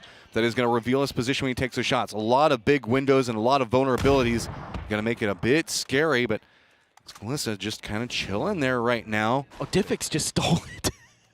Sneaking too much. Delwyn already hears it. Oh, Diffix! Diffix! Just doing all the work right now. And Delwyn's like, thanks, I guess. Yeah. I wanted that point, but sure. Oh, no. And that's going to be Earth now down. Oh, boy. Now Thunder's alone. Let's see if he can bring the Thunder. Is he really alone, or does he have a whole bunch of friends that just want to come over and say hi? Well, friends is a strong word there, Matt. I'm not so sure that he's going to feel that way. The Expendables guys are really nice. They just want They are. They always want to just chill and hang out. They just want to have fun. Yeah, no. Thunder just wants to have fun of his own. He's a bit antisocial right now. Oh, gets spun out. And that's going to be in front of Geek as well. Colores is going to take it, and Sharper had a great idea, but the patience from the Expendables pays off in the end. I mean, again, just so well thought out in all these situations. Delwyn in particular there, just playing his life so incredibly well. Never got knocked. And that was a big deal. Breakers, speaking of big deals, right next to JDG, and he sees them. The timing here might be awful. They might just drive away. He could have had such a juicy grenade, but they're peeling out. Just throws it in frustration at the tail end of the rock. You never know. Maybe somebody was left behind. JDG running into the circle as it does pop. Twisted's going to have some sight lines on this. Alcazia is going to have a really nice high ground advantage to work with. Amigo looks like they're trying to get one of their own over into the east. Fear is going to be wrapping it back behind it. Twisted's going to have a plethora of targets that are going to be in front of them. Freak's going to be playing a bit further to the west of that. It's going to go for a compound a bit further up onto the hill, as it's going to be very weird for Orchid, FN Pochon, Geek, the Expendables all having to wrap in. Gen G's just roaming right in between 4 Angry Men and 17 both. Yeah, so this circle, kind of curious where this one's going to end up. Maybe a little bit more west still, but a lot of teams thinking maybe north. And Spaceman has, oh goodness, that was right next to him, but he doesn't take any damage. Bean gets Suze. Spaceman trying to dodge, but yeah, he's just surrounded. All right, this has just gotten messy for everybody involved. Gen G didn't have any real options other than just running in after this, and They're now getting caught out by the other members from JDG. Crossfire position coming out from Twisted as well. Everybody's just getting some type of piece of Gen G and JDG both. Yeah, you just give the test track to Twisted, and they're going to have so many angles into fights around it. And they are too clean. They have done a ton of damage, but Gen G smokes, little cover. They might be able to get these reses in and keep kicking in this one. Gen G is that little engine that could, man. They do not give up. They will throw down 50 smokes and find a way to rest themselves. I mean, they are center circle. If they can survive for long enough and kind of balance this one back out, they should be okay for a while. Oh, here you go, the opening there. Type got Star-Lord, but Zenith, quick peek around the corner. Rex saw the player move, sussed it out.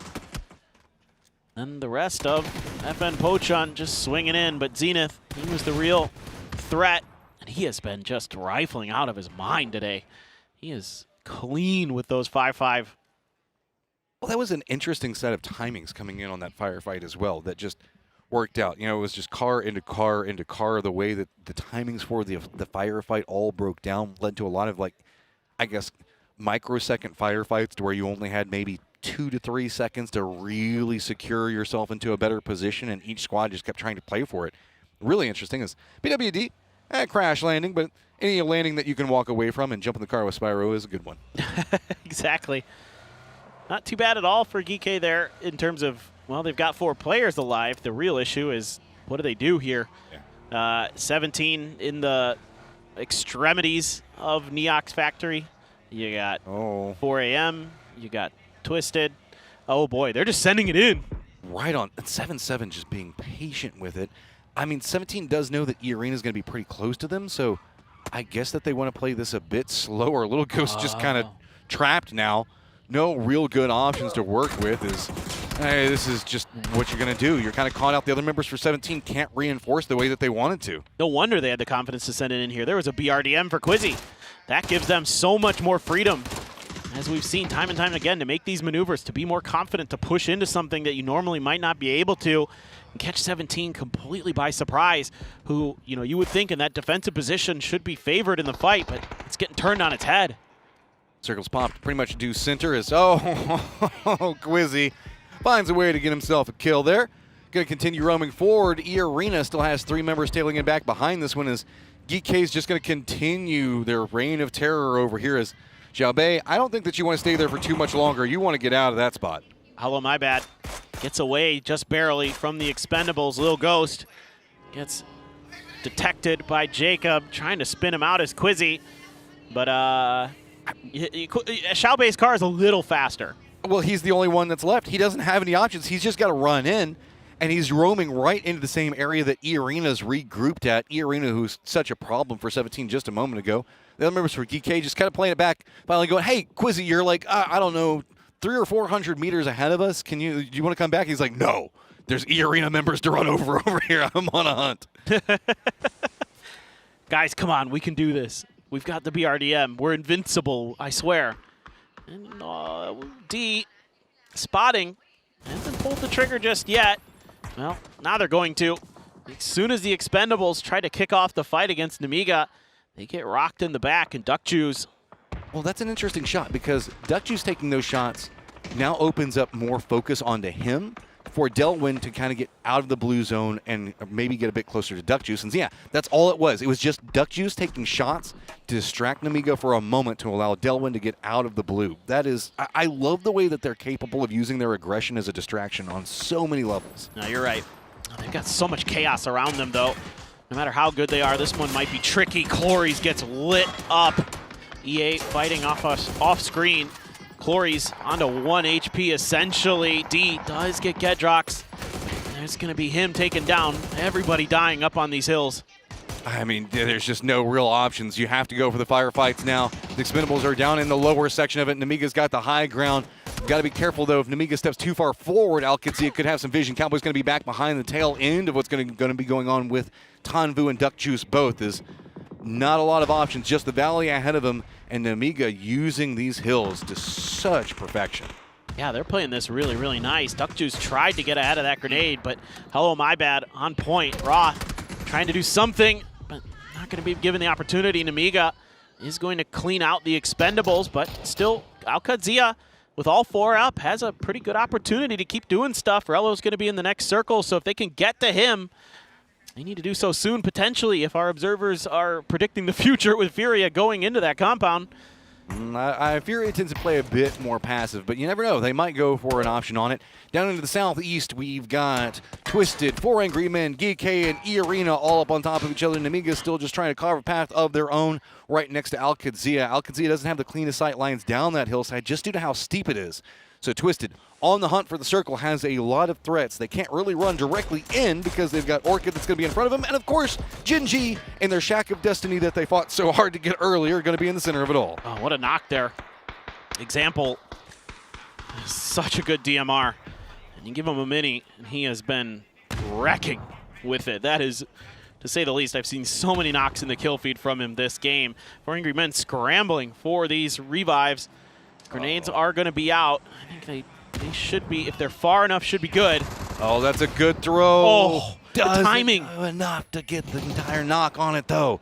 So, 4 Angry Men, eyes focus back over to GK. Have to be careful because Twisted's still on the chase. Twisted wants those points. They want control over this angle. And E-Arena playing the other side has kind of held back GK, not letting him go anywhere. 4 Angry Men get eliminated. GK down to just 1 in Spyro, and no real options for him to go anywhere. Just great stuff from Twisted Minds. Have that first knock.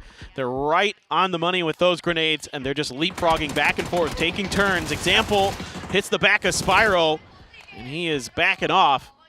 That is a tough spot to be in now, as you also have E-Arena above you. Yeah, E-Arena just going to use the distraction Spyro is providing to get into a better spot. Twisted has some hard choices. They can go on the hunt after Spyro, which they can maybe just fish him out with these nades. They know where he's at, but they still have to get into the circle itself. So long as Spyro manages to stay alive, that's just going to allow Orchid to get into a better spot. And there you go. The nade finally connects. Example's going to be the one to pick it up. Twisted, where do you go next? FN sandwiched here a bit, but they've gotten some big knocks onto Furia, buying themselves a little bit of time. The Freaks are using this opportunity to get into FN's backline. Rex was flushed out just a bit ago, so you're losing that big fragger for FN Pochon, but with the way Zenith has been playing, still firepower available for them. As FN, actually, the Freaks don't want to continue into this fight. Maybe feel like it's a little bit uncomfortable. Let FN do what they got to do. Oh, but they're going to go right towards Orchid? Yeah, they're rolling right into Orchid while Twisted was trying to get into the circle. This is going to be really interesting. They've managed to time this one out really well. Gen.G has a good firing line onto the Freaks, but the Freaks just roam down here at the exact right moment to steal away a good position. Now the high ground from FN Pochon is going to be drawn in their eyes over into Orchid's direction instead. Yeah, actually, Breaker's got that knock onto Lurix. It wasn't even anybody from the Freaks that did it. Hard shift over to the northeast. That's great positioning there for Twisted Minds. The Freaks going to try to make some counter moves here. Guman letting loose with a grenade, even though he is on very low health. Still no res found for Orchid. Oh, it bounces off the front of the car. Doesn't matter. Actually find the knock anyway. Ardix, good for that one. Gen.G just supervising this firefight, and it's all going to be onto the Freaks. They've just got to push their way, firefight it out. Nade's going to be rolling down right on top of Orchid, but Orchid's got a very good defensive line set up, multiple different angles that trying to hold from. Twisted's going to go ahead and run over here, get themselves to this hillside. It's going to be looking right up into Alcadzia's tail end and force Alcadzia onto a potential new angle. Still Xiao Bei alive for 17. Salute starting to do some work. Heaven gets lit up on the side of the smoke. Can't get any further forward. So now you need Salute to go big, but it's actually Tosi from Gen.G. They've turned their attention down. Look at the angle they have into this. I mean, they are just raining down bullets on top of the Freaks. Orchid being very rewarded for it, just trying to survive, but they still need to have to worry about the blue zones coming up back behind them. Human Heaven, the last one's up for the Freaks. They're going to be right close to Orchid. Orchid with 3 members still up. They want a chance to get their other member back up, but they can't really do it until they finish this firefight. Do they have the time to get Boostic back up and running? Freaks get absolutely nothing out of that. That is disaster for them. They should have at least found a couple kills, and they could not. Perfectix gets the knock on a Cowboy. I saw a C4 in the feed from Alcadzia earlier. I think it was D who had one. Curious to see a replay on that later. Zenith up close and personal. FN hasn't really moved. They waited Furia out. Furia went down. Now they might have a very strong America squad, another one to contest with. Alcadzia's got the high ground, but FN Pochon wants it. 7 kills already, sitting at 46 points at the top of the leaderboard. Rello at least gets a knock on a Star-Lord, but Zenith so quickly follows it up. Just 2 members up for FN Pochon right now, and does D have an angle or an idea on how to go with it? Cowboy still being down. It's kind of stalled out Roth. Don't forget the fact that Twisted's taking shots on the other side of Al-Qadsia. Zenith just playing with so much confidence right now. The timing there is so good. Shotgun in hand, though. Couldn't find the knock either way, and Zenith tried to outguess D, and D knocks him down. D manages to rally. Big moment. Breaker's going to be on the hunt after him. Gen G still holding down their shack. Has to deal with Orchid. They were doing some assistance and allowing Orchid to stay alive a little while ago, but it is absolutely popping off. Everybody that gets into a new angle is just going to get instantly punished. JDG up on the higher ground angles where we saw Breakers and FN Pochon pushing from a moment ago, looking right down into Orchid. Tosi's got to go big here. If you could find some way to get a grenade to go, to get one of these reses prevented, but he just doesn't have enough, and they're going too far. They're bouncing too far. So Orchid gets all 4 back up. It looks like Lurex should be stuck, I assume, here. See the player right on top of him, tries to shoot the molly out of the air. Can't quite track it down. That almost would have been bad. The fact that these all keep going so far. There you go. You managed to get it that time. We got 3 bullets left. Keep yourself alive and in control. JDG still keeping the angle. Circle has popped, and it's going to lean into 17 as well as Namiga's position. Well, I say that they're 2 solos and where they're hiding out. But Twisted still having multiple members up on that other front is going to be bid. Orca, how can you manage to get through this one? There is no easy path. Finally do manage to take it down. It's going to be Boostic that manages to do it, but Tosi, in revenge, takes down Boostic. Yeah, that was so difficult there. You just needed those grenades to connect, but Tosi couldn't get him. And he might have been able to find a few extra points for Gen G, who desperately needs them. Them and the Freaks down in the bottom here, 15th and 16th. Not able to keep pace with Pochon and T1, who have been lighting it up for Korea. Lurex creeps underneath JDG. I mean, Orchid knows where JDG is. They've been punishing for a while. These couple of shots that were going to reveal that they're pretty vulnerable. December 12th just going to step over the angle, drop a couple of bullets on top of them, but Blue Zone's going to start making the spicy. Good nade from December 12th. Managed to take down Lurex. Rest of Orchid still no decent path into the circle, being held off on one side by Twisted and JDG on the other.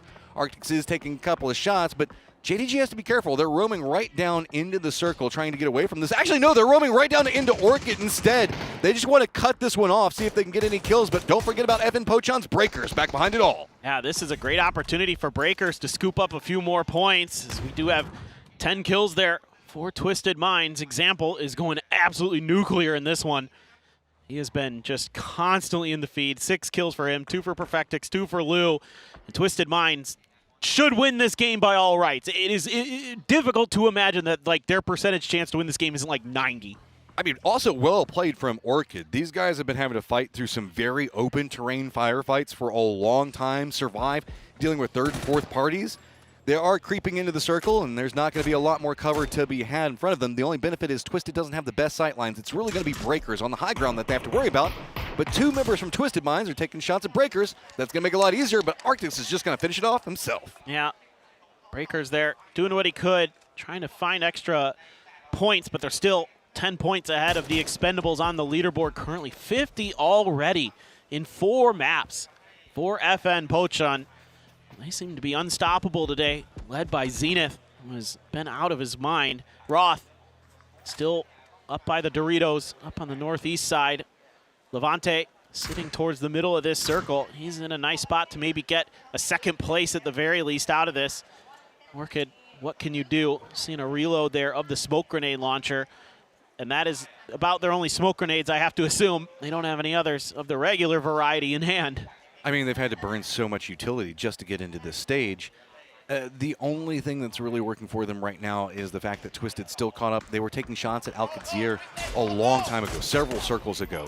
And so Roth is just staying alive, being annoying, so Twisted still has to keep holding this angle, still keeping multiple members over here.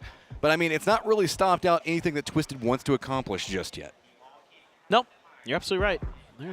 They're not really bothered. They're unfettered in their lane. 2 damage already, for example. He's just, I mean, he was able to turret from the top of that test track for eternity. that is just him farming damage. Twisted go-go, they're go-going all right. They're go-going right into a chicken dinner, it looks like. So many open angles, so many weakened players, for example, to go for. Roth's going to go down in the blue zone. That's going to open up more for Twisted to work from. I think that they know where Levante is in some fashion. Orchid on the other side of this, now going to have to deal with the brute force that Twisted's about to provide. Multiple members up. Example just rolls in with the car. It's going to be firing lines of defense. Batulin's on the other side of it. Orchid's just on the run, trying to get into cover. Lou's going to be the one that gets the knock. Just one up on two different squads, but it is going to be Levante that spots out Example, takes him down and flushes him. Perfectix able to deal with that. Batu knows exactly where Mogore is. That grenade could be the end. Didn't matter. They've got it done. Finishes it, and the sleeping giant has awoken. Twisted Minds takes the round. It's only a matter of time. They are just too good. Big smile there from Batu. And, you know, you see this sometimes with Twisted. They might have a slow start to a day or something like that, but then they get one chicken dinner, and all of a sudden, it's just a rocket ship into space. Twisted Minds is inevitable, man. They will eventually start getting those points. It's just a matter of at what point will it happen. Sometimes in day one, it can be a bit slow, but that said, you know, at some point, they're going to start popping off, and they're just going to start making the lobby have to respond to them. Yep. They're just that good. They're so good, and you can't give them opportunities, you can't give them hope, because they'll just squeeze and just take games. And big shout to Orchid, surviving from some very desperate situations, finding themselves in the later stages of that game. Yeah.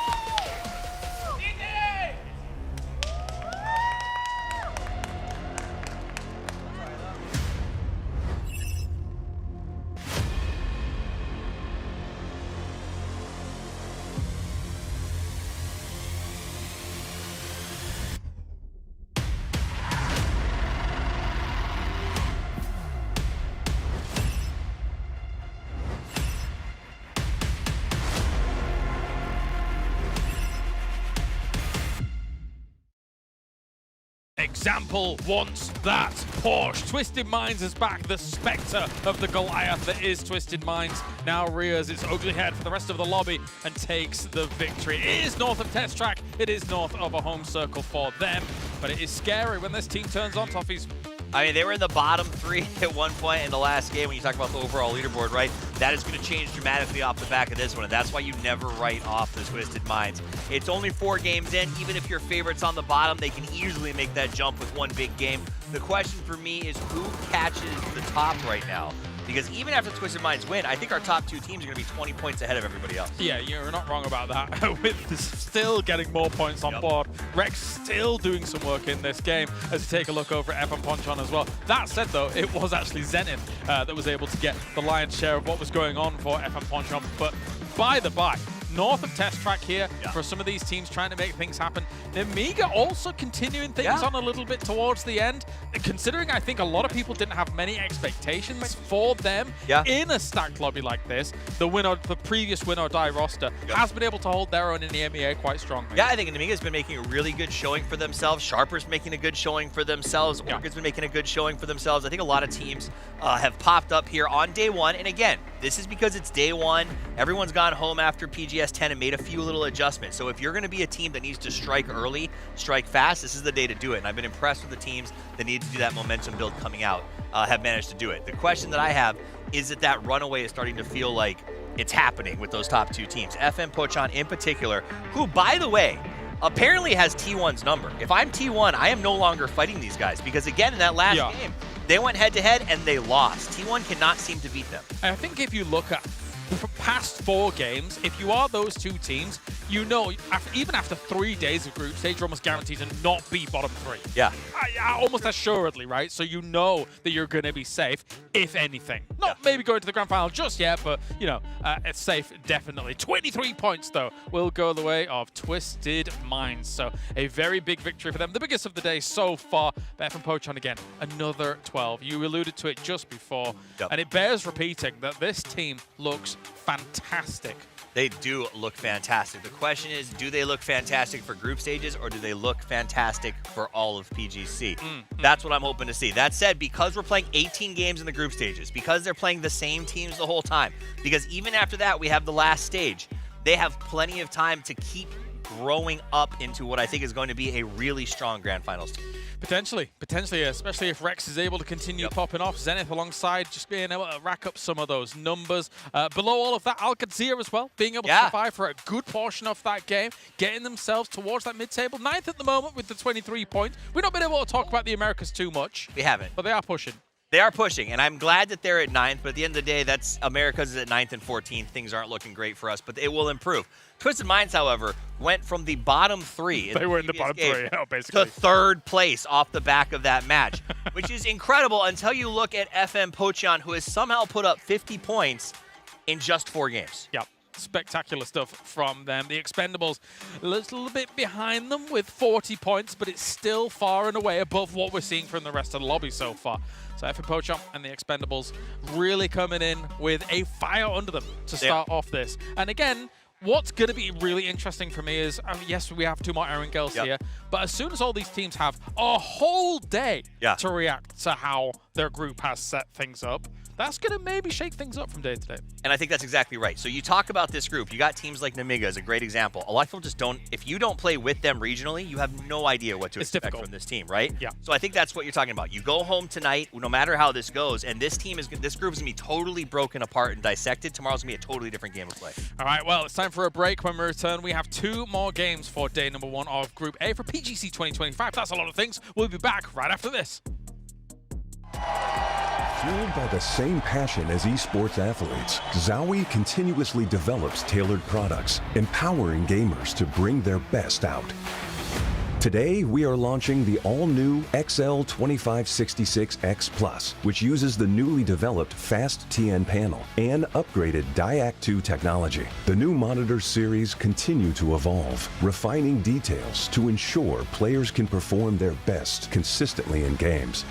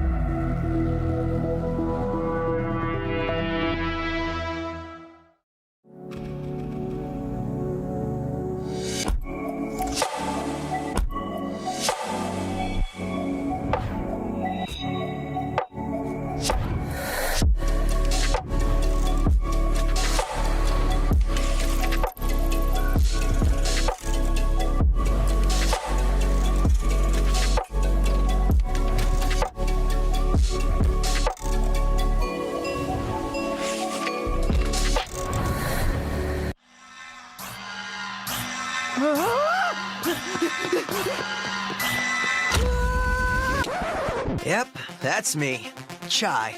And you're probably wondering how I ended up here. Well, it's pretty standard. So, I got a state-of-the-art robotic arm, and then had one of those old music players falling into my power unit, so everything I do is synced up to the beat type of things happen, and now everyone thinks I'm a defect, and well, I might as well fight back to the music. So, you're saying you have musical robot powers? Yeah! That's the dumbest thing I've ever heard. Here we go!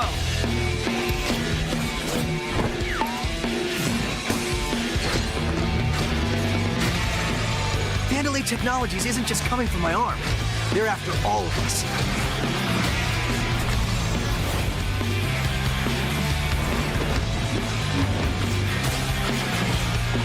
Thank you.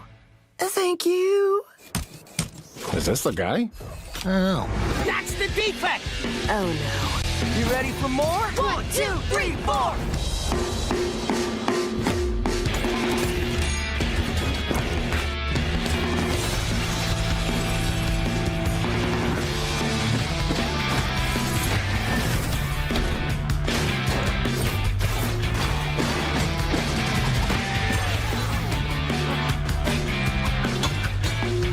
We'll take down this company, one boss at a time. Just so you know, they're insane. I got this!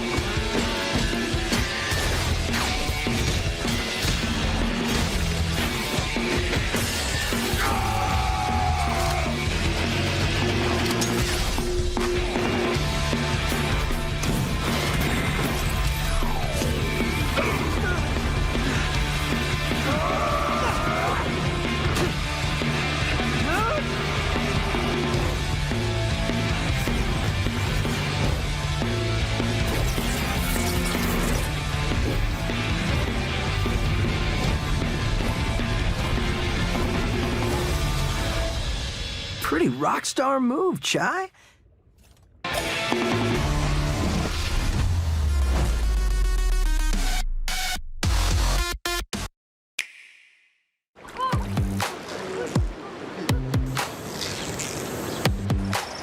I caught the one I've been waiting for.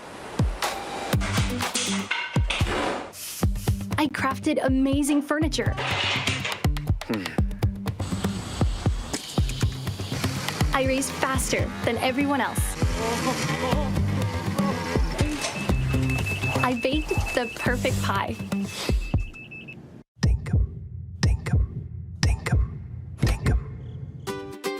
In Dinkum.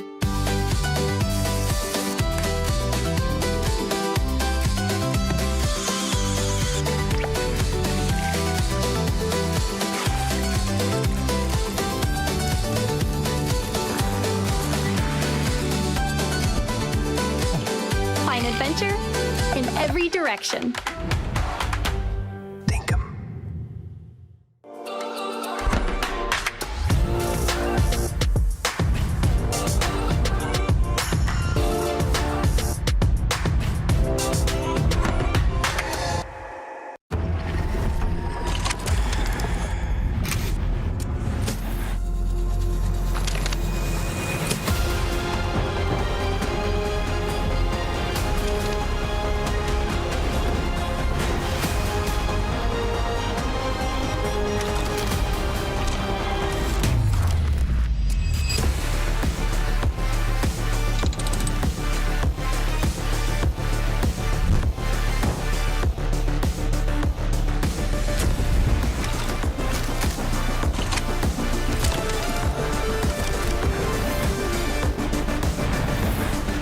Twisted finds a victory in a middle map right as soon as we're going into Erangel. That is scary for this lobby. Exactly. And this is a team that has just one thing on their mind right now, and that's winning this event. Obviously, everybody's thinking that, but with Twisted, you really start to believe that they can because of how good they've been historically, and it's that last trophy that they need in the case to really cement their legacy as not maybe, the best of all time. Yeah, I mean, they're the GOATs right now, but PGC has been elusive in some fashions. The issue I'm looking at, the Expendables are starting to play really, really well. Very clean. Talked about the fact in the interview that they're starting to try to synergize a bit better, figure out the way that they're going to approach, all get on the same page.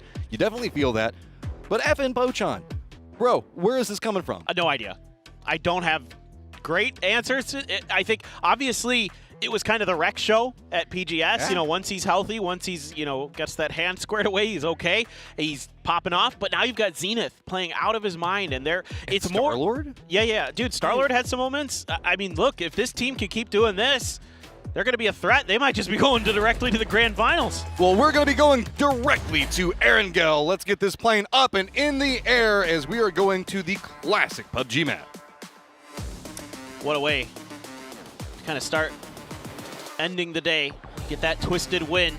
Feel like that is a given in PUBG Esports these days as they continue their march for that trophy, but a lot of other teams not going to be interested in that. A little bit northern shifted here on this angle, so going to cut off the Sosnovka paths, and that makes things a little tricky for some of these alt drops.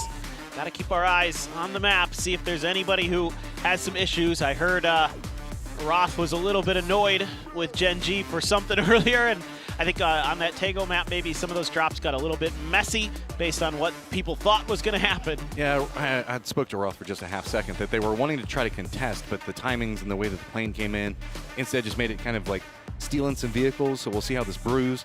I find it interesting. You're talking drop rotations and everything else like that. I'm just looking at a green Erangel and imagining whenever it might be snowy. Ooh, I can't wait for that. Of course this is happening. Of course. What year is it? Yeah, well, it is the year of Yasnaya, apparently, as we are going to be getting some fun over there. Looks like some dust-ups for vehicles, but I think that should be fine. Here we go. Yasnaya time is 4 Angry Men. T1. T1 been fighting a lot at the start, and it doesn't look like it's going to end just quite yet. All right. T1 gets in the doors first. They're going to have good opportunities here, potentially, but they couldn't find a gun. Xiaolu should have the knock. How are you still alive? Oh, my God! Type with the pistols, and a Vector comes in clutch. 2 members for 4 Angry Men already down. The circle is popped, and we're staying around this corridor as well. 4 Angry Men trying all together. 4 Angry Men down. T1 finds it. Oh, the jumping shot at the end from Heather onto Shen. Unreal stuff. Oh my goodness. How T1, most of their players are into the low health territory. Now, Alcazia, again, this is a team that's kind of doing weird stuff on these bad plane paths. Can't find their normal drops. So they're going to try to split Yasnaya with T1. And I'm kind of curious how much T1 is going to be okay with that. But they got to get some loot. They got to get some meds. And did they even know that Alcazia is here is the question. I mean, they might have been very caught up in the drop, but they had to, at least somebody had to spot it. Raining is going to be the guy that's going to be closest to the assault. You can see not really having a lot of loot going in his favor as far as meds go just quite yet. Alcazia just continuing to creep on different angles. Slow and steady in their approach, but they're eventually going to start finding stuff. Their footfalls should start happening here pretty soon. Cowboy. So creep, so sneaky. Pump shotgun too. That's not what Raining's going to want to see if Cowboy gets close enough to put it to use. Raining being a little bit more cautious, but comes into this. No, I don't think he does either, Matt. Oh, Cowboy's just being so patient with it. T1 just had a crazy good fight on that hot drop. But can Alcazia just catch him? Oh, Raining! He's gone far enough. I think he's actually retreating from this angle, trying to regroup with the rest of his squad. So he's now moved away from that building, and Roth's got a different angle for it, but instead, this is all slowed down. Do note that we do have D that's getting closer and closer to Type down in the south as well. Sees him cross. Wow, Raining is just right on the edge of disaster. He's just dancing with it and has no idea. Look at D down on the mini-map at the bottom of your screen, folks. He has gotten well past T1's lines. He is in the middle. So that's going to be really tricky. Like, if the fight kicks off, he might be the real problem. If he's undetected, he could swoop in the back of T1 and find some kills. It's just, does Type figure it out or get a read on it, or who knows? Maybe D kind of pulls the trigger a little too early or something if you're lucky as T1. I mean, right now, Raining is just benefiting from having no idea how close he is to catastrophe. He's just kind of running around and doing the perfect looting that Alcazia cannot exploit. It's so hard for me to tell right now if T1 really has any clue. Because of the way that they're moving. I don't think they do either, but they're moving in such a manner that it seems like they're at least aware that it could be a possibility, but then Heather goes into this apartment, and so that makes me think that, yeah, I don't really think they know. And there's not a lot of information that Alcazia can really get at this point for where all the movement's happening. If Heather opts into going into the other app, then maybe something can happen. We do see the Freaks are looking like they're going to be eyeing Crossroads, and they are going to actually run into this. Very little fear. Levante's already taken some damage, but he does get the knock and the flush onto DL. It's going to be a good knock coming out from Heaven to take down Levante. And now they just got to get rid of Hello My Bad. As Human says, well, shotguns be good in this scenario. Timing, good enough. Oh, man, Human almost didn't get to pull the trigger in time. And, of course, for some reason, Star-Lord's around here. Why not? As this is a very northern circle that we're going to be looking at. It's just going to be to the west of Stolber down into the Badlands, leading into Zaverny itself. Eyes back on Yasnaya. Looks like it's still just kind of in an awkward standoffy position. Well, I can't even say standoff. Just T1 actually has one of their members that's already left. They're getting really close to that. They wanted to try to punish the chip retrieval as JDG looks at, oh man, Heaven. That is so scary there. Got to get to the revive station. Should be able to do so. And it should be getting DL back in for the Freaks. They needed those points, man. It has been an awful day for them. Red Zone does land pretty close to this, where we have FN Pochon as well as E-Arena all kind of hanging out at. That might be some type of issues, at least kind of keep an eye on. Twisted Mind's also getting pretty close over here, as Namiga is just going to be to the north of them. JDG that we saw just a second ago taking shots into what was going on with the Freaks. 17 just going to be to the south of them. A lot of teams already opting into good positions. And you know, just wants to do a little bit of poking and prodding. 17 in the gas station up ahead. very crashable for Twisted if they need to, and they know it. That's why they are approaching from this eastern edge. Of course, your man of the match was Example, pretty much topping the charts in just about every category possible. Almost 1,000 damage, man. He's something else. Always has been.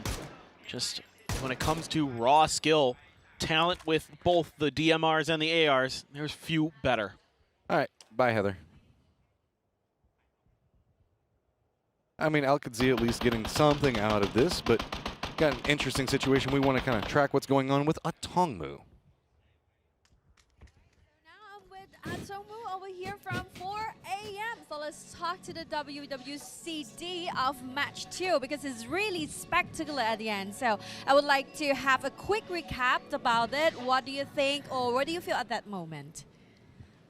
你们在第二次比赛中表现得非常好，想问一下，在最后一刻你当时的想法是什么？当时看到 T 最后一个人打倒耶那个人的时候，我就觉得我们当时已经吃了，还挺开心的吃了。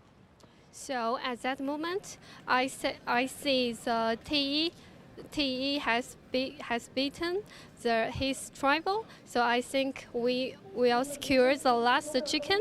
So I was very happy at that moment. All right, thank you so much, Atongmu, and let's carry this on and let's continue the game. If you ever wondered what a loot box could say, now you know.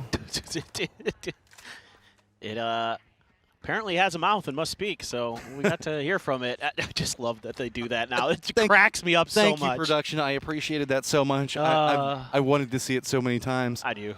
Every time. Okay, Orchid, you're one of the few squads. Well, you're actually the only squad that's not inside the circle right now, so you're going to be roaming down next to school and apartments. Genji's going to be kind of close to that, but you should be pretty fine. Nothing else really going on at this point. Furia did go up next to Kameshki, if I remember correctly, and got their loot, so they're kind of roaming in a bit closer to the Freaks. Everything's pretty calm and collected for the time being as, interesting pathing options and what we're going to be looking at. Yeah, I think considering a change of directions here for Twisted, a couple options that they're setting up there. Taking a quick look at their waypoint pings, an option if it goes east to make a different wrap towards Yasnaya. If it goes west, how they want to approach the next fight. They have to be really careful here, though, because there's a couple teams still in Yasnaya, so that could be a problem, as this game kind of drags on, because a split formation, you're going to have to fight potentially forward for Twisted if the circle goes northwest. That could be a little bit tricky as we take a quick peek here at Type. The timing. Wowzers, Type. That was crazy fast. This is Heather. Love it. Give him the jump. Give him the Michael Jordan there. Just jump up and hit him with the jump shot. I mean, you can see 4 Angry Men just going to be like, whatever. That's just kind of one of those things you write off. Genji and Orchid do end up bumping into each other, and each has a member down. Dosi is going to be able to get the res onto Flame a lot easier than poor old Boo Stick that's just right up against the wall, though. Been tough, and that's Orca with a big point for Genji, who has been sluggish today, along with the Freaks, Furia as well, down there at 8 points, still single digits into the 5th game. Crazy to imagine how good Genji has been. Ooh. Duck juice. Hello? Did he hit the wrong button? I don't know, but December 12th will take that one. He appreciates it. For free. The Freak's going to be roaming right next to the Expendables. That's going to be JDG in Compound. Glory's going to be taking some damage, but this is going to start getting a lot more dicey. Twist is going to spawn out. Evan Pochon's Breakers roams down in the wrong neighborhood. Rex already down very low as well. Perfectix just unloading onto him, but he does manage to make it the rock and survive. Yeah, that M249. Oh, here comes Batulins. He knows they have Rex so weak. If he can get the grenade there. Oh, it didn't even matter. Rex peeked out and paid the price. Great stuff from Twisted, a great setup. Again, I was worried about them having to cover teams coming from that eastern side, and I shouldn't be because they're just too good. I love the M249. I am a big fan in situations like that because it just gives you so much ability to punish teams that are rotating around you. A couple of squads you saw taking pot shots in, seeing if they can steal away something, but Batulin's just going to go ahead and play it slower. Knows the fact that poor old Rex is down. Just a matter of finding him and getting the flush whenever they want. Look, I'm in charge here. Takes it, and should be able to walk back, regroup, and Twisted also has pretty much control of the center of the circle. Bean, please. Please. Oh. Give it when he goes in the door. No. Ah. Look, I love you for trying and bringing out the Bolty. We're never going to be mad about it. Nope. Those are hard shots to hit. They are. It's tough. It's tough. When players are moving, it's kind of hard to guess.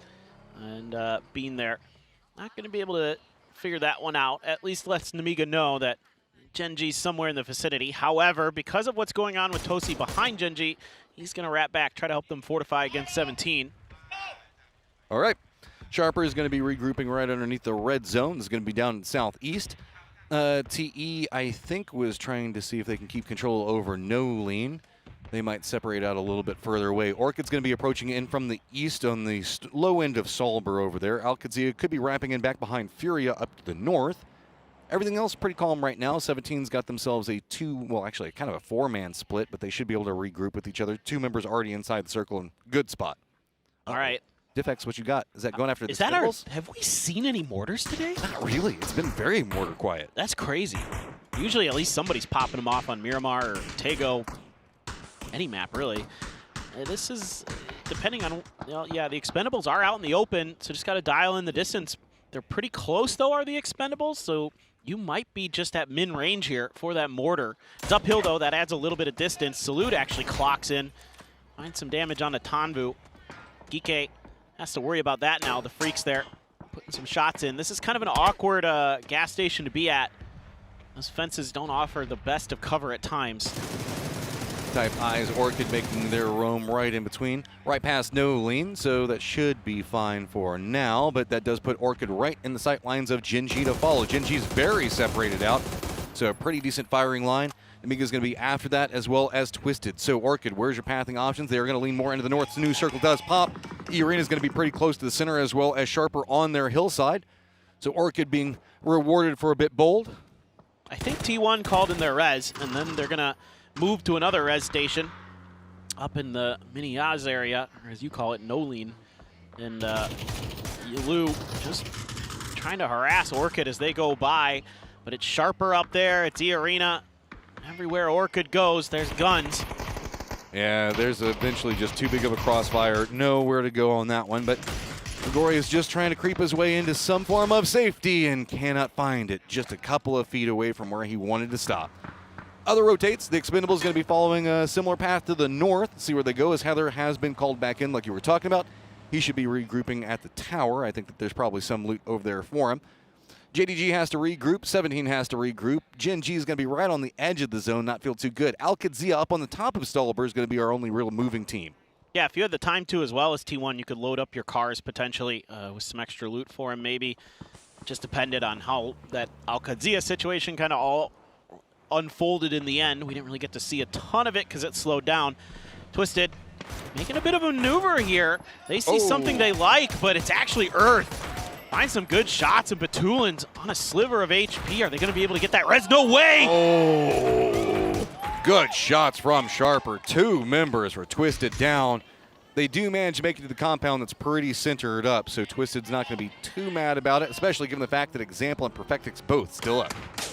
Well, it's probably not exactly how you wanted it to go. Sharper there just living up to their name. Sharp shots.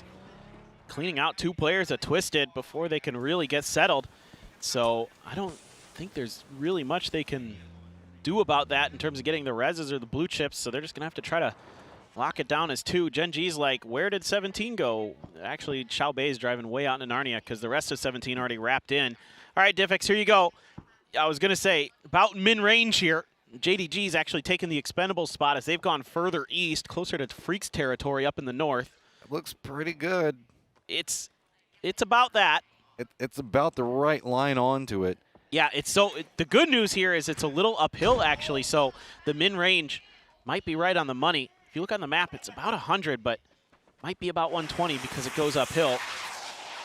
Still a little too far, but they went for the cars. You take that car. Yeah, get wrecked. Get wrecked, in US. this circle, losing cars is actually pretty big because it's pretty open over there. That's a really good point, Matt. So, I mean, even just having damage under the car is bad enough, but watching a US just kind of have to roll down the hill after it gets hit with a mortar sucks. It is less than ideal. And actually, in a way, you know, it's a secondary prize. You'd love to find the knocks here as Gike, but... Oh, but look at the distraction. They're just dropping mortar upon mortar and going to make the foot push right up into the duo. They can't. Everybody's going to be eyes in the sky to try to figure out where these mortars are coming from, and DK can just kind of run right up into their faces. Are they even going to be expecting this? I think Quizzy might have just been spotted. Yeah, Quizzy there, backing off a bit. Oh my God! It just rocketed that US. Give it a little bit of the afterburner. Just now got to get out of dodge. As the circle has popped just to the east of this, JDG is going to have inside track on positioning. FN Pochon does spot out. Looks like they are going to be finish off cold, so fix that. JDG, you're running right up into the Expendables, who are very hungry, and Kalori's Tanbu both just double it up. They're so clean with that. December the 12th is like, please, anything is something safe. This rock, maybe if I'm lucky. Can anybody see me? Anybody home? He's lucky he managed to get there. New set of contenders going to be approaching. 17 following a similar pathing. They're going to be roaming right next to Geek K. Lots of shots, damage already going to be hitting onto him. 17 now going to be eyeing more into the Expendables line yet again. Type goes down. Alcadzia Azrello gets the drop onto him. And now the rest of T1 feels like they don't have many opportunities except to take a fight. It's phase 4. Roth gets the worst end of that. Oh, there's a BRDM here for 17. Oh, Kalori's already had it prepped and ready to go. Nade's going to be roaming in front of him. 17 in a lot of trouble there, but Tanvu has gone down. This is kind of rallied back between the two. Xiao Wu's trying to see if he can line into Delwyn, but Nade's on both sides. That rolls right up into 17's face. Delwyn takes a lot of damage, and he does go down, but Xiaobei goes down as well. Just going to be peaks between the two. Xiao Wu on one side, and here comes the reinforcements on the other side of it. Squad's just chasing after any kills they can find. Xiao Wu got shot in the back and had to turn his attention away from the fight. The Expendables are going to crumble, but the Freaks are finding their moment finally. 3 kills here in this game. EN. Oh, it's actually Escaluzia from Sharper who finds that. T1 just can't make this uphill push work. Have to rethink, have to re-navigate. The coldest of hot drops between Alcadzia and T1 kind of continues as Raining does spot out Roth, gets a knock onto him, and Alcadzia doesn't have too many different options they can play from. They're going to be running right into the north where Fury has already got containment set up. Now, Heather does fall off screen. Namiga seeing if they can get into Genji. Genji was dealing with Heather a little bit there. Bean actually got the knock with the bolt, but they were looking for an opportunity to capitalize, not going to be given it. T1 instead just kind of hedged their bet, send one player one way, another way. Raining at least gets the point out of it. So T1 with 5 kills in this one, going back to the 4 they got, wiping 4 AM at the very start. FN trying to just sled uphill, a little bit above Geek. Zenith spots the player, goes for the grenade. Is it going to be good? Oh, it hit the UAZ and bounced forward. There's a lot of ways that could have bounced, and that was the absolute worst way for it to go. The way that the circle is now popped, not a lot of teams going to be in it. Down in the south, it's going to be really dicey. E-Arena's already going to be charging in after December 12th. Looks like Twisted's also on the chase after it. FN Pochon's Remnants still going to be dealing with PK just to the north of them. JDG's December 12th having so many friends around him. Opposite of Boulder option. Jacob's going to go ahead and get the knock and the flush onto it, and that's going to eliminate JDG. Yeah, nice spray down there for Jacob. I thought you might be in trouble for a second. Zenith, Star-Lord, looking to go out in the blue, has the blue zone bag. Wants to see if there's any trailing members of Geek, maybe set up the flank. Genji has a lot of teams around them. This is a spicy spot. E-Arena, at the very least, a little bit distracted. Here goes Zenith from the blue, can only find 1, almost got 2. Is it enough for Star-Lord to make something else happen with? He's just kind of out in the open. He knows he's about to get shot. He's just juking between it. Does find something. PWD now down. Star-Lord takes a lot of damage, but it is just a 1v1 between the two of them. But Cuban and the Freaks, I think they heard this. Are they trying to pounce on this as well? They should. Star-Lord, actually, the blue gets it, so it's not a point over to Geek. I don't know if Star-Lord's actually going to get those points off that knock, though. Let's see. If the Freaks have anything to say about it, they should be able to spot him. They get a bit more bold with it, but I don't think that they want to. They don't feel safe on this edge. They've got 4 members up. They're going to be pretty close. Salutes right next to 17. Star-Lord got those 2 kills, so that's huge for FN. Huge. Especially with the Expendables already down. Twisted still having 2 members up, 31, so that's where our drop-off's at. We've got a 10 point from first to second. And then about another 13 down into third, but it is dicey. T1 already going to be out, making that a tied position for the time being, but really Twisted ahead just due to placements for now. Gen.G's got to make their run in, and it's going to be right next to Twisted, who wants any point that they can find. But let's not forget, Namiga's just going to be to the east of this. Sharper's on the other side of it, and also E-Arena just to the north of Gen.G. Yeah, the problem for Gen.G is mostly E-Arena here because they've cut off their advanced position and found angles in. I mean, look at the safety that E-Arena's going to have from that rock side. They can just punish Gen.G unless they kind of overcommit to something. Opan's up close as the AUG. Being safe with it. Oh, but it's going to be a problem. Just enough damage on one side. Twisted has to deal with what's going to be going on with Namiga back behind them. Sharper's also going to be throwing in some assistance. Gen.G's going to have a new open opportunity to chase right after E-Arena. All these little dips and divots are not going to be enough. E-Arena can't find the defensive lines that they want. Jacob's got the high ground down into Gen.G. That's a nice double up. E-Arena goes down, and Gen.G continues their march. Man, what a push there for Gen.G. That was so treacherous. The fact that they're even still alive is a big deal. They get some points out of it. Example gets knocked by Xiaowu, 17. Kicking and screaming, not going down without a fight here. Found that BRDM again. So Xiaowu, Xiaobei, the dynamic duo, sitting ahead of Gen.G. Gen.G just running right behind them. They get out, and underneath the feet, Orca.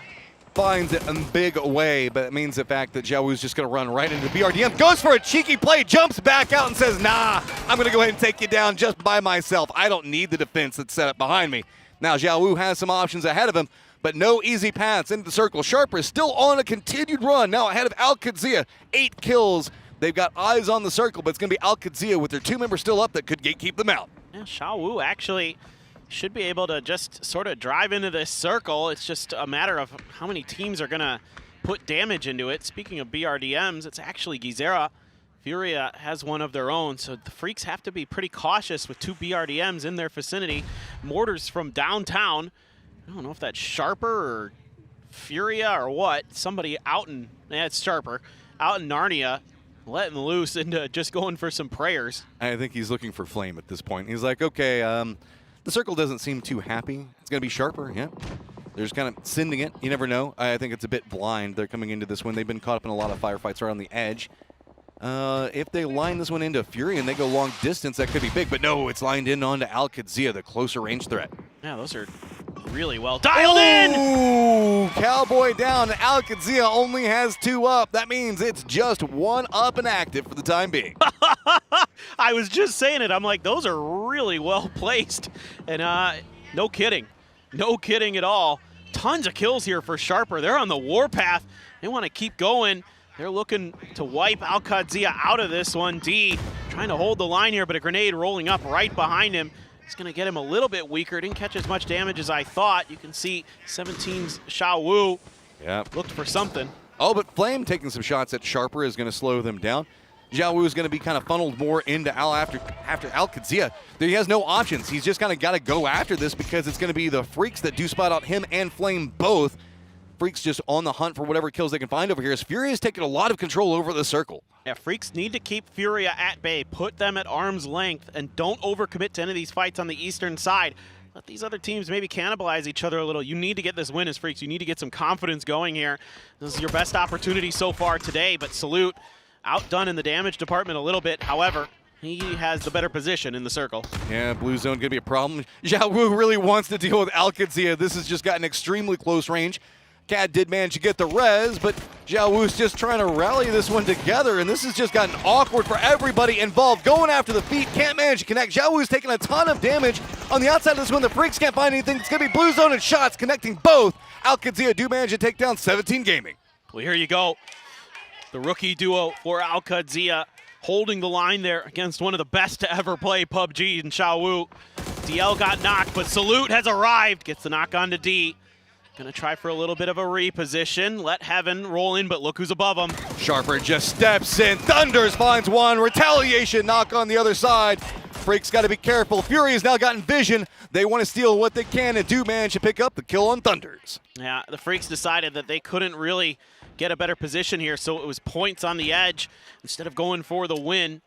Still, though, they can do more damage, no doubt about it. That's actually Gizera who's going to find Cowboy off screen. Sharper maybe in the worst position now of anybody in this one. They're pinned in. the Freaks are starting to use this hillside that they have to get ahead of them. Go for a little bit of a peek, but a couple cars there for Sharper to stay hidden for now. Circle 7 going to be closing here relatively shortly. Utility heavily favoring Furia right now. Freak's got some to work with as well, but Sharper's been on a lot of firefights, not really capable of chasing crates too fast. You're talking about Sharper in their position being very, very harsh. Gezira's now set up on the other side, outside the safe zone, just to make sure that they're just cemented in on position. Looks like Freaks might be opting instead. They're just going to see if they can broach in, maybe in a more northern wrap. There's already going to be Posa up there waiting. A shift coming up from Furia. Looks like they've read this right across the hillside. How much damage can Posa get out? Going to be good shots coming out from Furia. Solid defense. And everybody on the Freaks just goes down. Furia jumps him on the leaderboard to boot. Kawazine with the MG3. The tier 3 gun. Perfect situation for that to be used. Sharper trying to make a move, but Kawazine again. That MG3 is singing. Just 2 members up for Sharper. They've been on an absolute rampage to the circle, and everybody's just kind of roaming around through the middle of it. Furia's got multiple members up, but it is just Earth Zapuli, the last one up for Sharper. 9 kills, big run up, sitting in 3rd. But Furia wants this game, and they're gonna get it. Yeah, big smiles there for Furia. The Freaks tried to make a move late, see if they could catch Furia a bit off guard, but little did they know there was a machine gun waiting in those back lines, and it smoked them. You now see why Freaks didn't want to push that side, because I get it now. Really well defended by Furia. They make it in the later stages, man. They know how to defend up and really make it hard for you to find any actions. But big game from Sharper there. It was. They had tons of kills. I mean, fighting all over the place and winning them and getting people in transition as there were some rotates going past them. They did damage to the Twisted early to make sure they weren't really a threat going into that late game. I mean, even starting with a hot drop and fun stuff coming up from T1. Just a crazy game.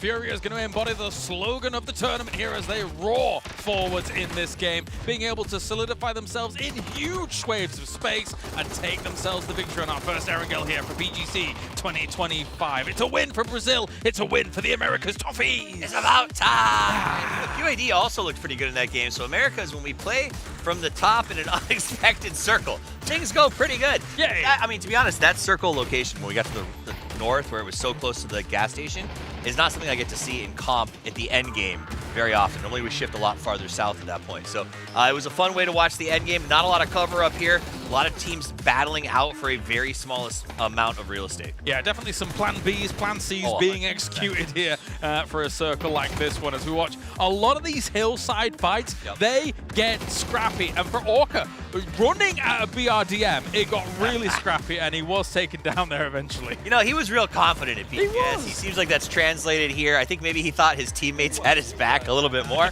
But 17 said, no, not today. And they have been hard committed to the BRDM, 17. I'll say that right now. This is like the third game we've seen them trying to run that as a strategy. So we'll see if that continues. Pretty fascinating game over on the north side. I think it really just came down to a lot of unexpected shifts and teams just chasing the ball and having to sort of get fed into bad spots over and over again. And with a circle like that toward the end, where Furia has so much control, you're expecting them to get a win from that kind of game, with all the teams in that southwest side just being dismantling one another in time as well. Sharper, though, getting themselves towards the late game. Another good game for the Taiwanese teams here to be able to rack up even more points on the day. I can't believe they got another. I think it was second place. 15! So a huge performance. Another 15 points for them as they go up the climb. Furia going to be very excited to walk away with those 19s. Freaks, who traditionally start very slow on day one, actually managed to get themselves a third place. That's going to be nice to see. But I think the story for this game was teams who were in the chase got some points. You know what I mean? Like, we've seen the teams that needed it put up some numbers here. I was particularly excited actually coming into PGC 2025 to see how our Thai teams would do. Obviously, we don't get to see full sense until the grand final, so my eyes had to avert elsewhere. Yep. What are they going to do? How are they going to fare? They've got the opportunity to play on home soil and probably have their training ground closer to venue than most of these teams, right? So, for Sharper, that kind of thing seems to be paying off in spades. I mean, you cannot understate how valuable it is to have 33 home court advantage, whether it's fans, whether it's food, whether it's weather, like these things all play into it and keep you strong. FN Pochon, however, still managing to dominate this leaderboard at 54 points after 5 games. The Expendables still at the same distance behind them as they were going into this one. Yeah, an extra 4 there for FN Pochon, an extra 4 there for Expendables. So keeping even Stevens with one another at the moment here. But for all of those teams on the south side having to push up onto a circle like this, again, those hills are going to get the better of you. We watched as Twisted Minds start things off pretty strong at the start of that game. But then you have to send yourself alongside the hills, up on the Salba, and you can't really solidify yourself. No, and the hard part about those rotations is you're going to lose, right? You lose one here, you lose one there, you lose another there, and eventually you just start to fall apart. QAD, we talked about them at the start of the last game, how they had moved into sort of that mid-tier. After this one, they get into the top 5. So everyone steps away from making those moves if you can get it in now. That is big. Tanvu's giving some fighting words to the rest of these guys here. As you can see, us getting ready for this game as well. We have one more for today. Everybody needs to lock in before they go home and start reviewing what is available to them, because again, they will have one day off. We will be going to Group B tomorrow, and that will give these teams ample opportunity to try and adapt to what they've seen so far. For 17, as you said, they've gone for a lot of BRDM plays, and for everybody's concerns about BRDMs coming on in, they really haven't made it work too well here so far. I mean, I think that people have just answered BRDMs. They understand how to break them down. They're not as scary as they used to be. Even with the change to the Panzerfaust, there's still a good way to bring down the BRDM through just good old-fashioned shoot it up a whole bunch of times. So I think the fact that we've learned how to stay away from it and outplay it has made it way less effective. That's the thing as well, right? I think there was obviously some chatter and talk about the potential limitation of Panzerfaust being kind of added to those trunks and then being able to transport them around a little bit more difficult because the weight increase as well. But it really hasn't even been that as the answer. Everyone's just spraying at these BRDMs I think now. what you've hit is it was a community answer. So people said, I don't know how to deal with the BRDM. And then universally, without discussing it, every player said, you know what? When I see one, I'm going to unload a magazine on it every single time. And that has been what has broken the BRDM strategies, because you used to be able to drive, and if I saw a BRDM, I sat back and said, well, it's not my problem. I'm just going to let them go on by. Now I say, no, I got to dump the mag so someone else can finish them for me. Well, especially with a lot of players, actually, when you look at how much their ammo they're carrying at the moment, it almost feels like a little bit more extra a response to that. You're seeing a lot of these players with 255 5.6 running around, right? A little bit less on some of that util, even though it's still obviously extremely important for some of these late games. I'm getting word that we are just 1 minute out from the game here, so a small technical issue, but so far so good for today. I think with one game left to play, if you're a team like Sharper, a team that has benefited from no one really knowing you or understanding what your plan was coming into this event, you've got to make a big last game, because like you said, people go home tonight, they look at these strategies, they break them down. What Sharper did today, they can't do next time. They're going to have to replan. So now's the main to get moving, put rubber to road, and make a push. And a team like them doesn't have as much international experience as Twisted, as all of these other guys that are constantly at PGSs to make those adaptations, right? So it might be a little bit more difficult for them, but let's get to it. It is the final game of the day here for Group A for PGC, day number 1. Let's go to Erangel, boys.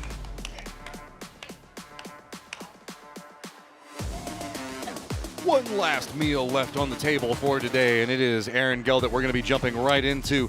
Interesting situation looking at Group A, since everybody in Group A has off tomorrow. It's going to be a lot of odd review, like the desk is talking about. They're going to be able to deep dive, prepare, move into the next time we see Group A again, because it is just the same groups all the way through this. Well, you're going to have teams like Genji, like the Freaks. I think JDG for you maybe as well. Going to need to really figure some stuff out quick, because you can't be one of those bottom 3 teams. That is a position where you are just knocked out of the event right away. If you get bottom 3 in your group here during the group stage, you are done with your PGC run for 2025. Are we dropping Yaz here again? Looks like we have a commitment from 4 Angry Men and T1 both. I don't see Alcadzia over there this time around, though. Nope, they dropped late, so Alcadzia is just going to opt into more of the Milta power angle. So 4 Angry Men, T1 time, baby. Round 2. Fight. In a few minutes. In a few minutes. Well, once they get in the ground. It'll be happening here in a second, Matt. Don't worry. Oh, yeah. It's a bit of an awkward drop for this, too, because it looks like T1 is dropping a bit further. 4 Angry Men might be short dropping it. Can't quite tell. See how the landing's going to be coming in, and 4 Angry Men do land, and yeah, T1's going to stretch it just a little bit further. Well, one player stay there. Oh, yeah. And a Millie to balance it out. Let's go. Millie circle time. Wouldn't be the first day of an event of PUBG Esports list. We had a Millie circle. Crowd loved that one. They did. FN fans loved that one. That is true. There's dozens of us. Dozens, I say. Dozens. Okay, so instead of a hot drop, we've got a nice kind of lukewarm drop. We do know that T1's going to go after this one. Or it could also, looks like they're sending one member up to the north to see if maybe they can get something and pounce onto this one, get some kills or something. Boostic's being brave. It seems a little more standoffish this time. 4AM not really getting any kind of wild hairs. They're just... Well, I would imagine that 4 Angry Men, after the last one, wants to avoid any firm hot drop. They want to get their loot a bit better under control before they try to go for a weird position because T1's a bit ahead of them on the leaderboard. And, you know, for T1, it is also a little bit weird because you want to get up towards one of those top 5 spots, go directly to the grand finals, whereas 4AM's just trying to cling to life here and still give themselves some hope for that opportunity. Man of the match will be Kawazine. Yep. Well played. Yep. Control angles. I mean, they did everything. Like, that's an awkward ending circle, too, because it was so, like, I don't know, the way that the circle lined into how the hillside just kind of increases there, and it's so vertical. Yeah. They just read how to play it so well, realizing how people were going to try to wrap on the low side. Yeah. No, it was so well thought out and set up. I mean, they've got so much safety there with the BRDM, with the MG3. Like, I was watching them the whole time, and I'm like, man, you guys are so spread out. Like, maybe there's an opportunity, but, speaking of opportunities. Yep, it's hype. It doesn't matter the gun. It doesn't matter when it's going to happen. Type just kind of unload on somebody, dude. It is just, he's got such ridiculously good aim. He gets half damage there. That's so good. I mean, how many first kills has he had today? Yeah, I know. 3? I think so. He's such a talented young player. I mean, I can't wait to see, as he matures the next couple of years, what he's going to be able to do. He doesn't seem to be letting up. I mean, last year he was great. This year he's great. He's just got potential. So, welcome to Crates in Georgia Pole, where JDG has decided to roam in. Namiga's trying to figure out, okay, what do we do about this? This is a weird situation just in general, especially to do whenever we get a Millie Circle game. So, looks like they're trying to set up some crossfire angles, and Levante is going to find it on D'Souza. Well, this caught JDG more off guard than it did Namiga for sure. I think they're anticipating that anybody would have stuck around here this late. Maybe we're hoping to scoop up some extra loot, and instead they've got a fight on their hands. This is a team that doesn't want to be scrapping this early, I don't think. 17 going to use the E pickup, and a lot of territory still open on Sosnovka because of this plane path, Matt. You know, not many teams were anywhere near the military base island, so they're going to have their pick of a couple pretty decent spots, I think. Interestingly, the Expendables were a very early rotator to military. You know, that is pretty rare for them. Yeah. Usually they like to tail in, see if they can find some firefights on the backside of this one. They talked about the fact that they wanted to play it a lot cleaner, and it looks like that's what they're trying to do. We haven't seen them be as, I guess, violent in Circle 1 or 2 as we can often see them be. True. It's a good shout. It seems like there is a little bit of adjustment in their big picture game plan and their macro. And taking those crossroad compounds on the west side, really, really nice. Cold. Well, saw for a moment. Oh, and he gets another. Hello, my bad. Caught out in the open a little bit. Nice grenade, though, from Gadrox. That is on the money. JDG just cannot find a way to start some of these games today. Now it's just going to be Spaceman December 12th. I guess seeing if maybe they can get the flush, get some point, get something out of this one, because this is just a horrid start. And they know that they're going to be bogged down over here for a while the longer this goes on. And they still have to get to military afterwards. Spaceman takes a face full of lead and just has to walk away, praying the fact that December 12th can come over and pick him up.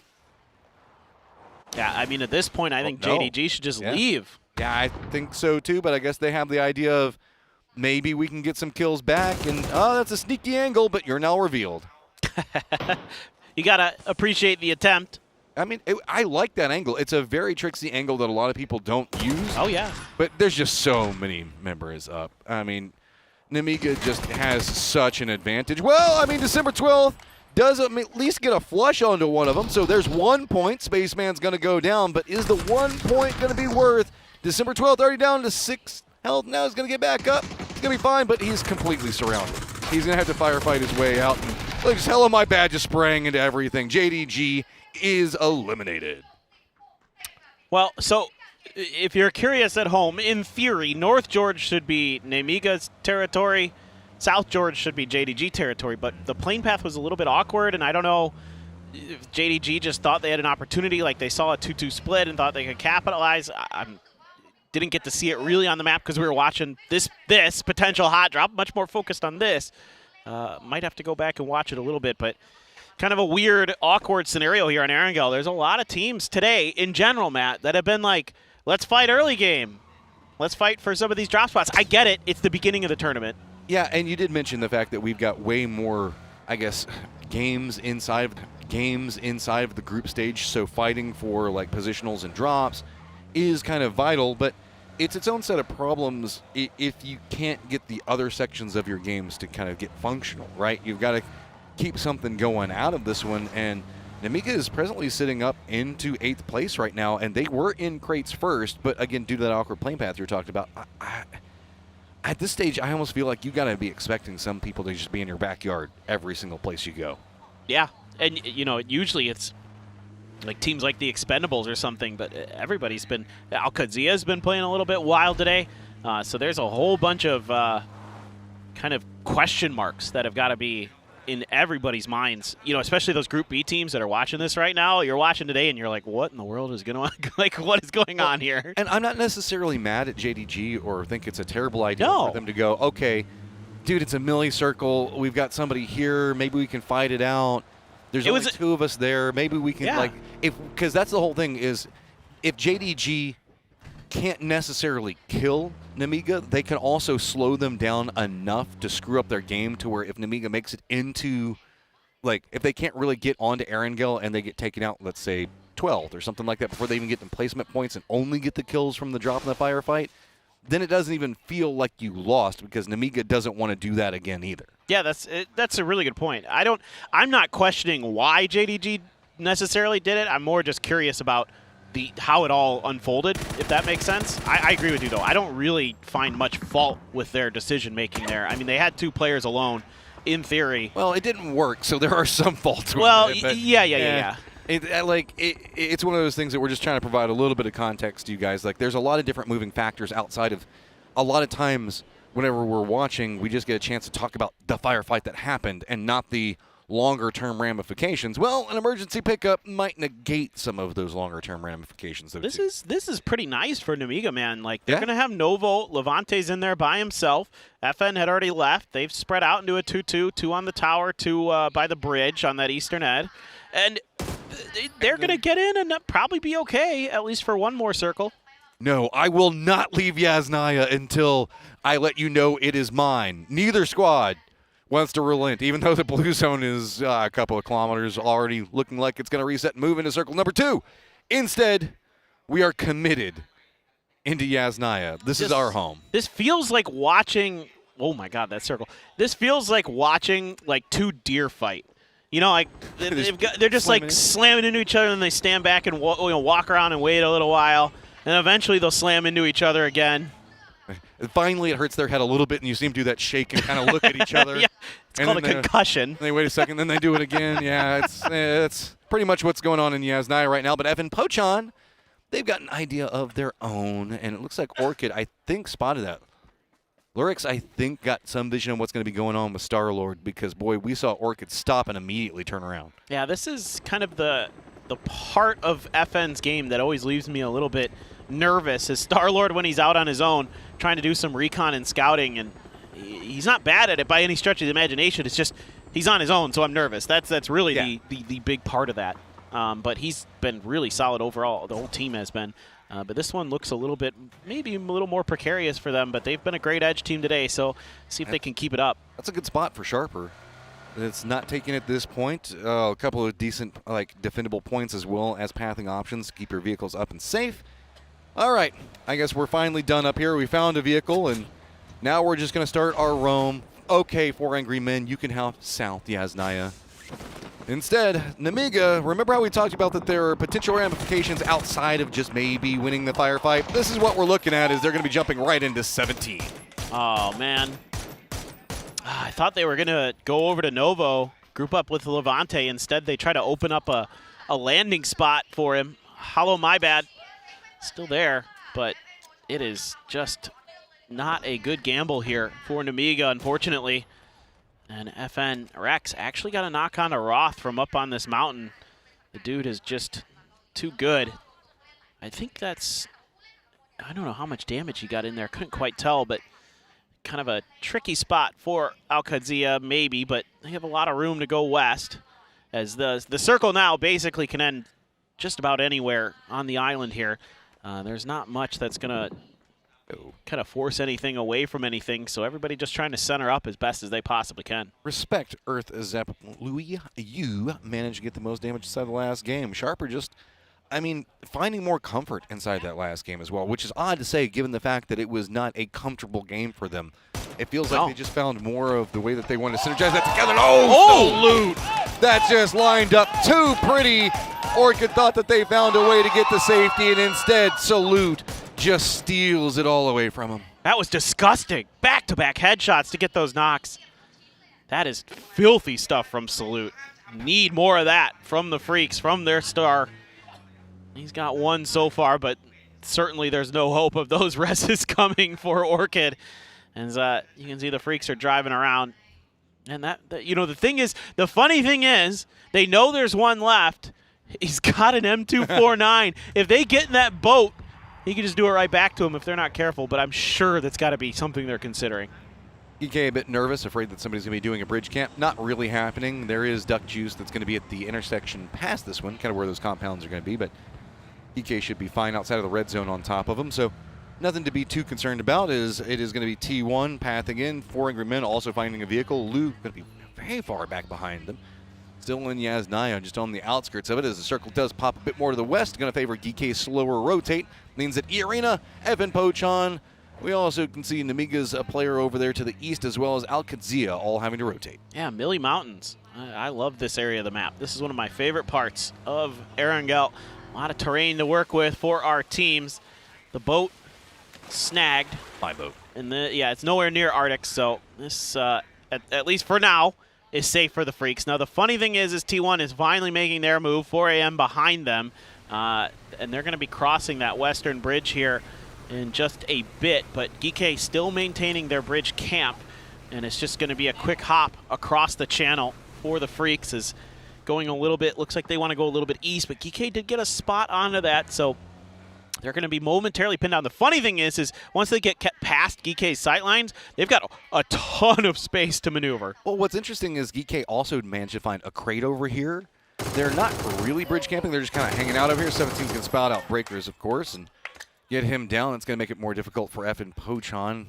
There's no real easy path for them. They're going to bump into a squad no matter which angle they come from. This is now going to have a stack of squads, and most notably T1, 4 Angry Men, again over on this western bridge. GK, if they're slow in their looting, might actually opt into getting involved as well. T1 sees this, and they're just going to go for it. Yeah. 4 a.m. should just be dead here. Oh, no! Crashes at the worst time. 4 Angry Men, you survived for so long, but in the end, Yasnaya control, I guess, kind of goes to T1. Kind of. I'm thinking about it, I guess. We decided Yasnaya control at the western bridge to Millie, right? Done deal. Sure. Shaolu's sitting here. I know. I don't know what's going on. He's moving, so he's still alive. He's just kind of vibing. Hey, bro. I'm going to res you. Look, it's my city. You can't have it. I'm going to res you, and you're going to drop into the next opportunity that it lets you, and there's going to be players everywhere, and you're not going to be able to get anything. And you might be able to pull off the Batulans and just hide, but yeah, that's about it. That's about it. And, I mean, there's a couple of places in the hillside you can land, right? Evan Pochon being, I don't know, no fear, just rolls right next to 17 and Furia both like, okay, this tree's good enough, I guess. Gizera seems so concerned about a crash. He's just holding a shotgun in a corner, letting FN just kind of drive by. It might bait them into trying to go into that compound. Have to see. Hello, my bad. Oh, back to the bush. 17 has to think that maybe, you know, that last Nemiga player is around here somewhere, and they might be looking for it. But Rex gets an inkling of 17th position. Sees 2. I'd back the heck off of this. Oh, yeah. Saw it a bit too late as Star-Lord's going to go down. 7-7 spotted him, and now it's just kind of solo missions. The circle pops a bit more down to the southwest as well, so that means everybody. Look at the cluster and the rainbow of teams over in the east with so few options. You're just going to have to fight now. Oh, here goes Hello, my bad. He got the knock there. Starts throwing in Util. That's a great bounce. I think that's a Blues. Oh, it went left, though. It didn't actually bounce the direction. It got the distance through a couple. Oh, he didn't guess correctly, I think, on where they were actually sticking the res. Gen G underneath Alcadzia here over at the C block. Two teams that are not necessarily friends with each other today either, as we're starting to get a whole bunch of mini rivalries today. Flame, though, steps around the corner, does get the knock on a Cowboy, but D gets it quick back on the other side. Orca being up for Gen G, spots out, and that's a lot of damage coming out from Orca. Rillo goes down. I'm not sure if all those bullets were just hitting fence. Looks like maybe Orca should have been doing a little bit more damage there. Bean's on the other side of this. This is technically a pinch between the two. An awkward pinch using kind of like, I guess, the barracks as a go-between, but I don't know. This is a really hard area to push. Yeah. Oh, the grenades just aren't quite far enough. He has the right read on about where they are. Just coming up a little bit short on this. Rello trying to hold the line on the inside. Tosi not resable. So Orca Bean continue on. Everybody's just following footsteps. You can hear it. Every single time, like, there's a footstep that happens, the other team just kind of pinch back around. T1, you've got friends in GK. Remember how we talked about the GK might be a bit slow out here? Bean does spot out Cowboy, and now it's just down to him. Well, I mean, Gen G is not going to go down without a fight, but it's just a tough one. Bean. Oh! He didn't take any damage. I mean, he's making it happen. This is a hard hallway to push sometimes, especially as a solo. I like the fact that he checks the higher area, making sure that nobody's going to be pushing him on story 2, but this is weird now because they also have Orchid that's very close. Dude, Rex is just running around killing people by himself. The guy's just a monster. Bean, you better be careful. You have a squad that's thinking about doing to you what you just did to them, but he already knows. Dude, someone call Steven Spielberg. We've got the next T-Rex ready for the Jurassic Park movies. Oh, steps. No fear, dude. Look at this. He is just finding point after point. Gen G, where has this been all day? Well, he's maybe running out of luck. He's making his own right now. No fear. He's got a read on every single person and knowing how they're coming after him. That's just really well done. Boost it, putting in some assistance. Finally, the luck wears out, and Gen G gets eliminated. Yeah, it's great for Orchid there. They get a bunch of points off of that. They get 3 kills, and they're coming out sitting very pretty mostly. They're only 1 player down overall, trying to drive into the next circle, but Twisted Minds has most of the rest of the military bases in the zone under control. Heaven takes down Posa. A little bit of revenge here maybe for the Freaks. Salute's getting a lot closer here. Heaven out in the open, but Kauzing can't do much about it. And Heaven says, back off, brother. This is our end of the circle. This is a weird position to try to defend for now because you've got the Valley and the Hillside, but the Hillside's already kind of under control of E-Arena. DK's on the other side, so there might be a pinch onto E-Arena that could be happening, and that could open up more for the Freaks to work with. Yeah. But there's also Zenith that's back behind the Freaks. So the Freaks are contained. They just don't know it yet, and they just have to firefight their way out. GK's PWD, though, just says, nah, I'm just going to send it center circle, rolls right back. E-Arena just doesn't even care. Yeah, I mean, I think if the fight had kicked off with E-Arena and GK, then I think that would have been the signal for the Freaks to try to third-party that, go in a different direction. But like you said, PWD just drove right by. And the thing is he leaves Diffix out in Narnia. Spyro is out in the blue trying to find the last T1 player. So Geeky is mega spread out, and it's kind of not giving the Freaks the opportunity that maybe they could have had otherwise. So it's into the car, and maybe they just send it too.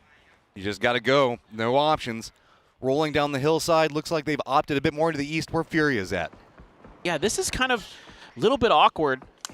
The Freaks are just looking for fights on the edges, looking for those points. There's Diffix claiming Heather, so T1 does go down after quite a long while, but they'll find 3 more points and still be sitting in third currently. Not going to finish there, probably, with Twisted still in this game. Sharper as well, knocking on the door. I'm still nervous about Zenith. He's going to pop out some point. Oh, he took the shots at Salute, but Salute spun it back around on him. Take him down. Sharper, you've been on it today. What can you find and sneak around from? Oh, no. Gike. Nope. They didn't want to go after the Expendables down to the south, so instead they go to the east. That's right in between E-Arena and the Freaks both. Hard to imagine. They have an NG3 of their own this time. But hard to imagine there that those last 2 Gike players get much further in this. DN Freaks doing the damage down towards Furia. You can see they're lighting them up on the feed there. Yeah, there you go. Kawazine gone. Goodbye. Little revenge here. It's all right. MG3. Can you do anything with it, though?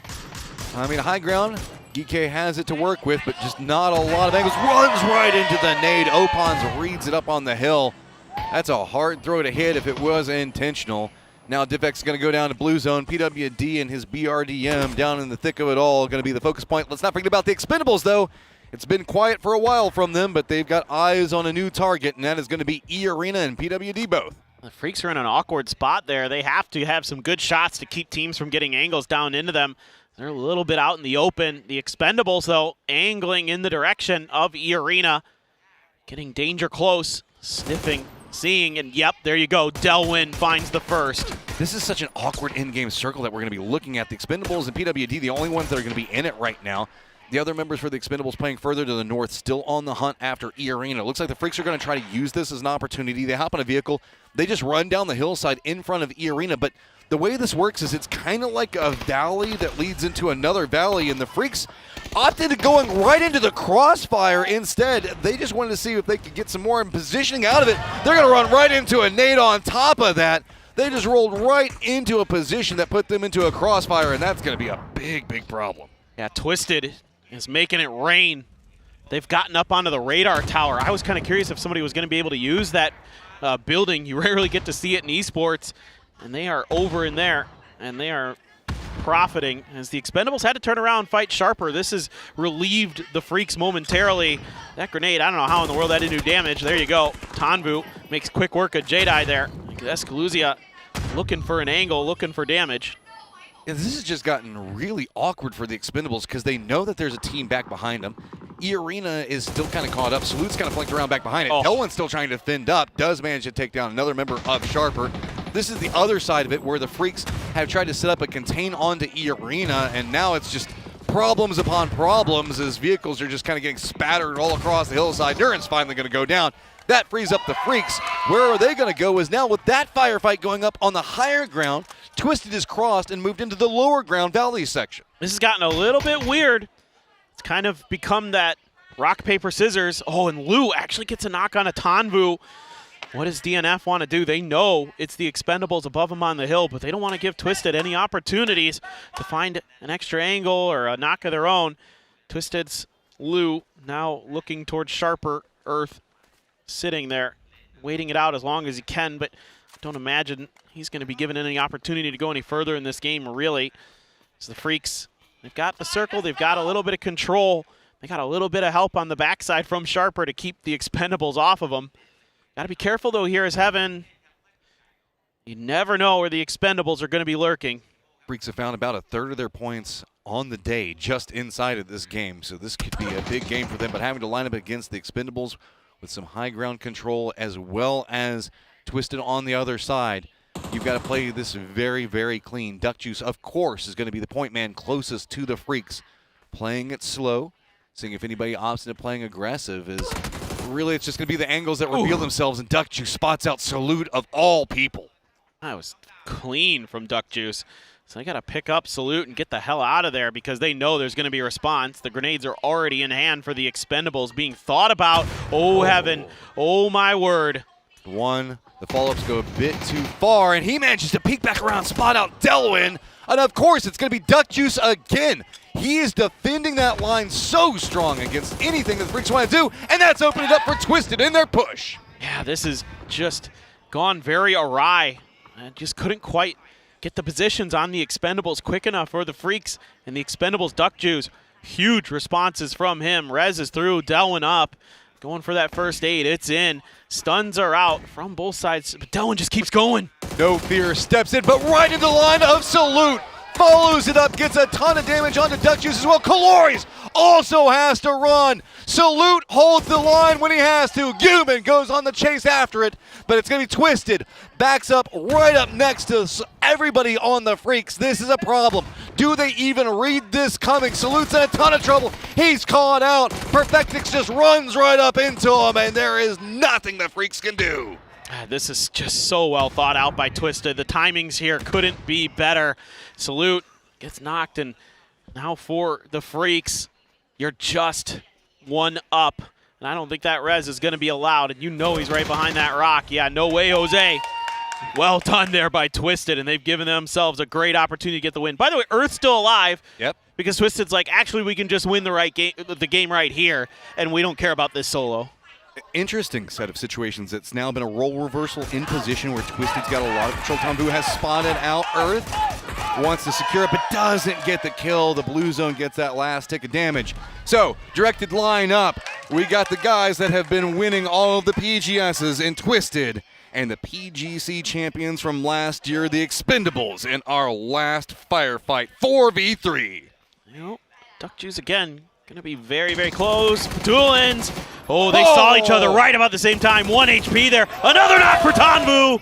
Finds it. Big plays coming up from the Expendables. Duck Juice has just been a powerhouse, holding the line for his squad in big moments. But example, Perfectix on the other side, waiting. They know where the information's going to be coming. Tanvu wrapping very low. Center in control by Twisted right now. But Expendables roaming together. Tanvu leading the way on one side of it.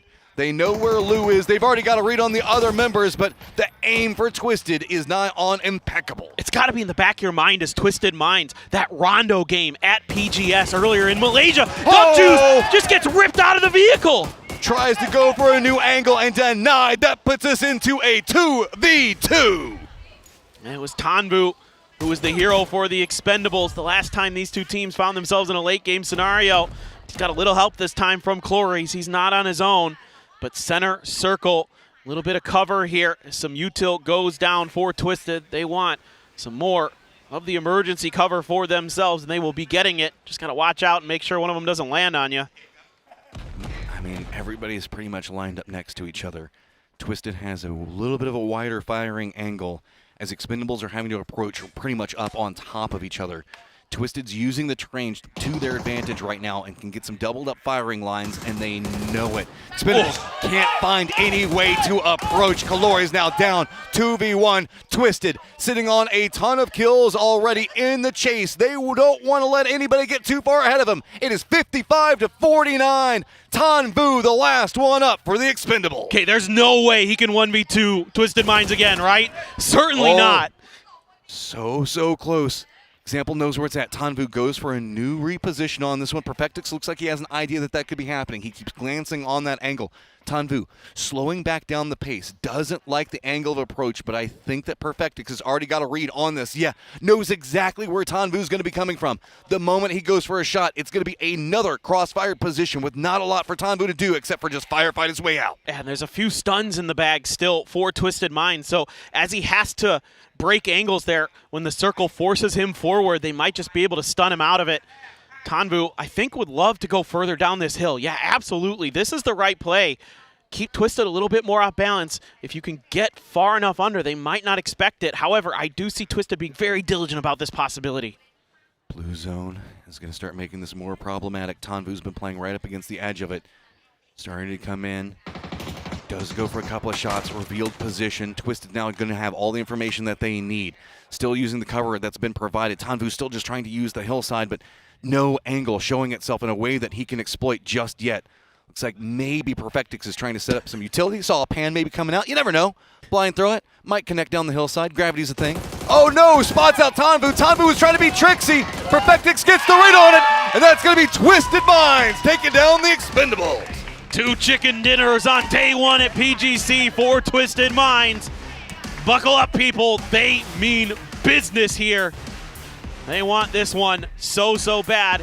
God, what an attempt from the Expendables. They got that extra man advantage, and it looked like they might be able to do something, but yeah, a little bit of frustration. That's a squad that always looks happy. Yeah. Does not look happy losing to Twisted. Portents of things to maybe come, as Twisted didn't start strong, but boy, they have been on a tear these last 3 games. Yeah, man. Just, it's almost like, well, we'll see you in the grand finals. It almost feels like that already. Oh, dude, it is going to be so back and forth. This group is going to be nuts as we keep going back and forth through this. We've got 2 more days of this. We still have Group A. There is so much to be looking forward to. Let's go ahead and throw it over the desk, get everything prepped for tomorrow.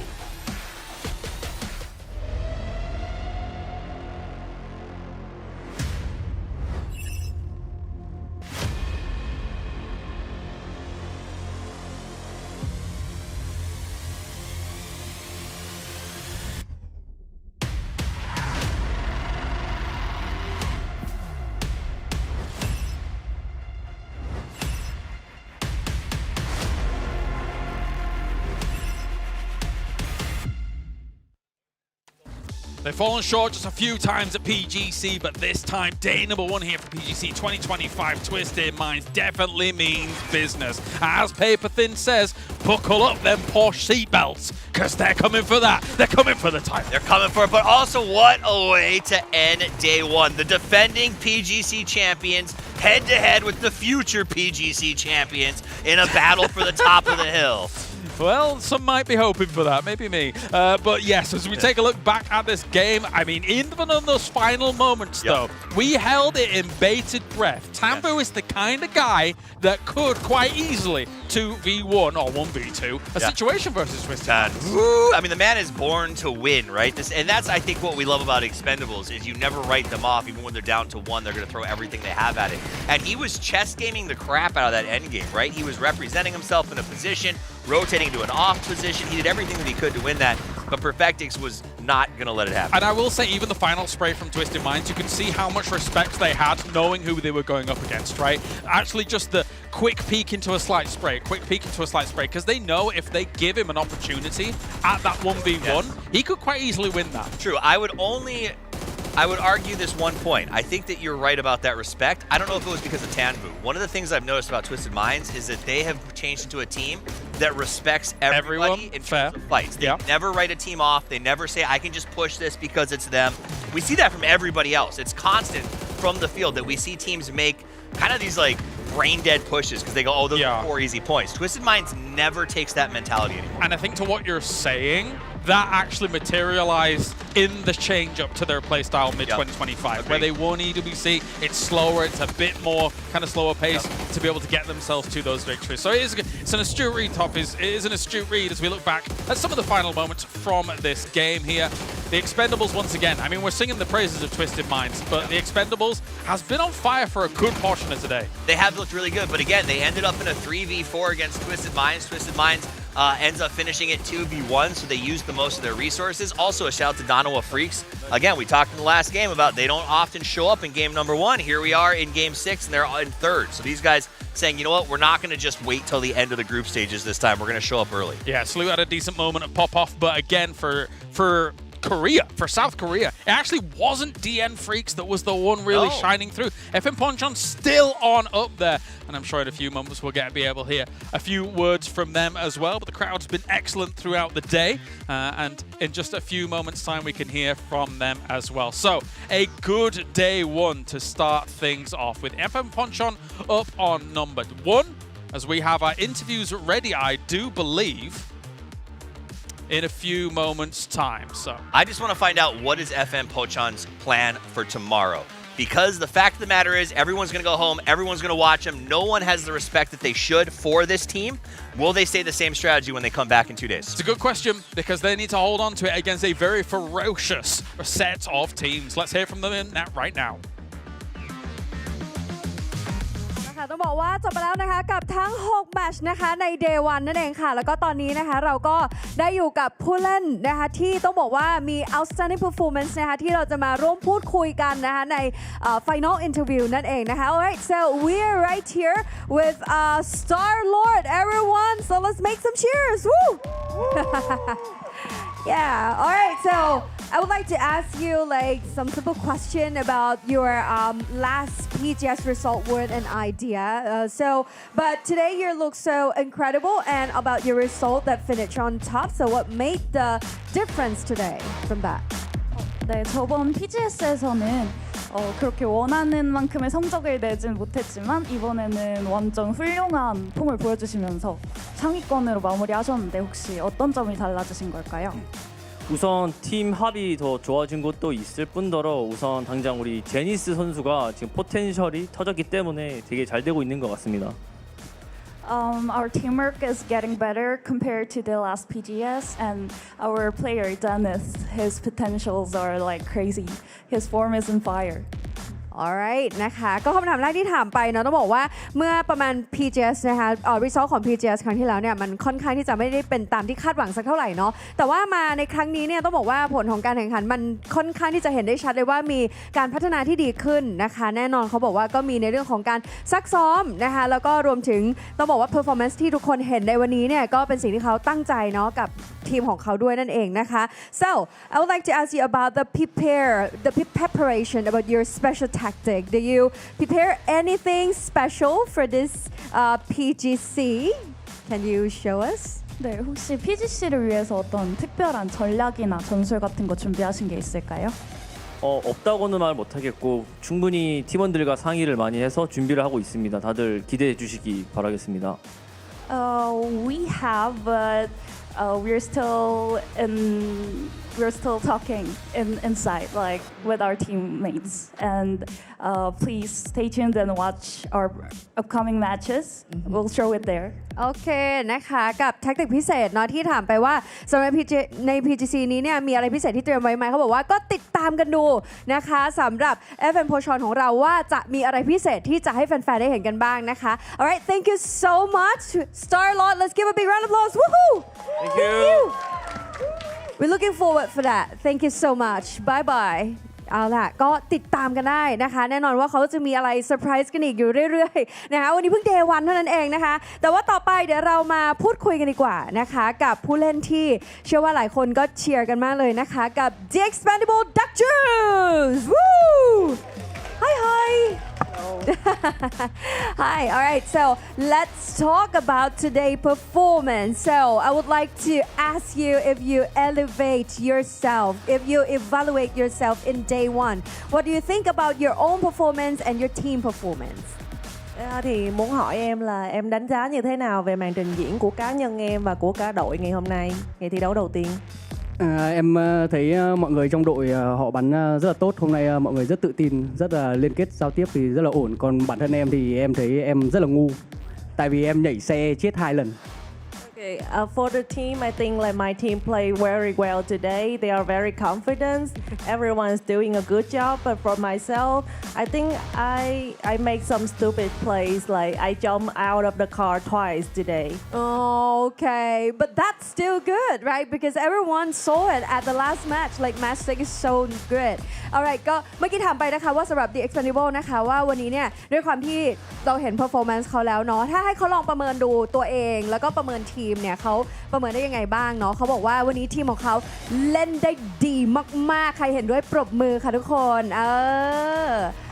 แล้วเขาก็บอกว่ารวมถึงตัวเขาเองแต่ตัวเขาเองเนี่ยบางทีอาจจะมีการตัดสินใจที่ผิดพลาดเล็กน้อยนะคะในเรื่องของการแบบกระโดดลงจากรถบ้างถึง2 ครั้งอะไรอย่างเงี้ยที่เขารู้สึกว่ามันเป็นการกระทำที่ดูไม่สมเหตุสมผลเอาซะเลยนะคะFor the second question that I really want to ask you so back on stage right here now I think you're like the defenders of the champion because like last year you are the champion, right?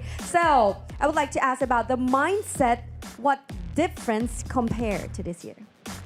Lần này đến đây bước lên sân khấu này thì em đến đây với tư cách là nhà bảo vệ chức vô địch của mình. Đấy thì em nghĩ là lần này mindset của em khác như thế nào so với lại những lần trước. Em thấy mindset này lần này của em thì em thấy em tự tin hơn.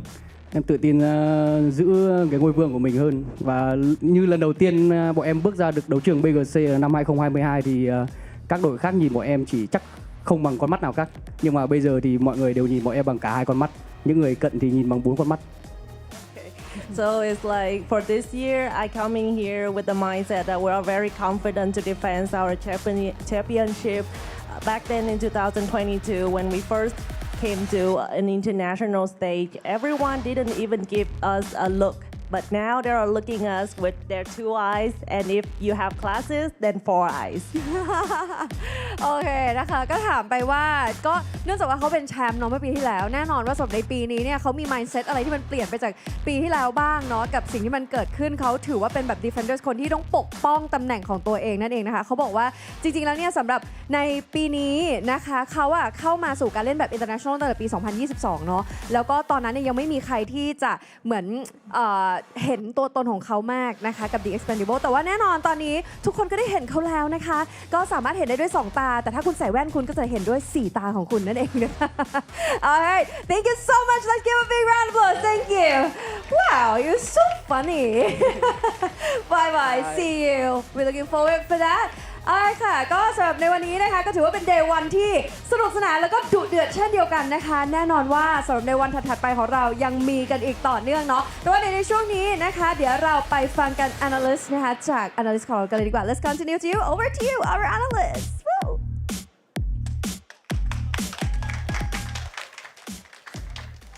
And of course, thank you very much to the players here across Duck Choose. He is a funny lad, and they're still so humble in victory, which is always exciting. They're humble in victory, but you know what, Duck Choose? Right here, right now, there are 6 eyes watching you, and That's we are true. committed. I mean, they are incredible to watch. I love watching them. I love that we didn't expect a lot from them starting the year. They've improved from the start to where they are, and they are dominating right now. You counting my glasses there? I counted your glasses. Thank you, I appreciate that.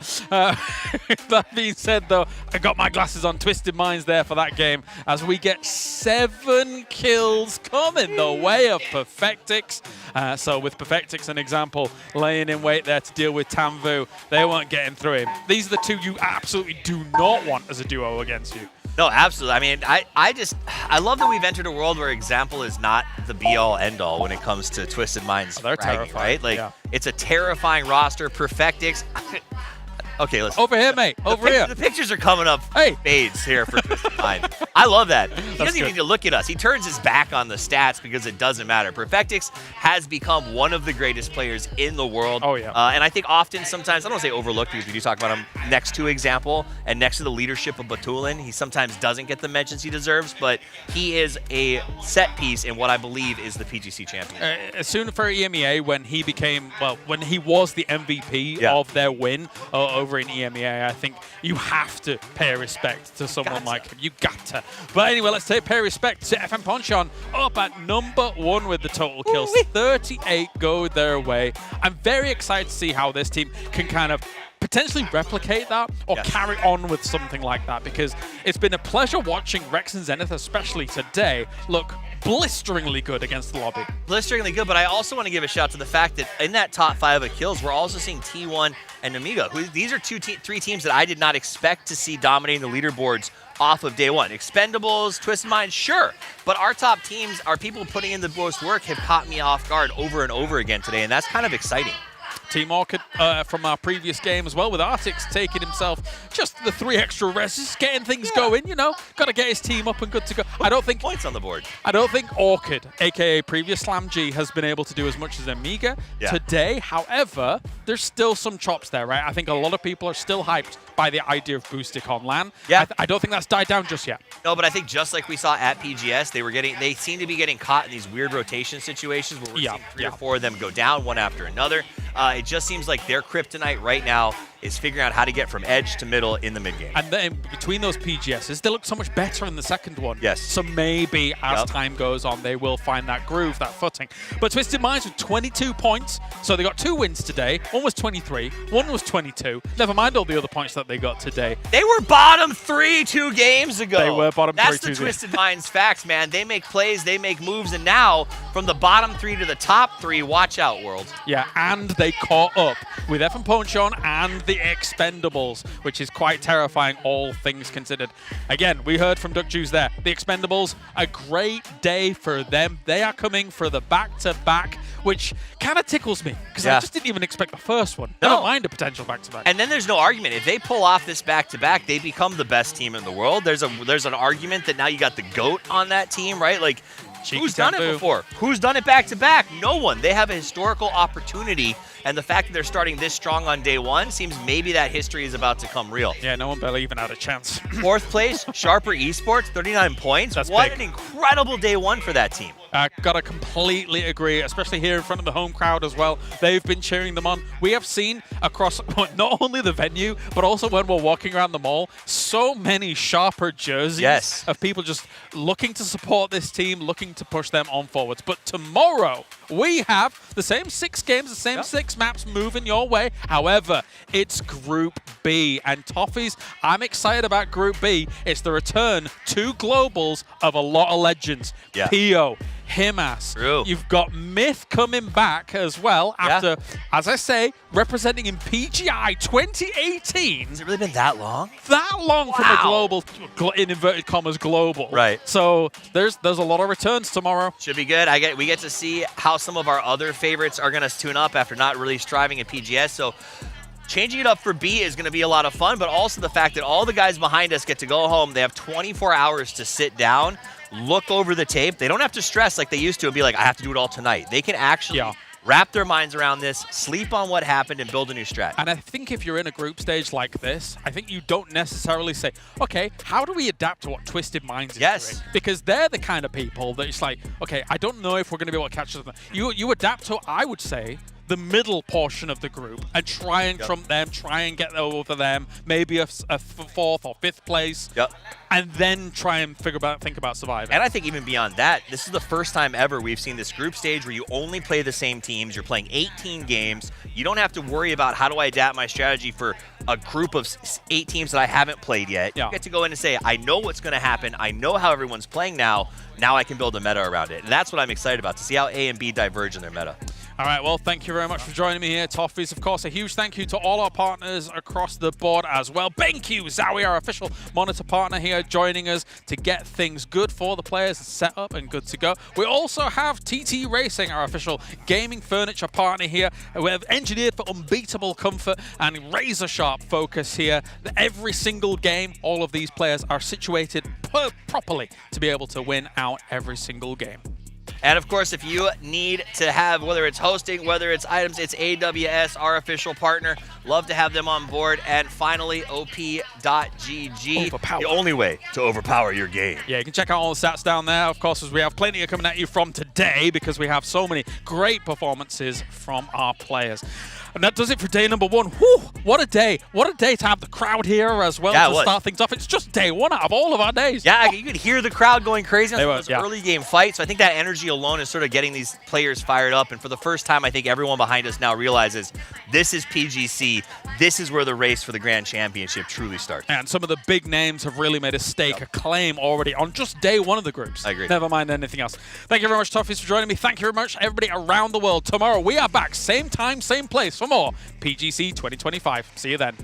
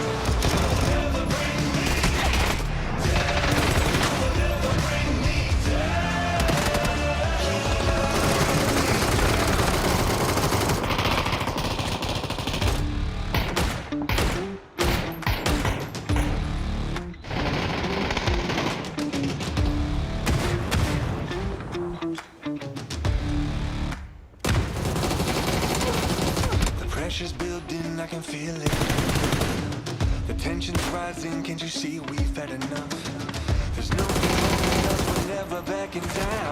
The revolution's coming, you can hear the sound. Destruction's calling your name. You won't be sleeping giant, now we're bringing the pain. There ain't no stopping this train. You lit the spark and now we're ready to flame. Let's get fired up, let's get rowdy. Never seem to learn, I'm a little feel the burn. Get fired up, let's get rowdy. You will never bring me down. You will never bring me down. You will never bring me down. You will never bring me down. You will never bring me down.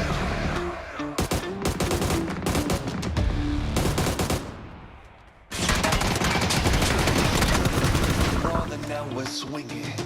Trying to silence all our screams, but now we're singing. You thought we'd go along with everything you say. I'd rather take my honor straight to the grave. Destruction's calling your name. You woke the sleeping giant, now we're bringing the pain. There ain't no stopping this train. You lit the spark and now it's fanning to flame. Let's get fired up, let's get rowdy. Don't ever see you learn, time to let them feel the burn. Get fired up, let's get rowdy.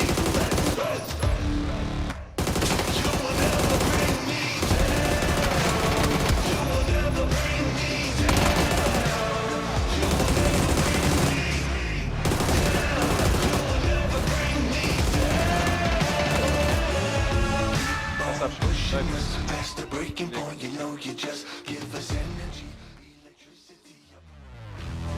Revolution's coming, you can hear the sound. Destruction's calling your name. You woke the sleeping giant, now we're bringing the pain.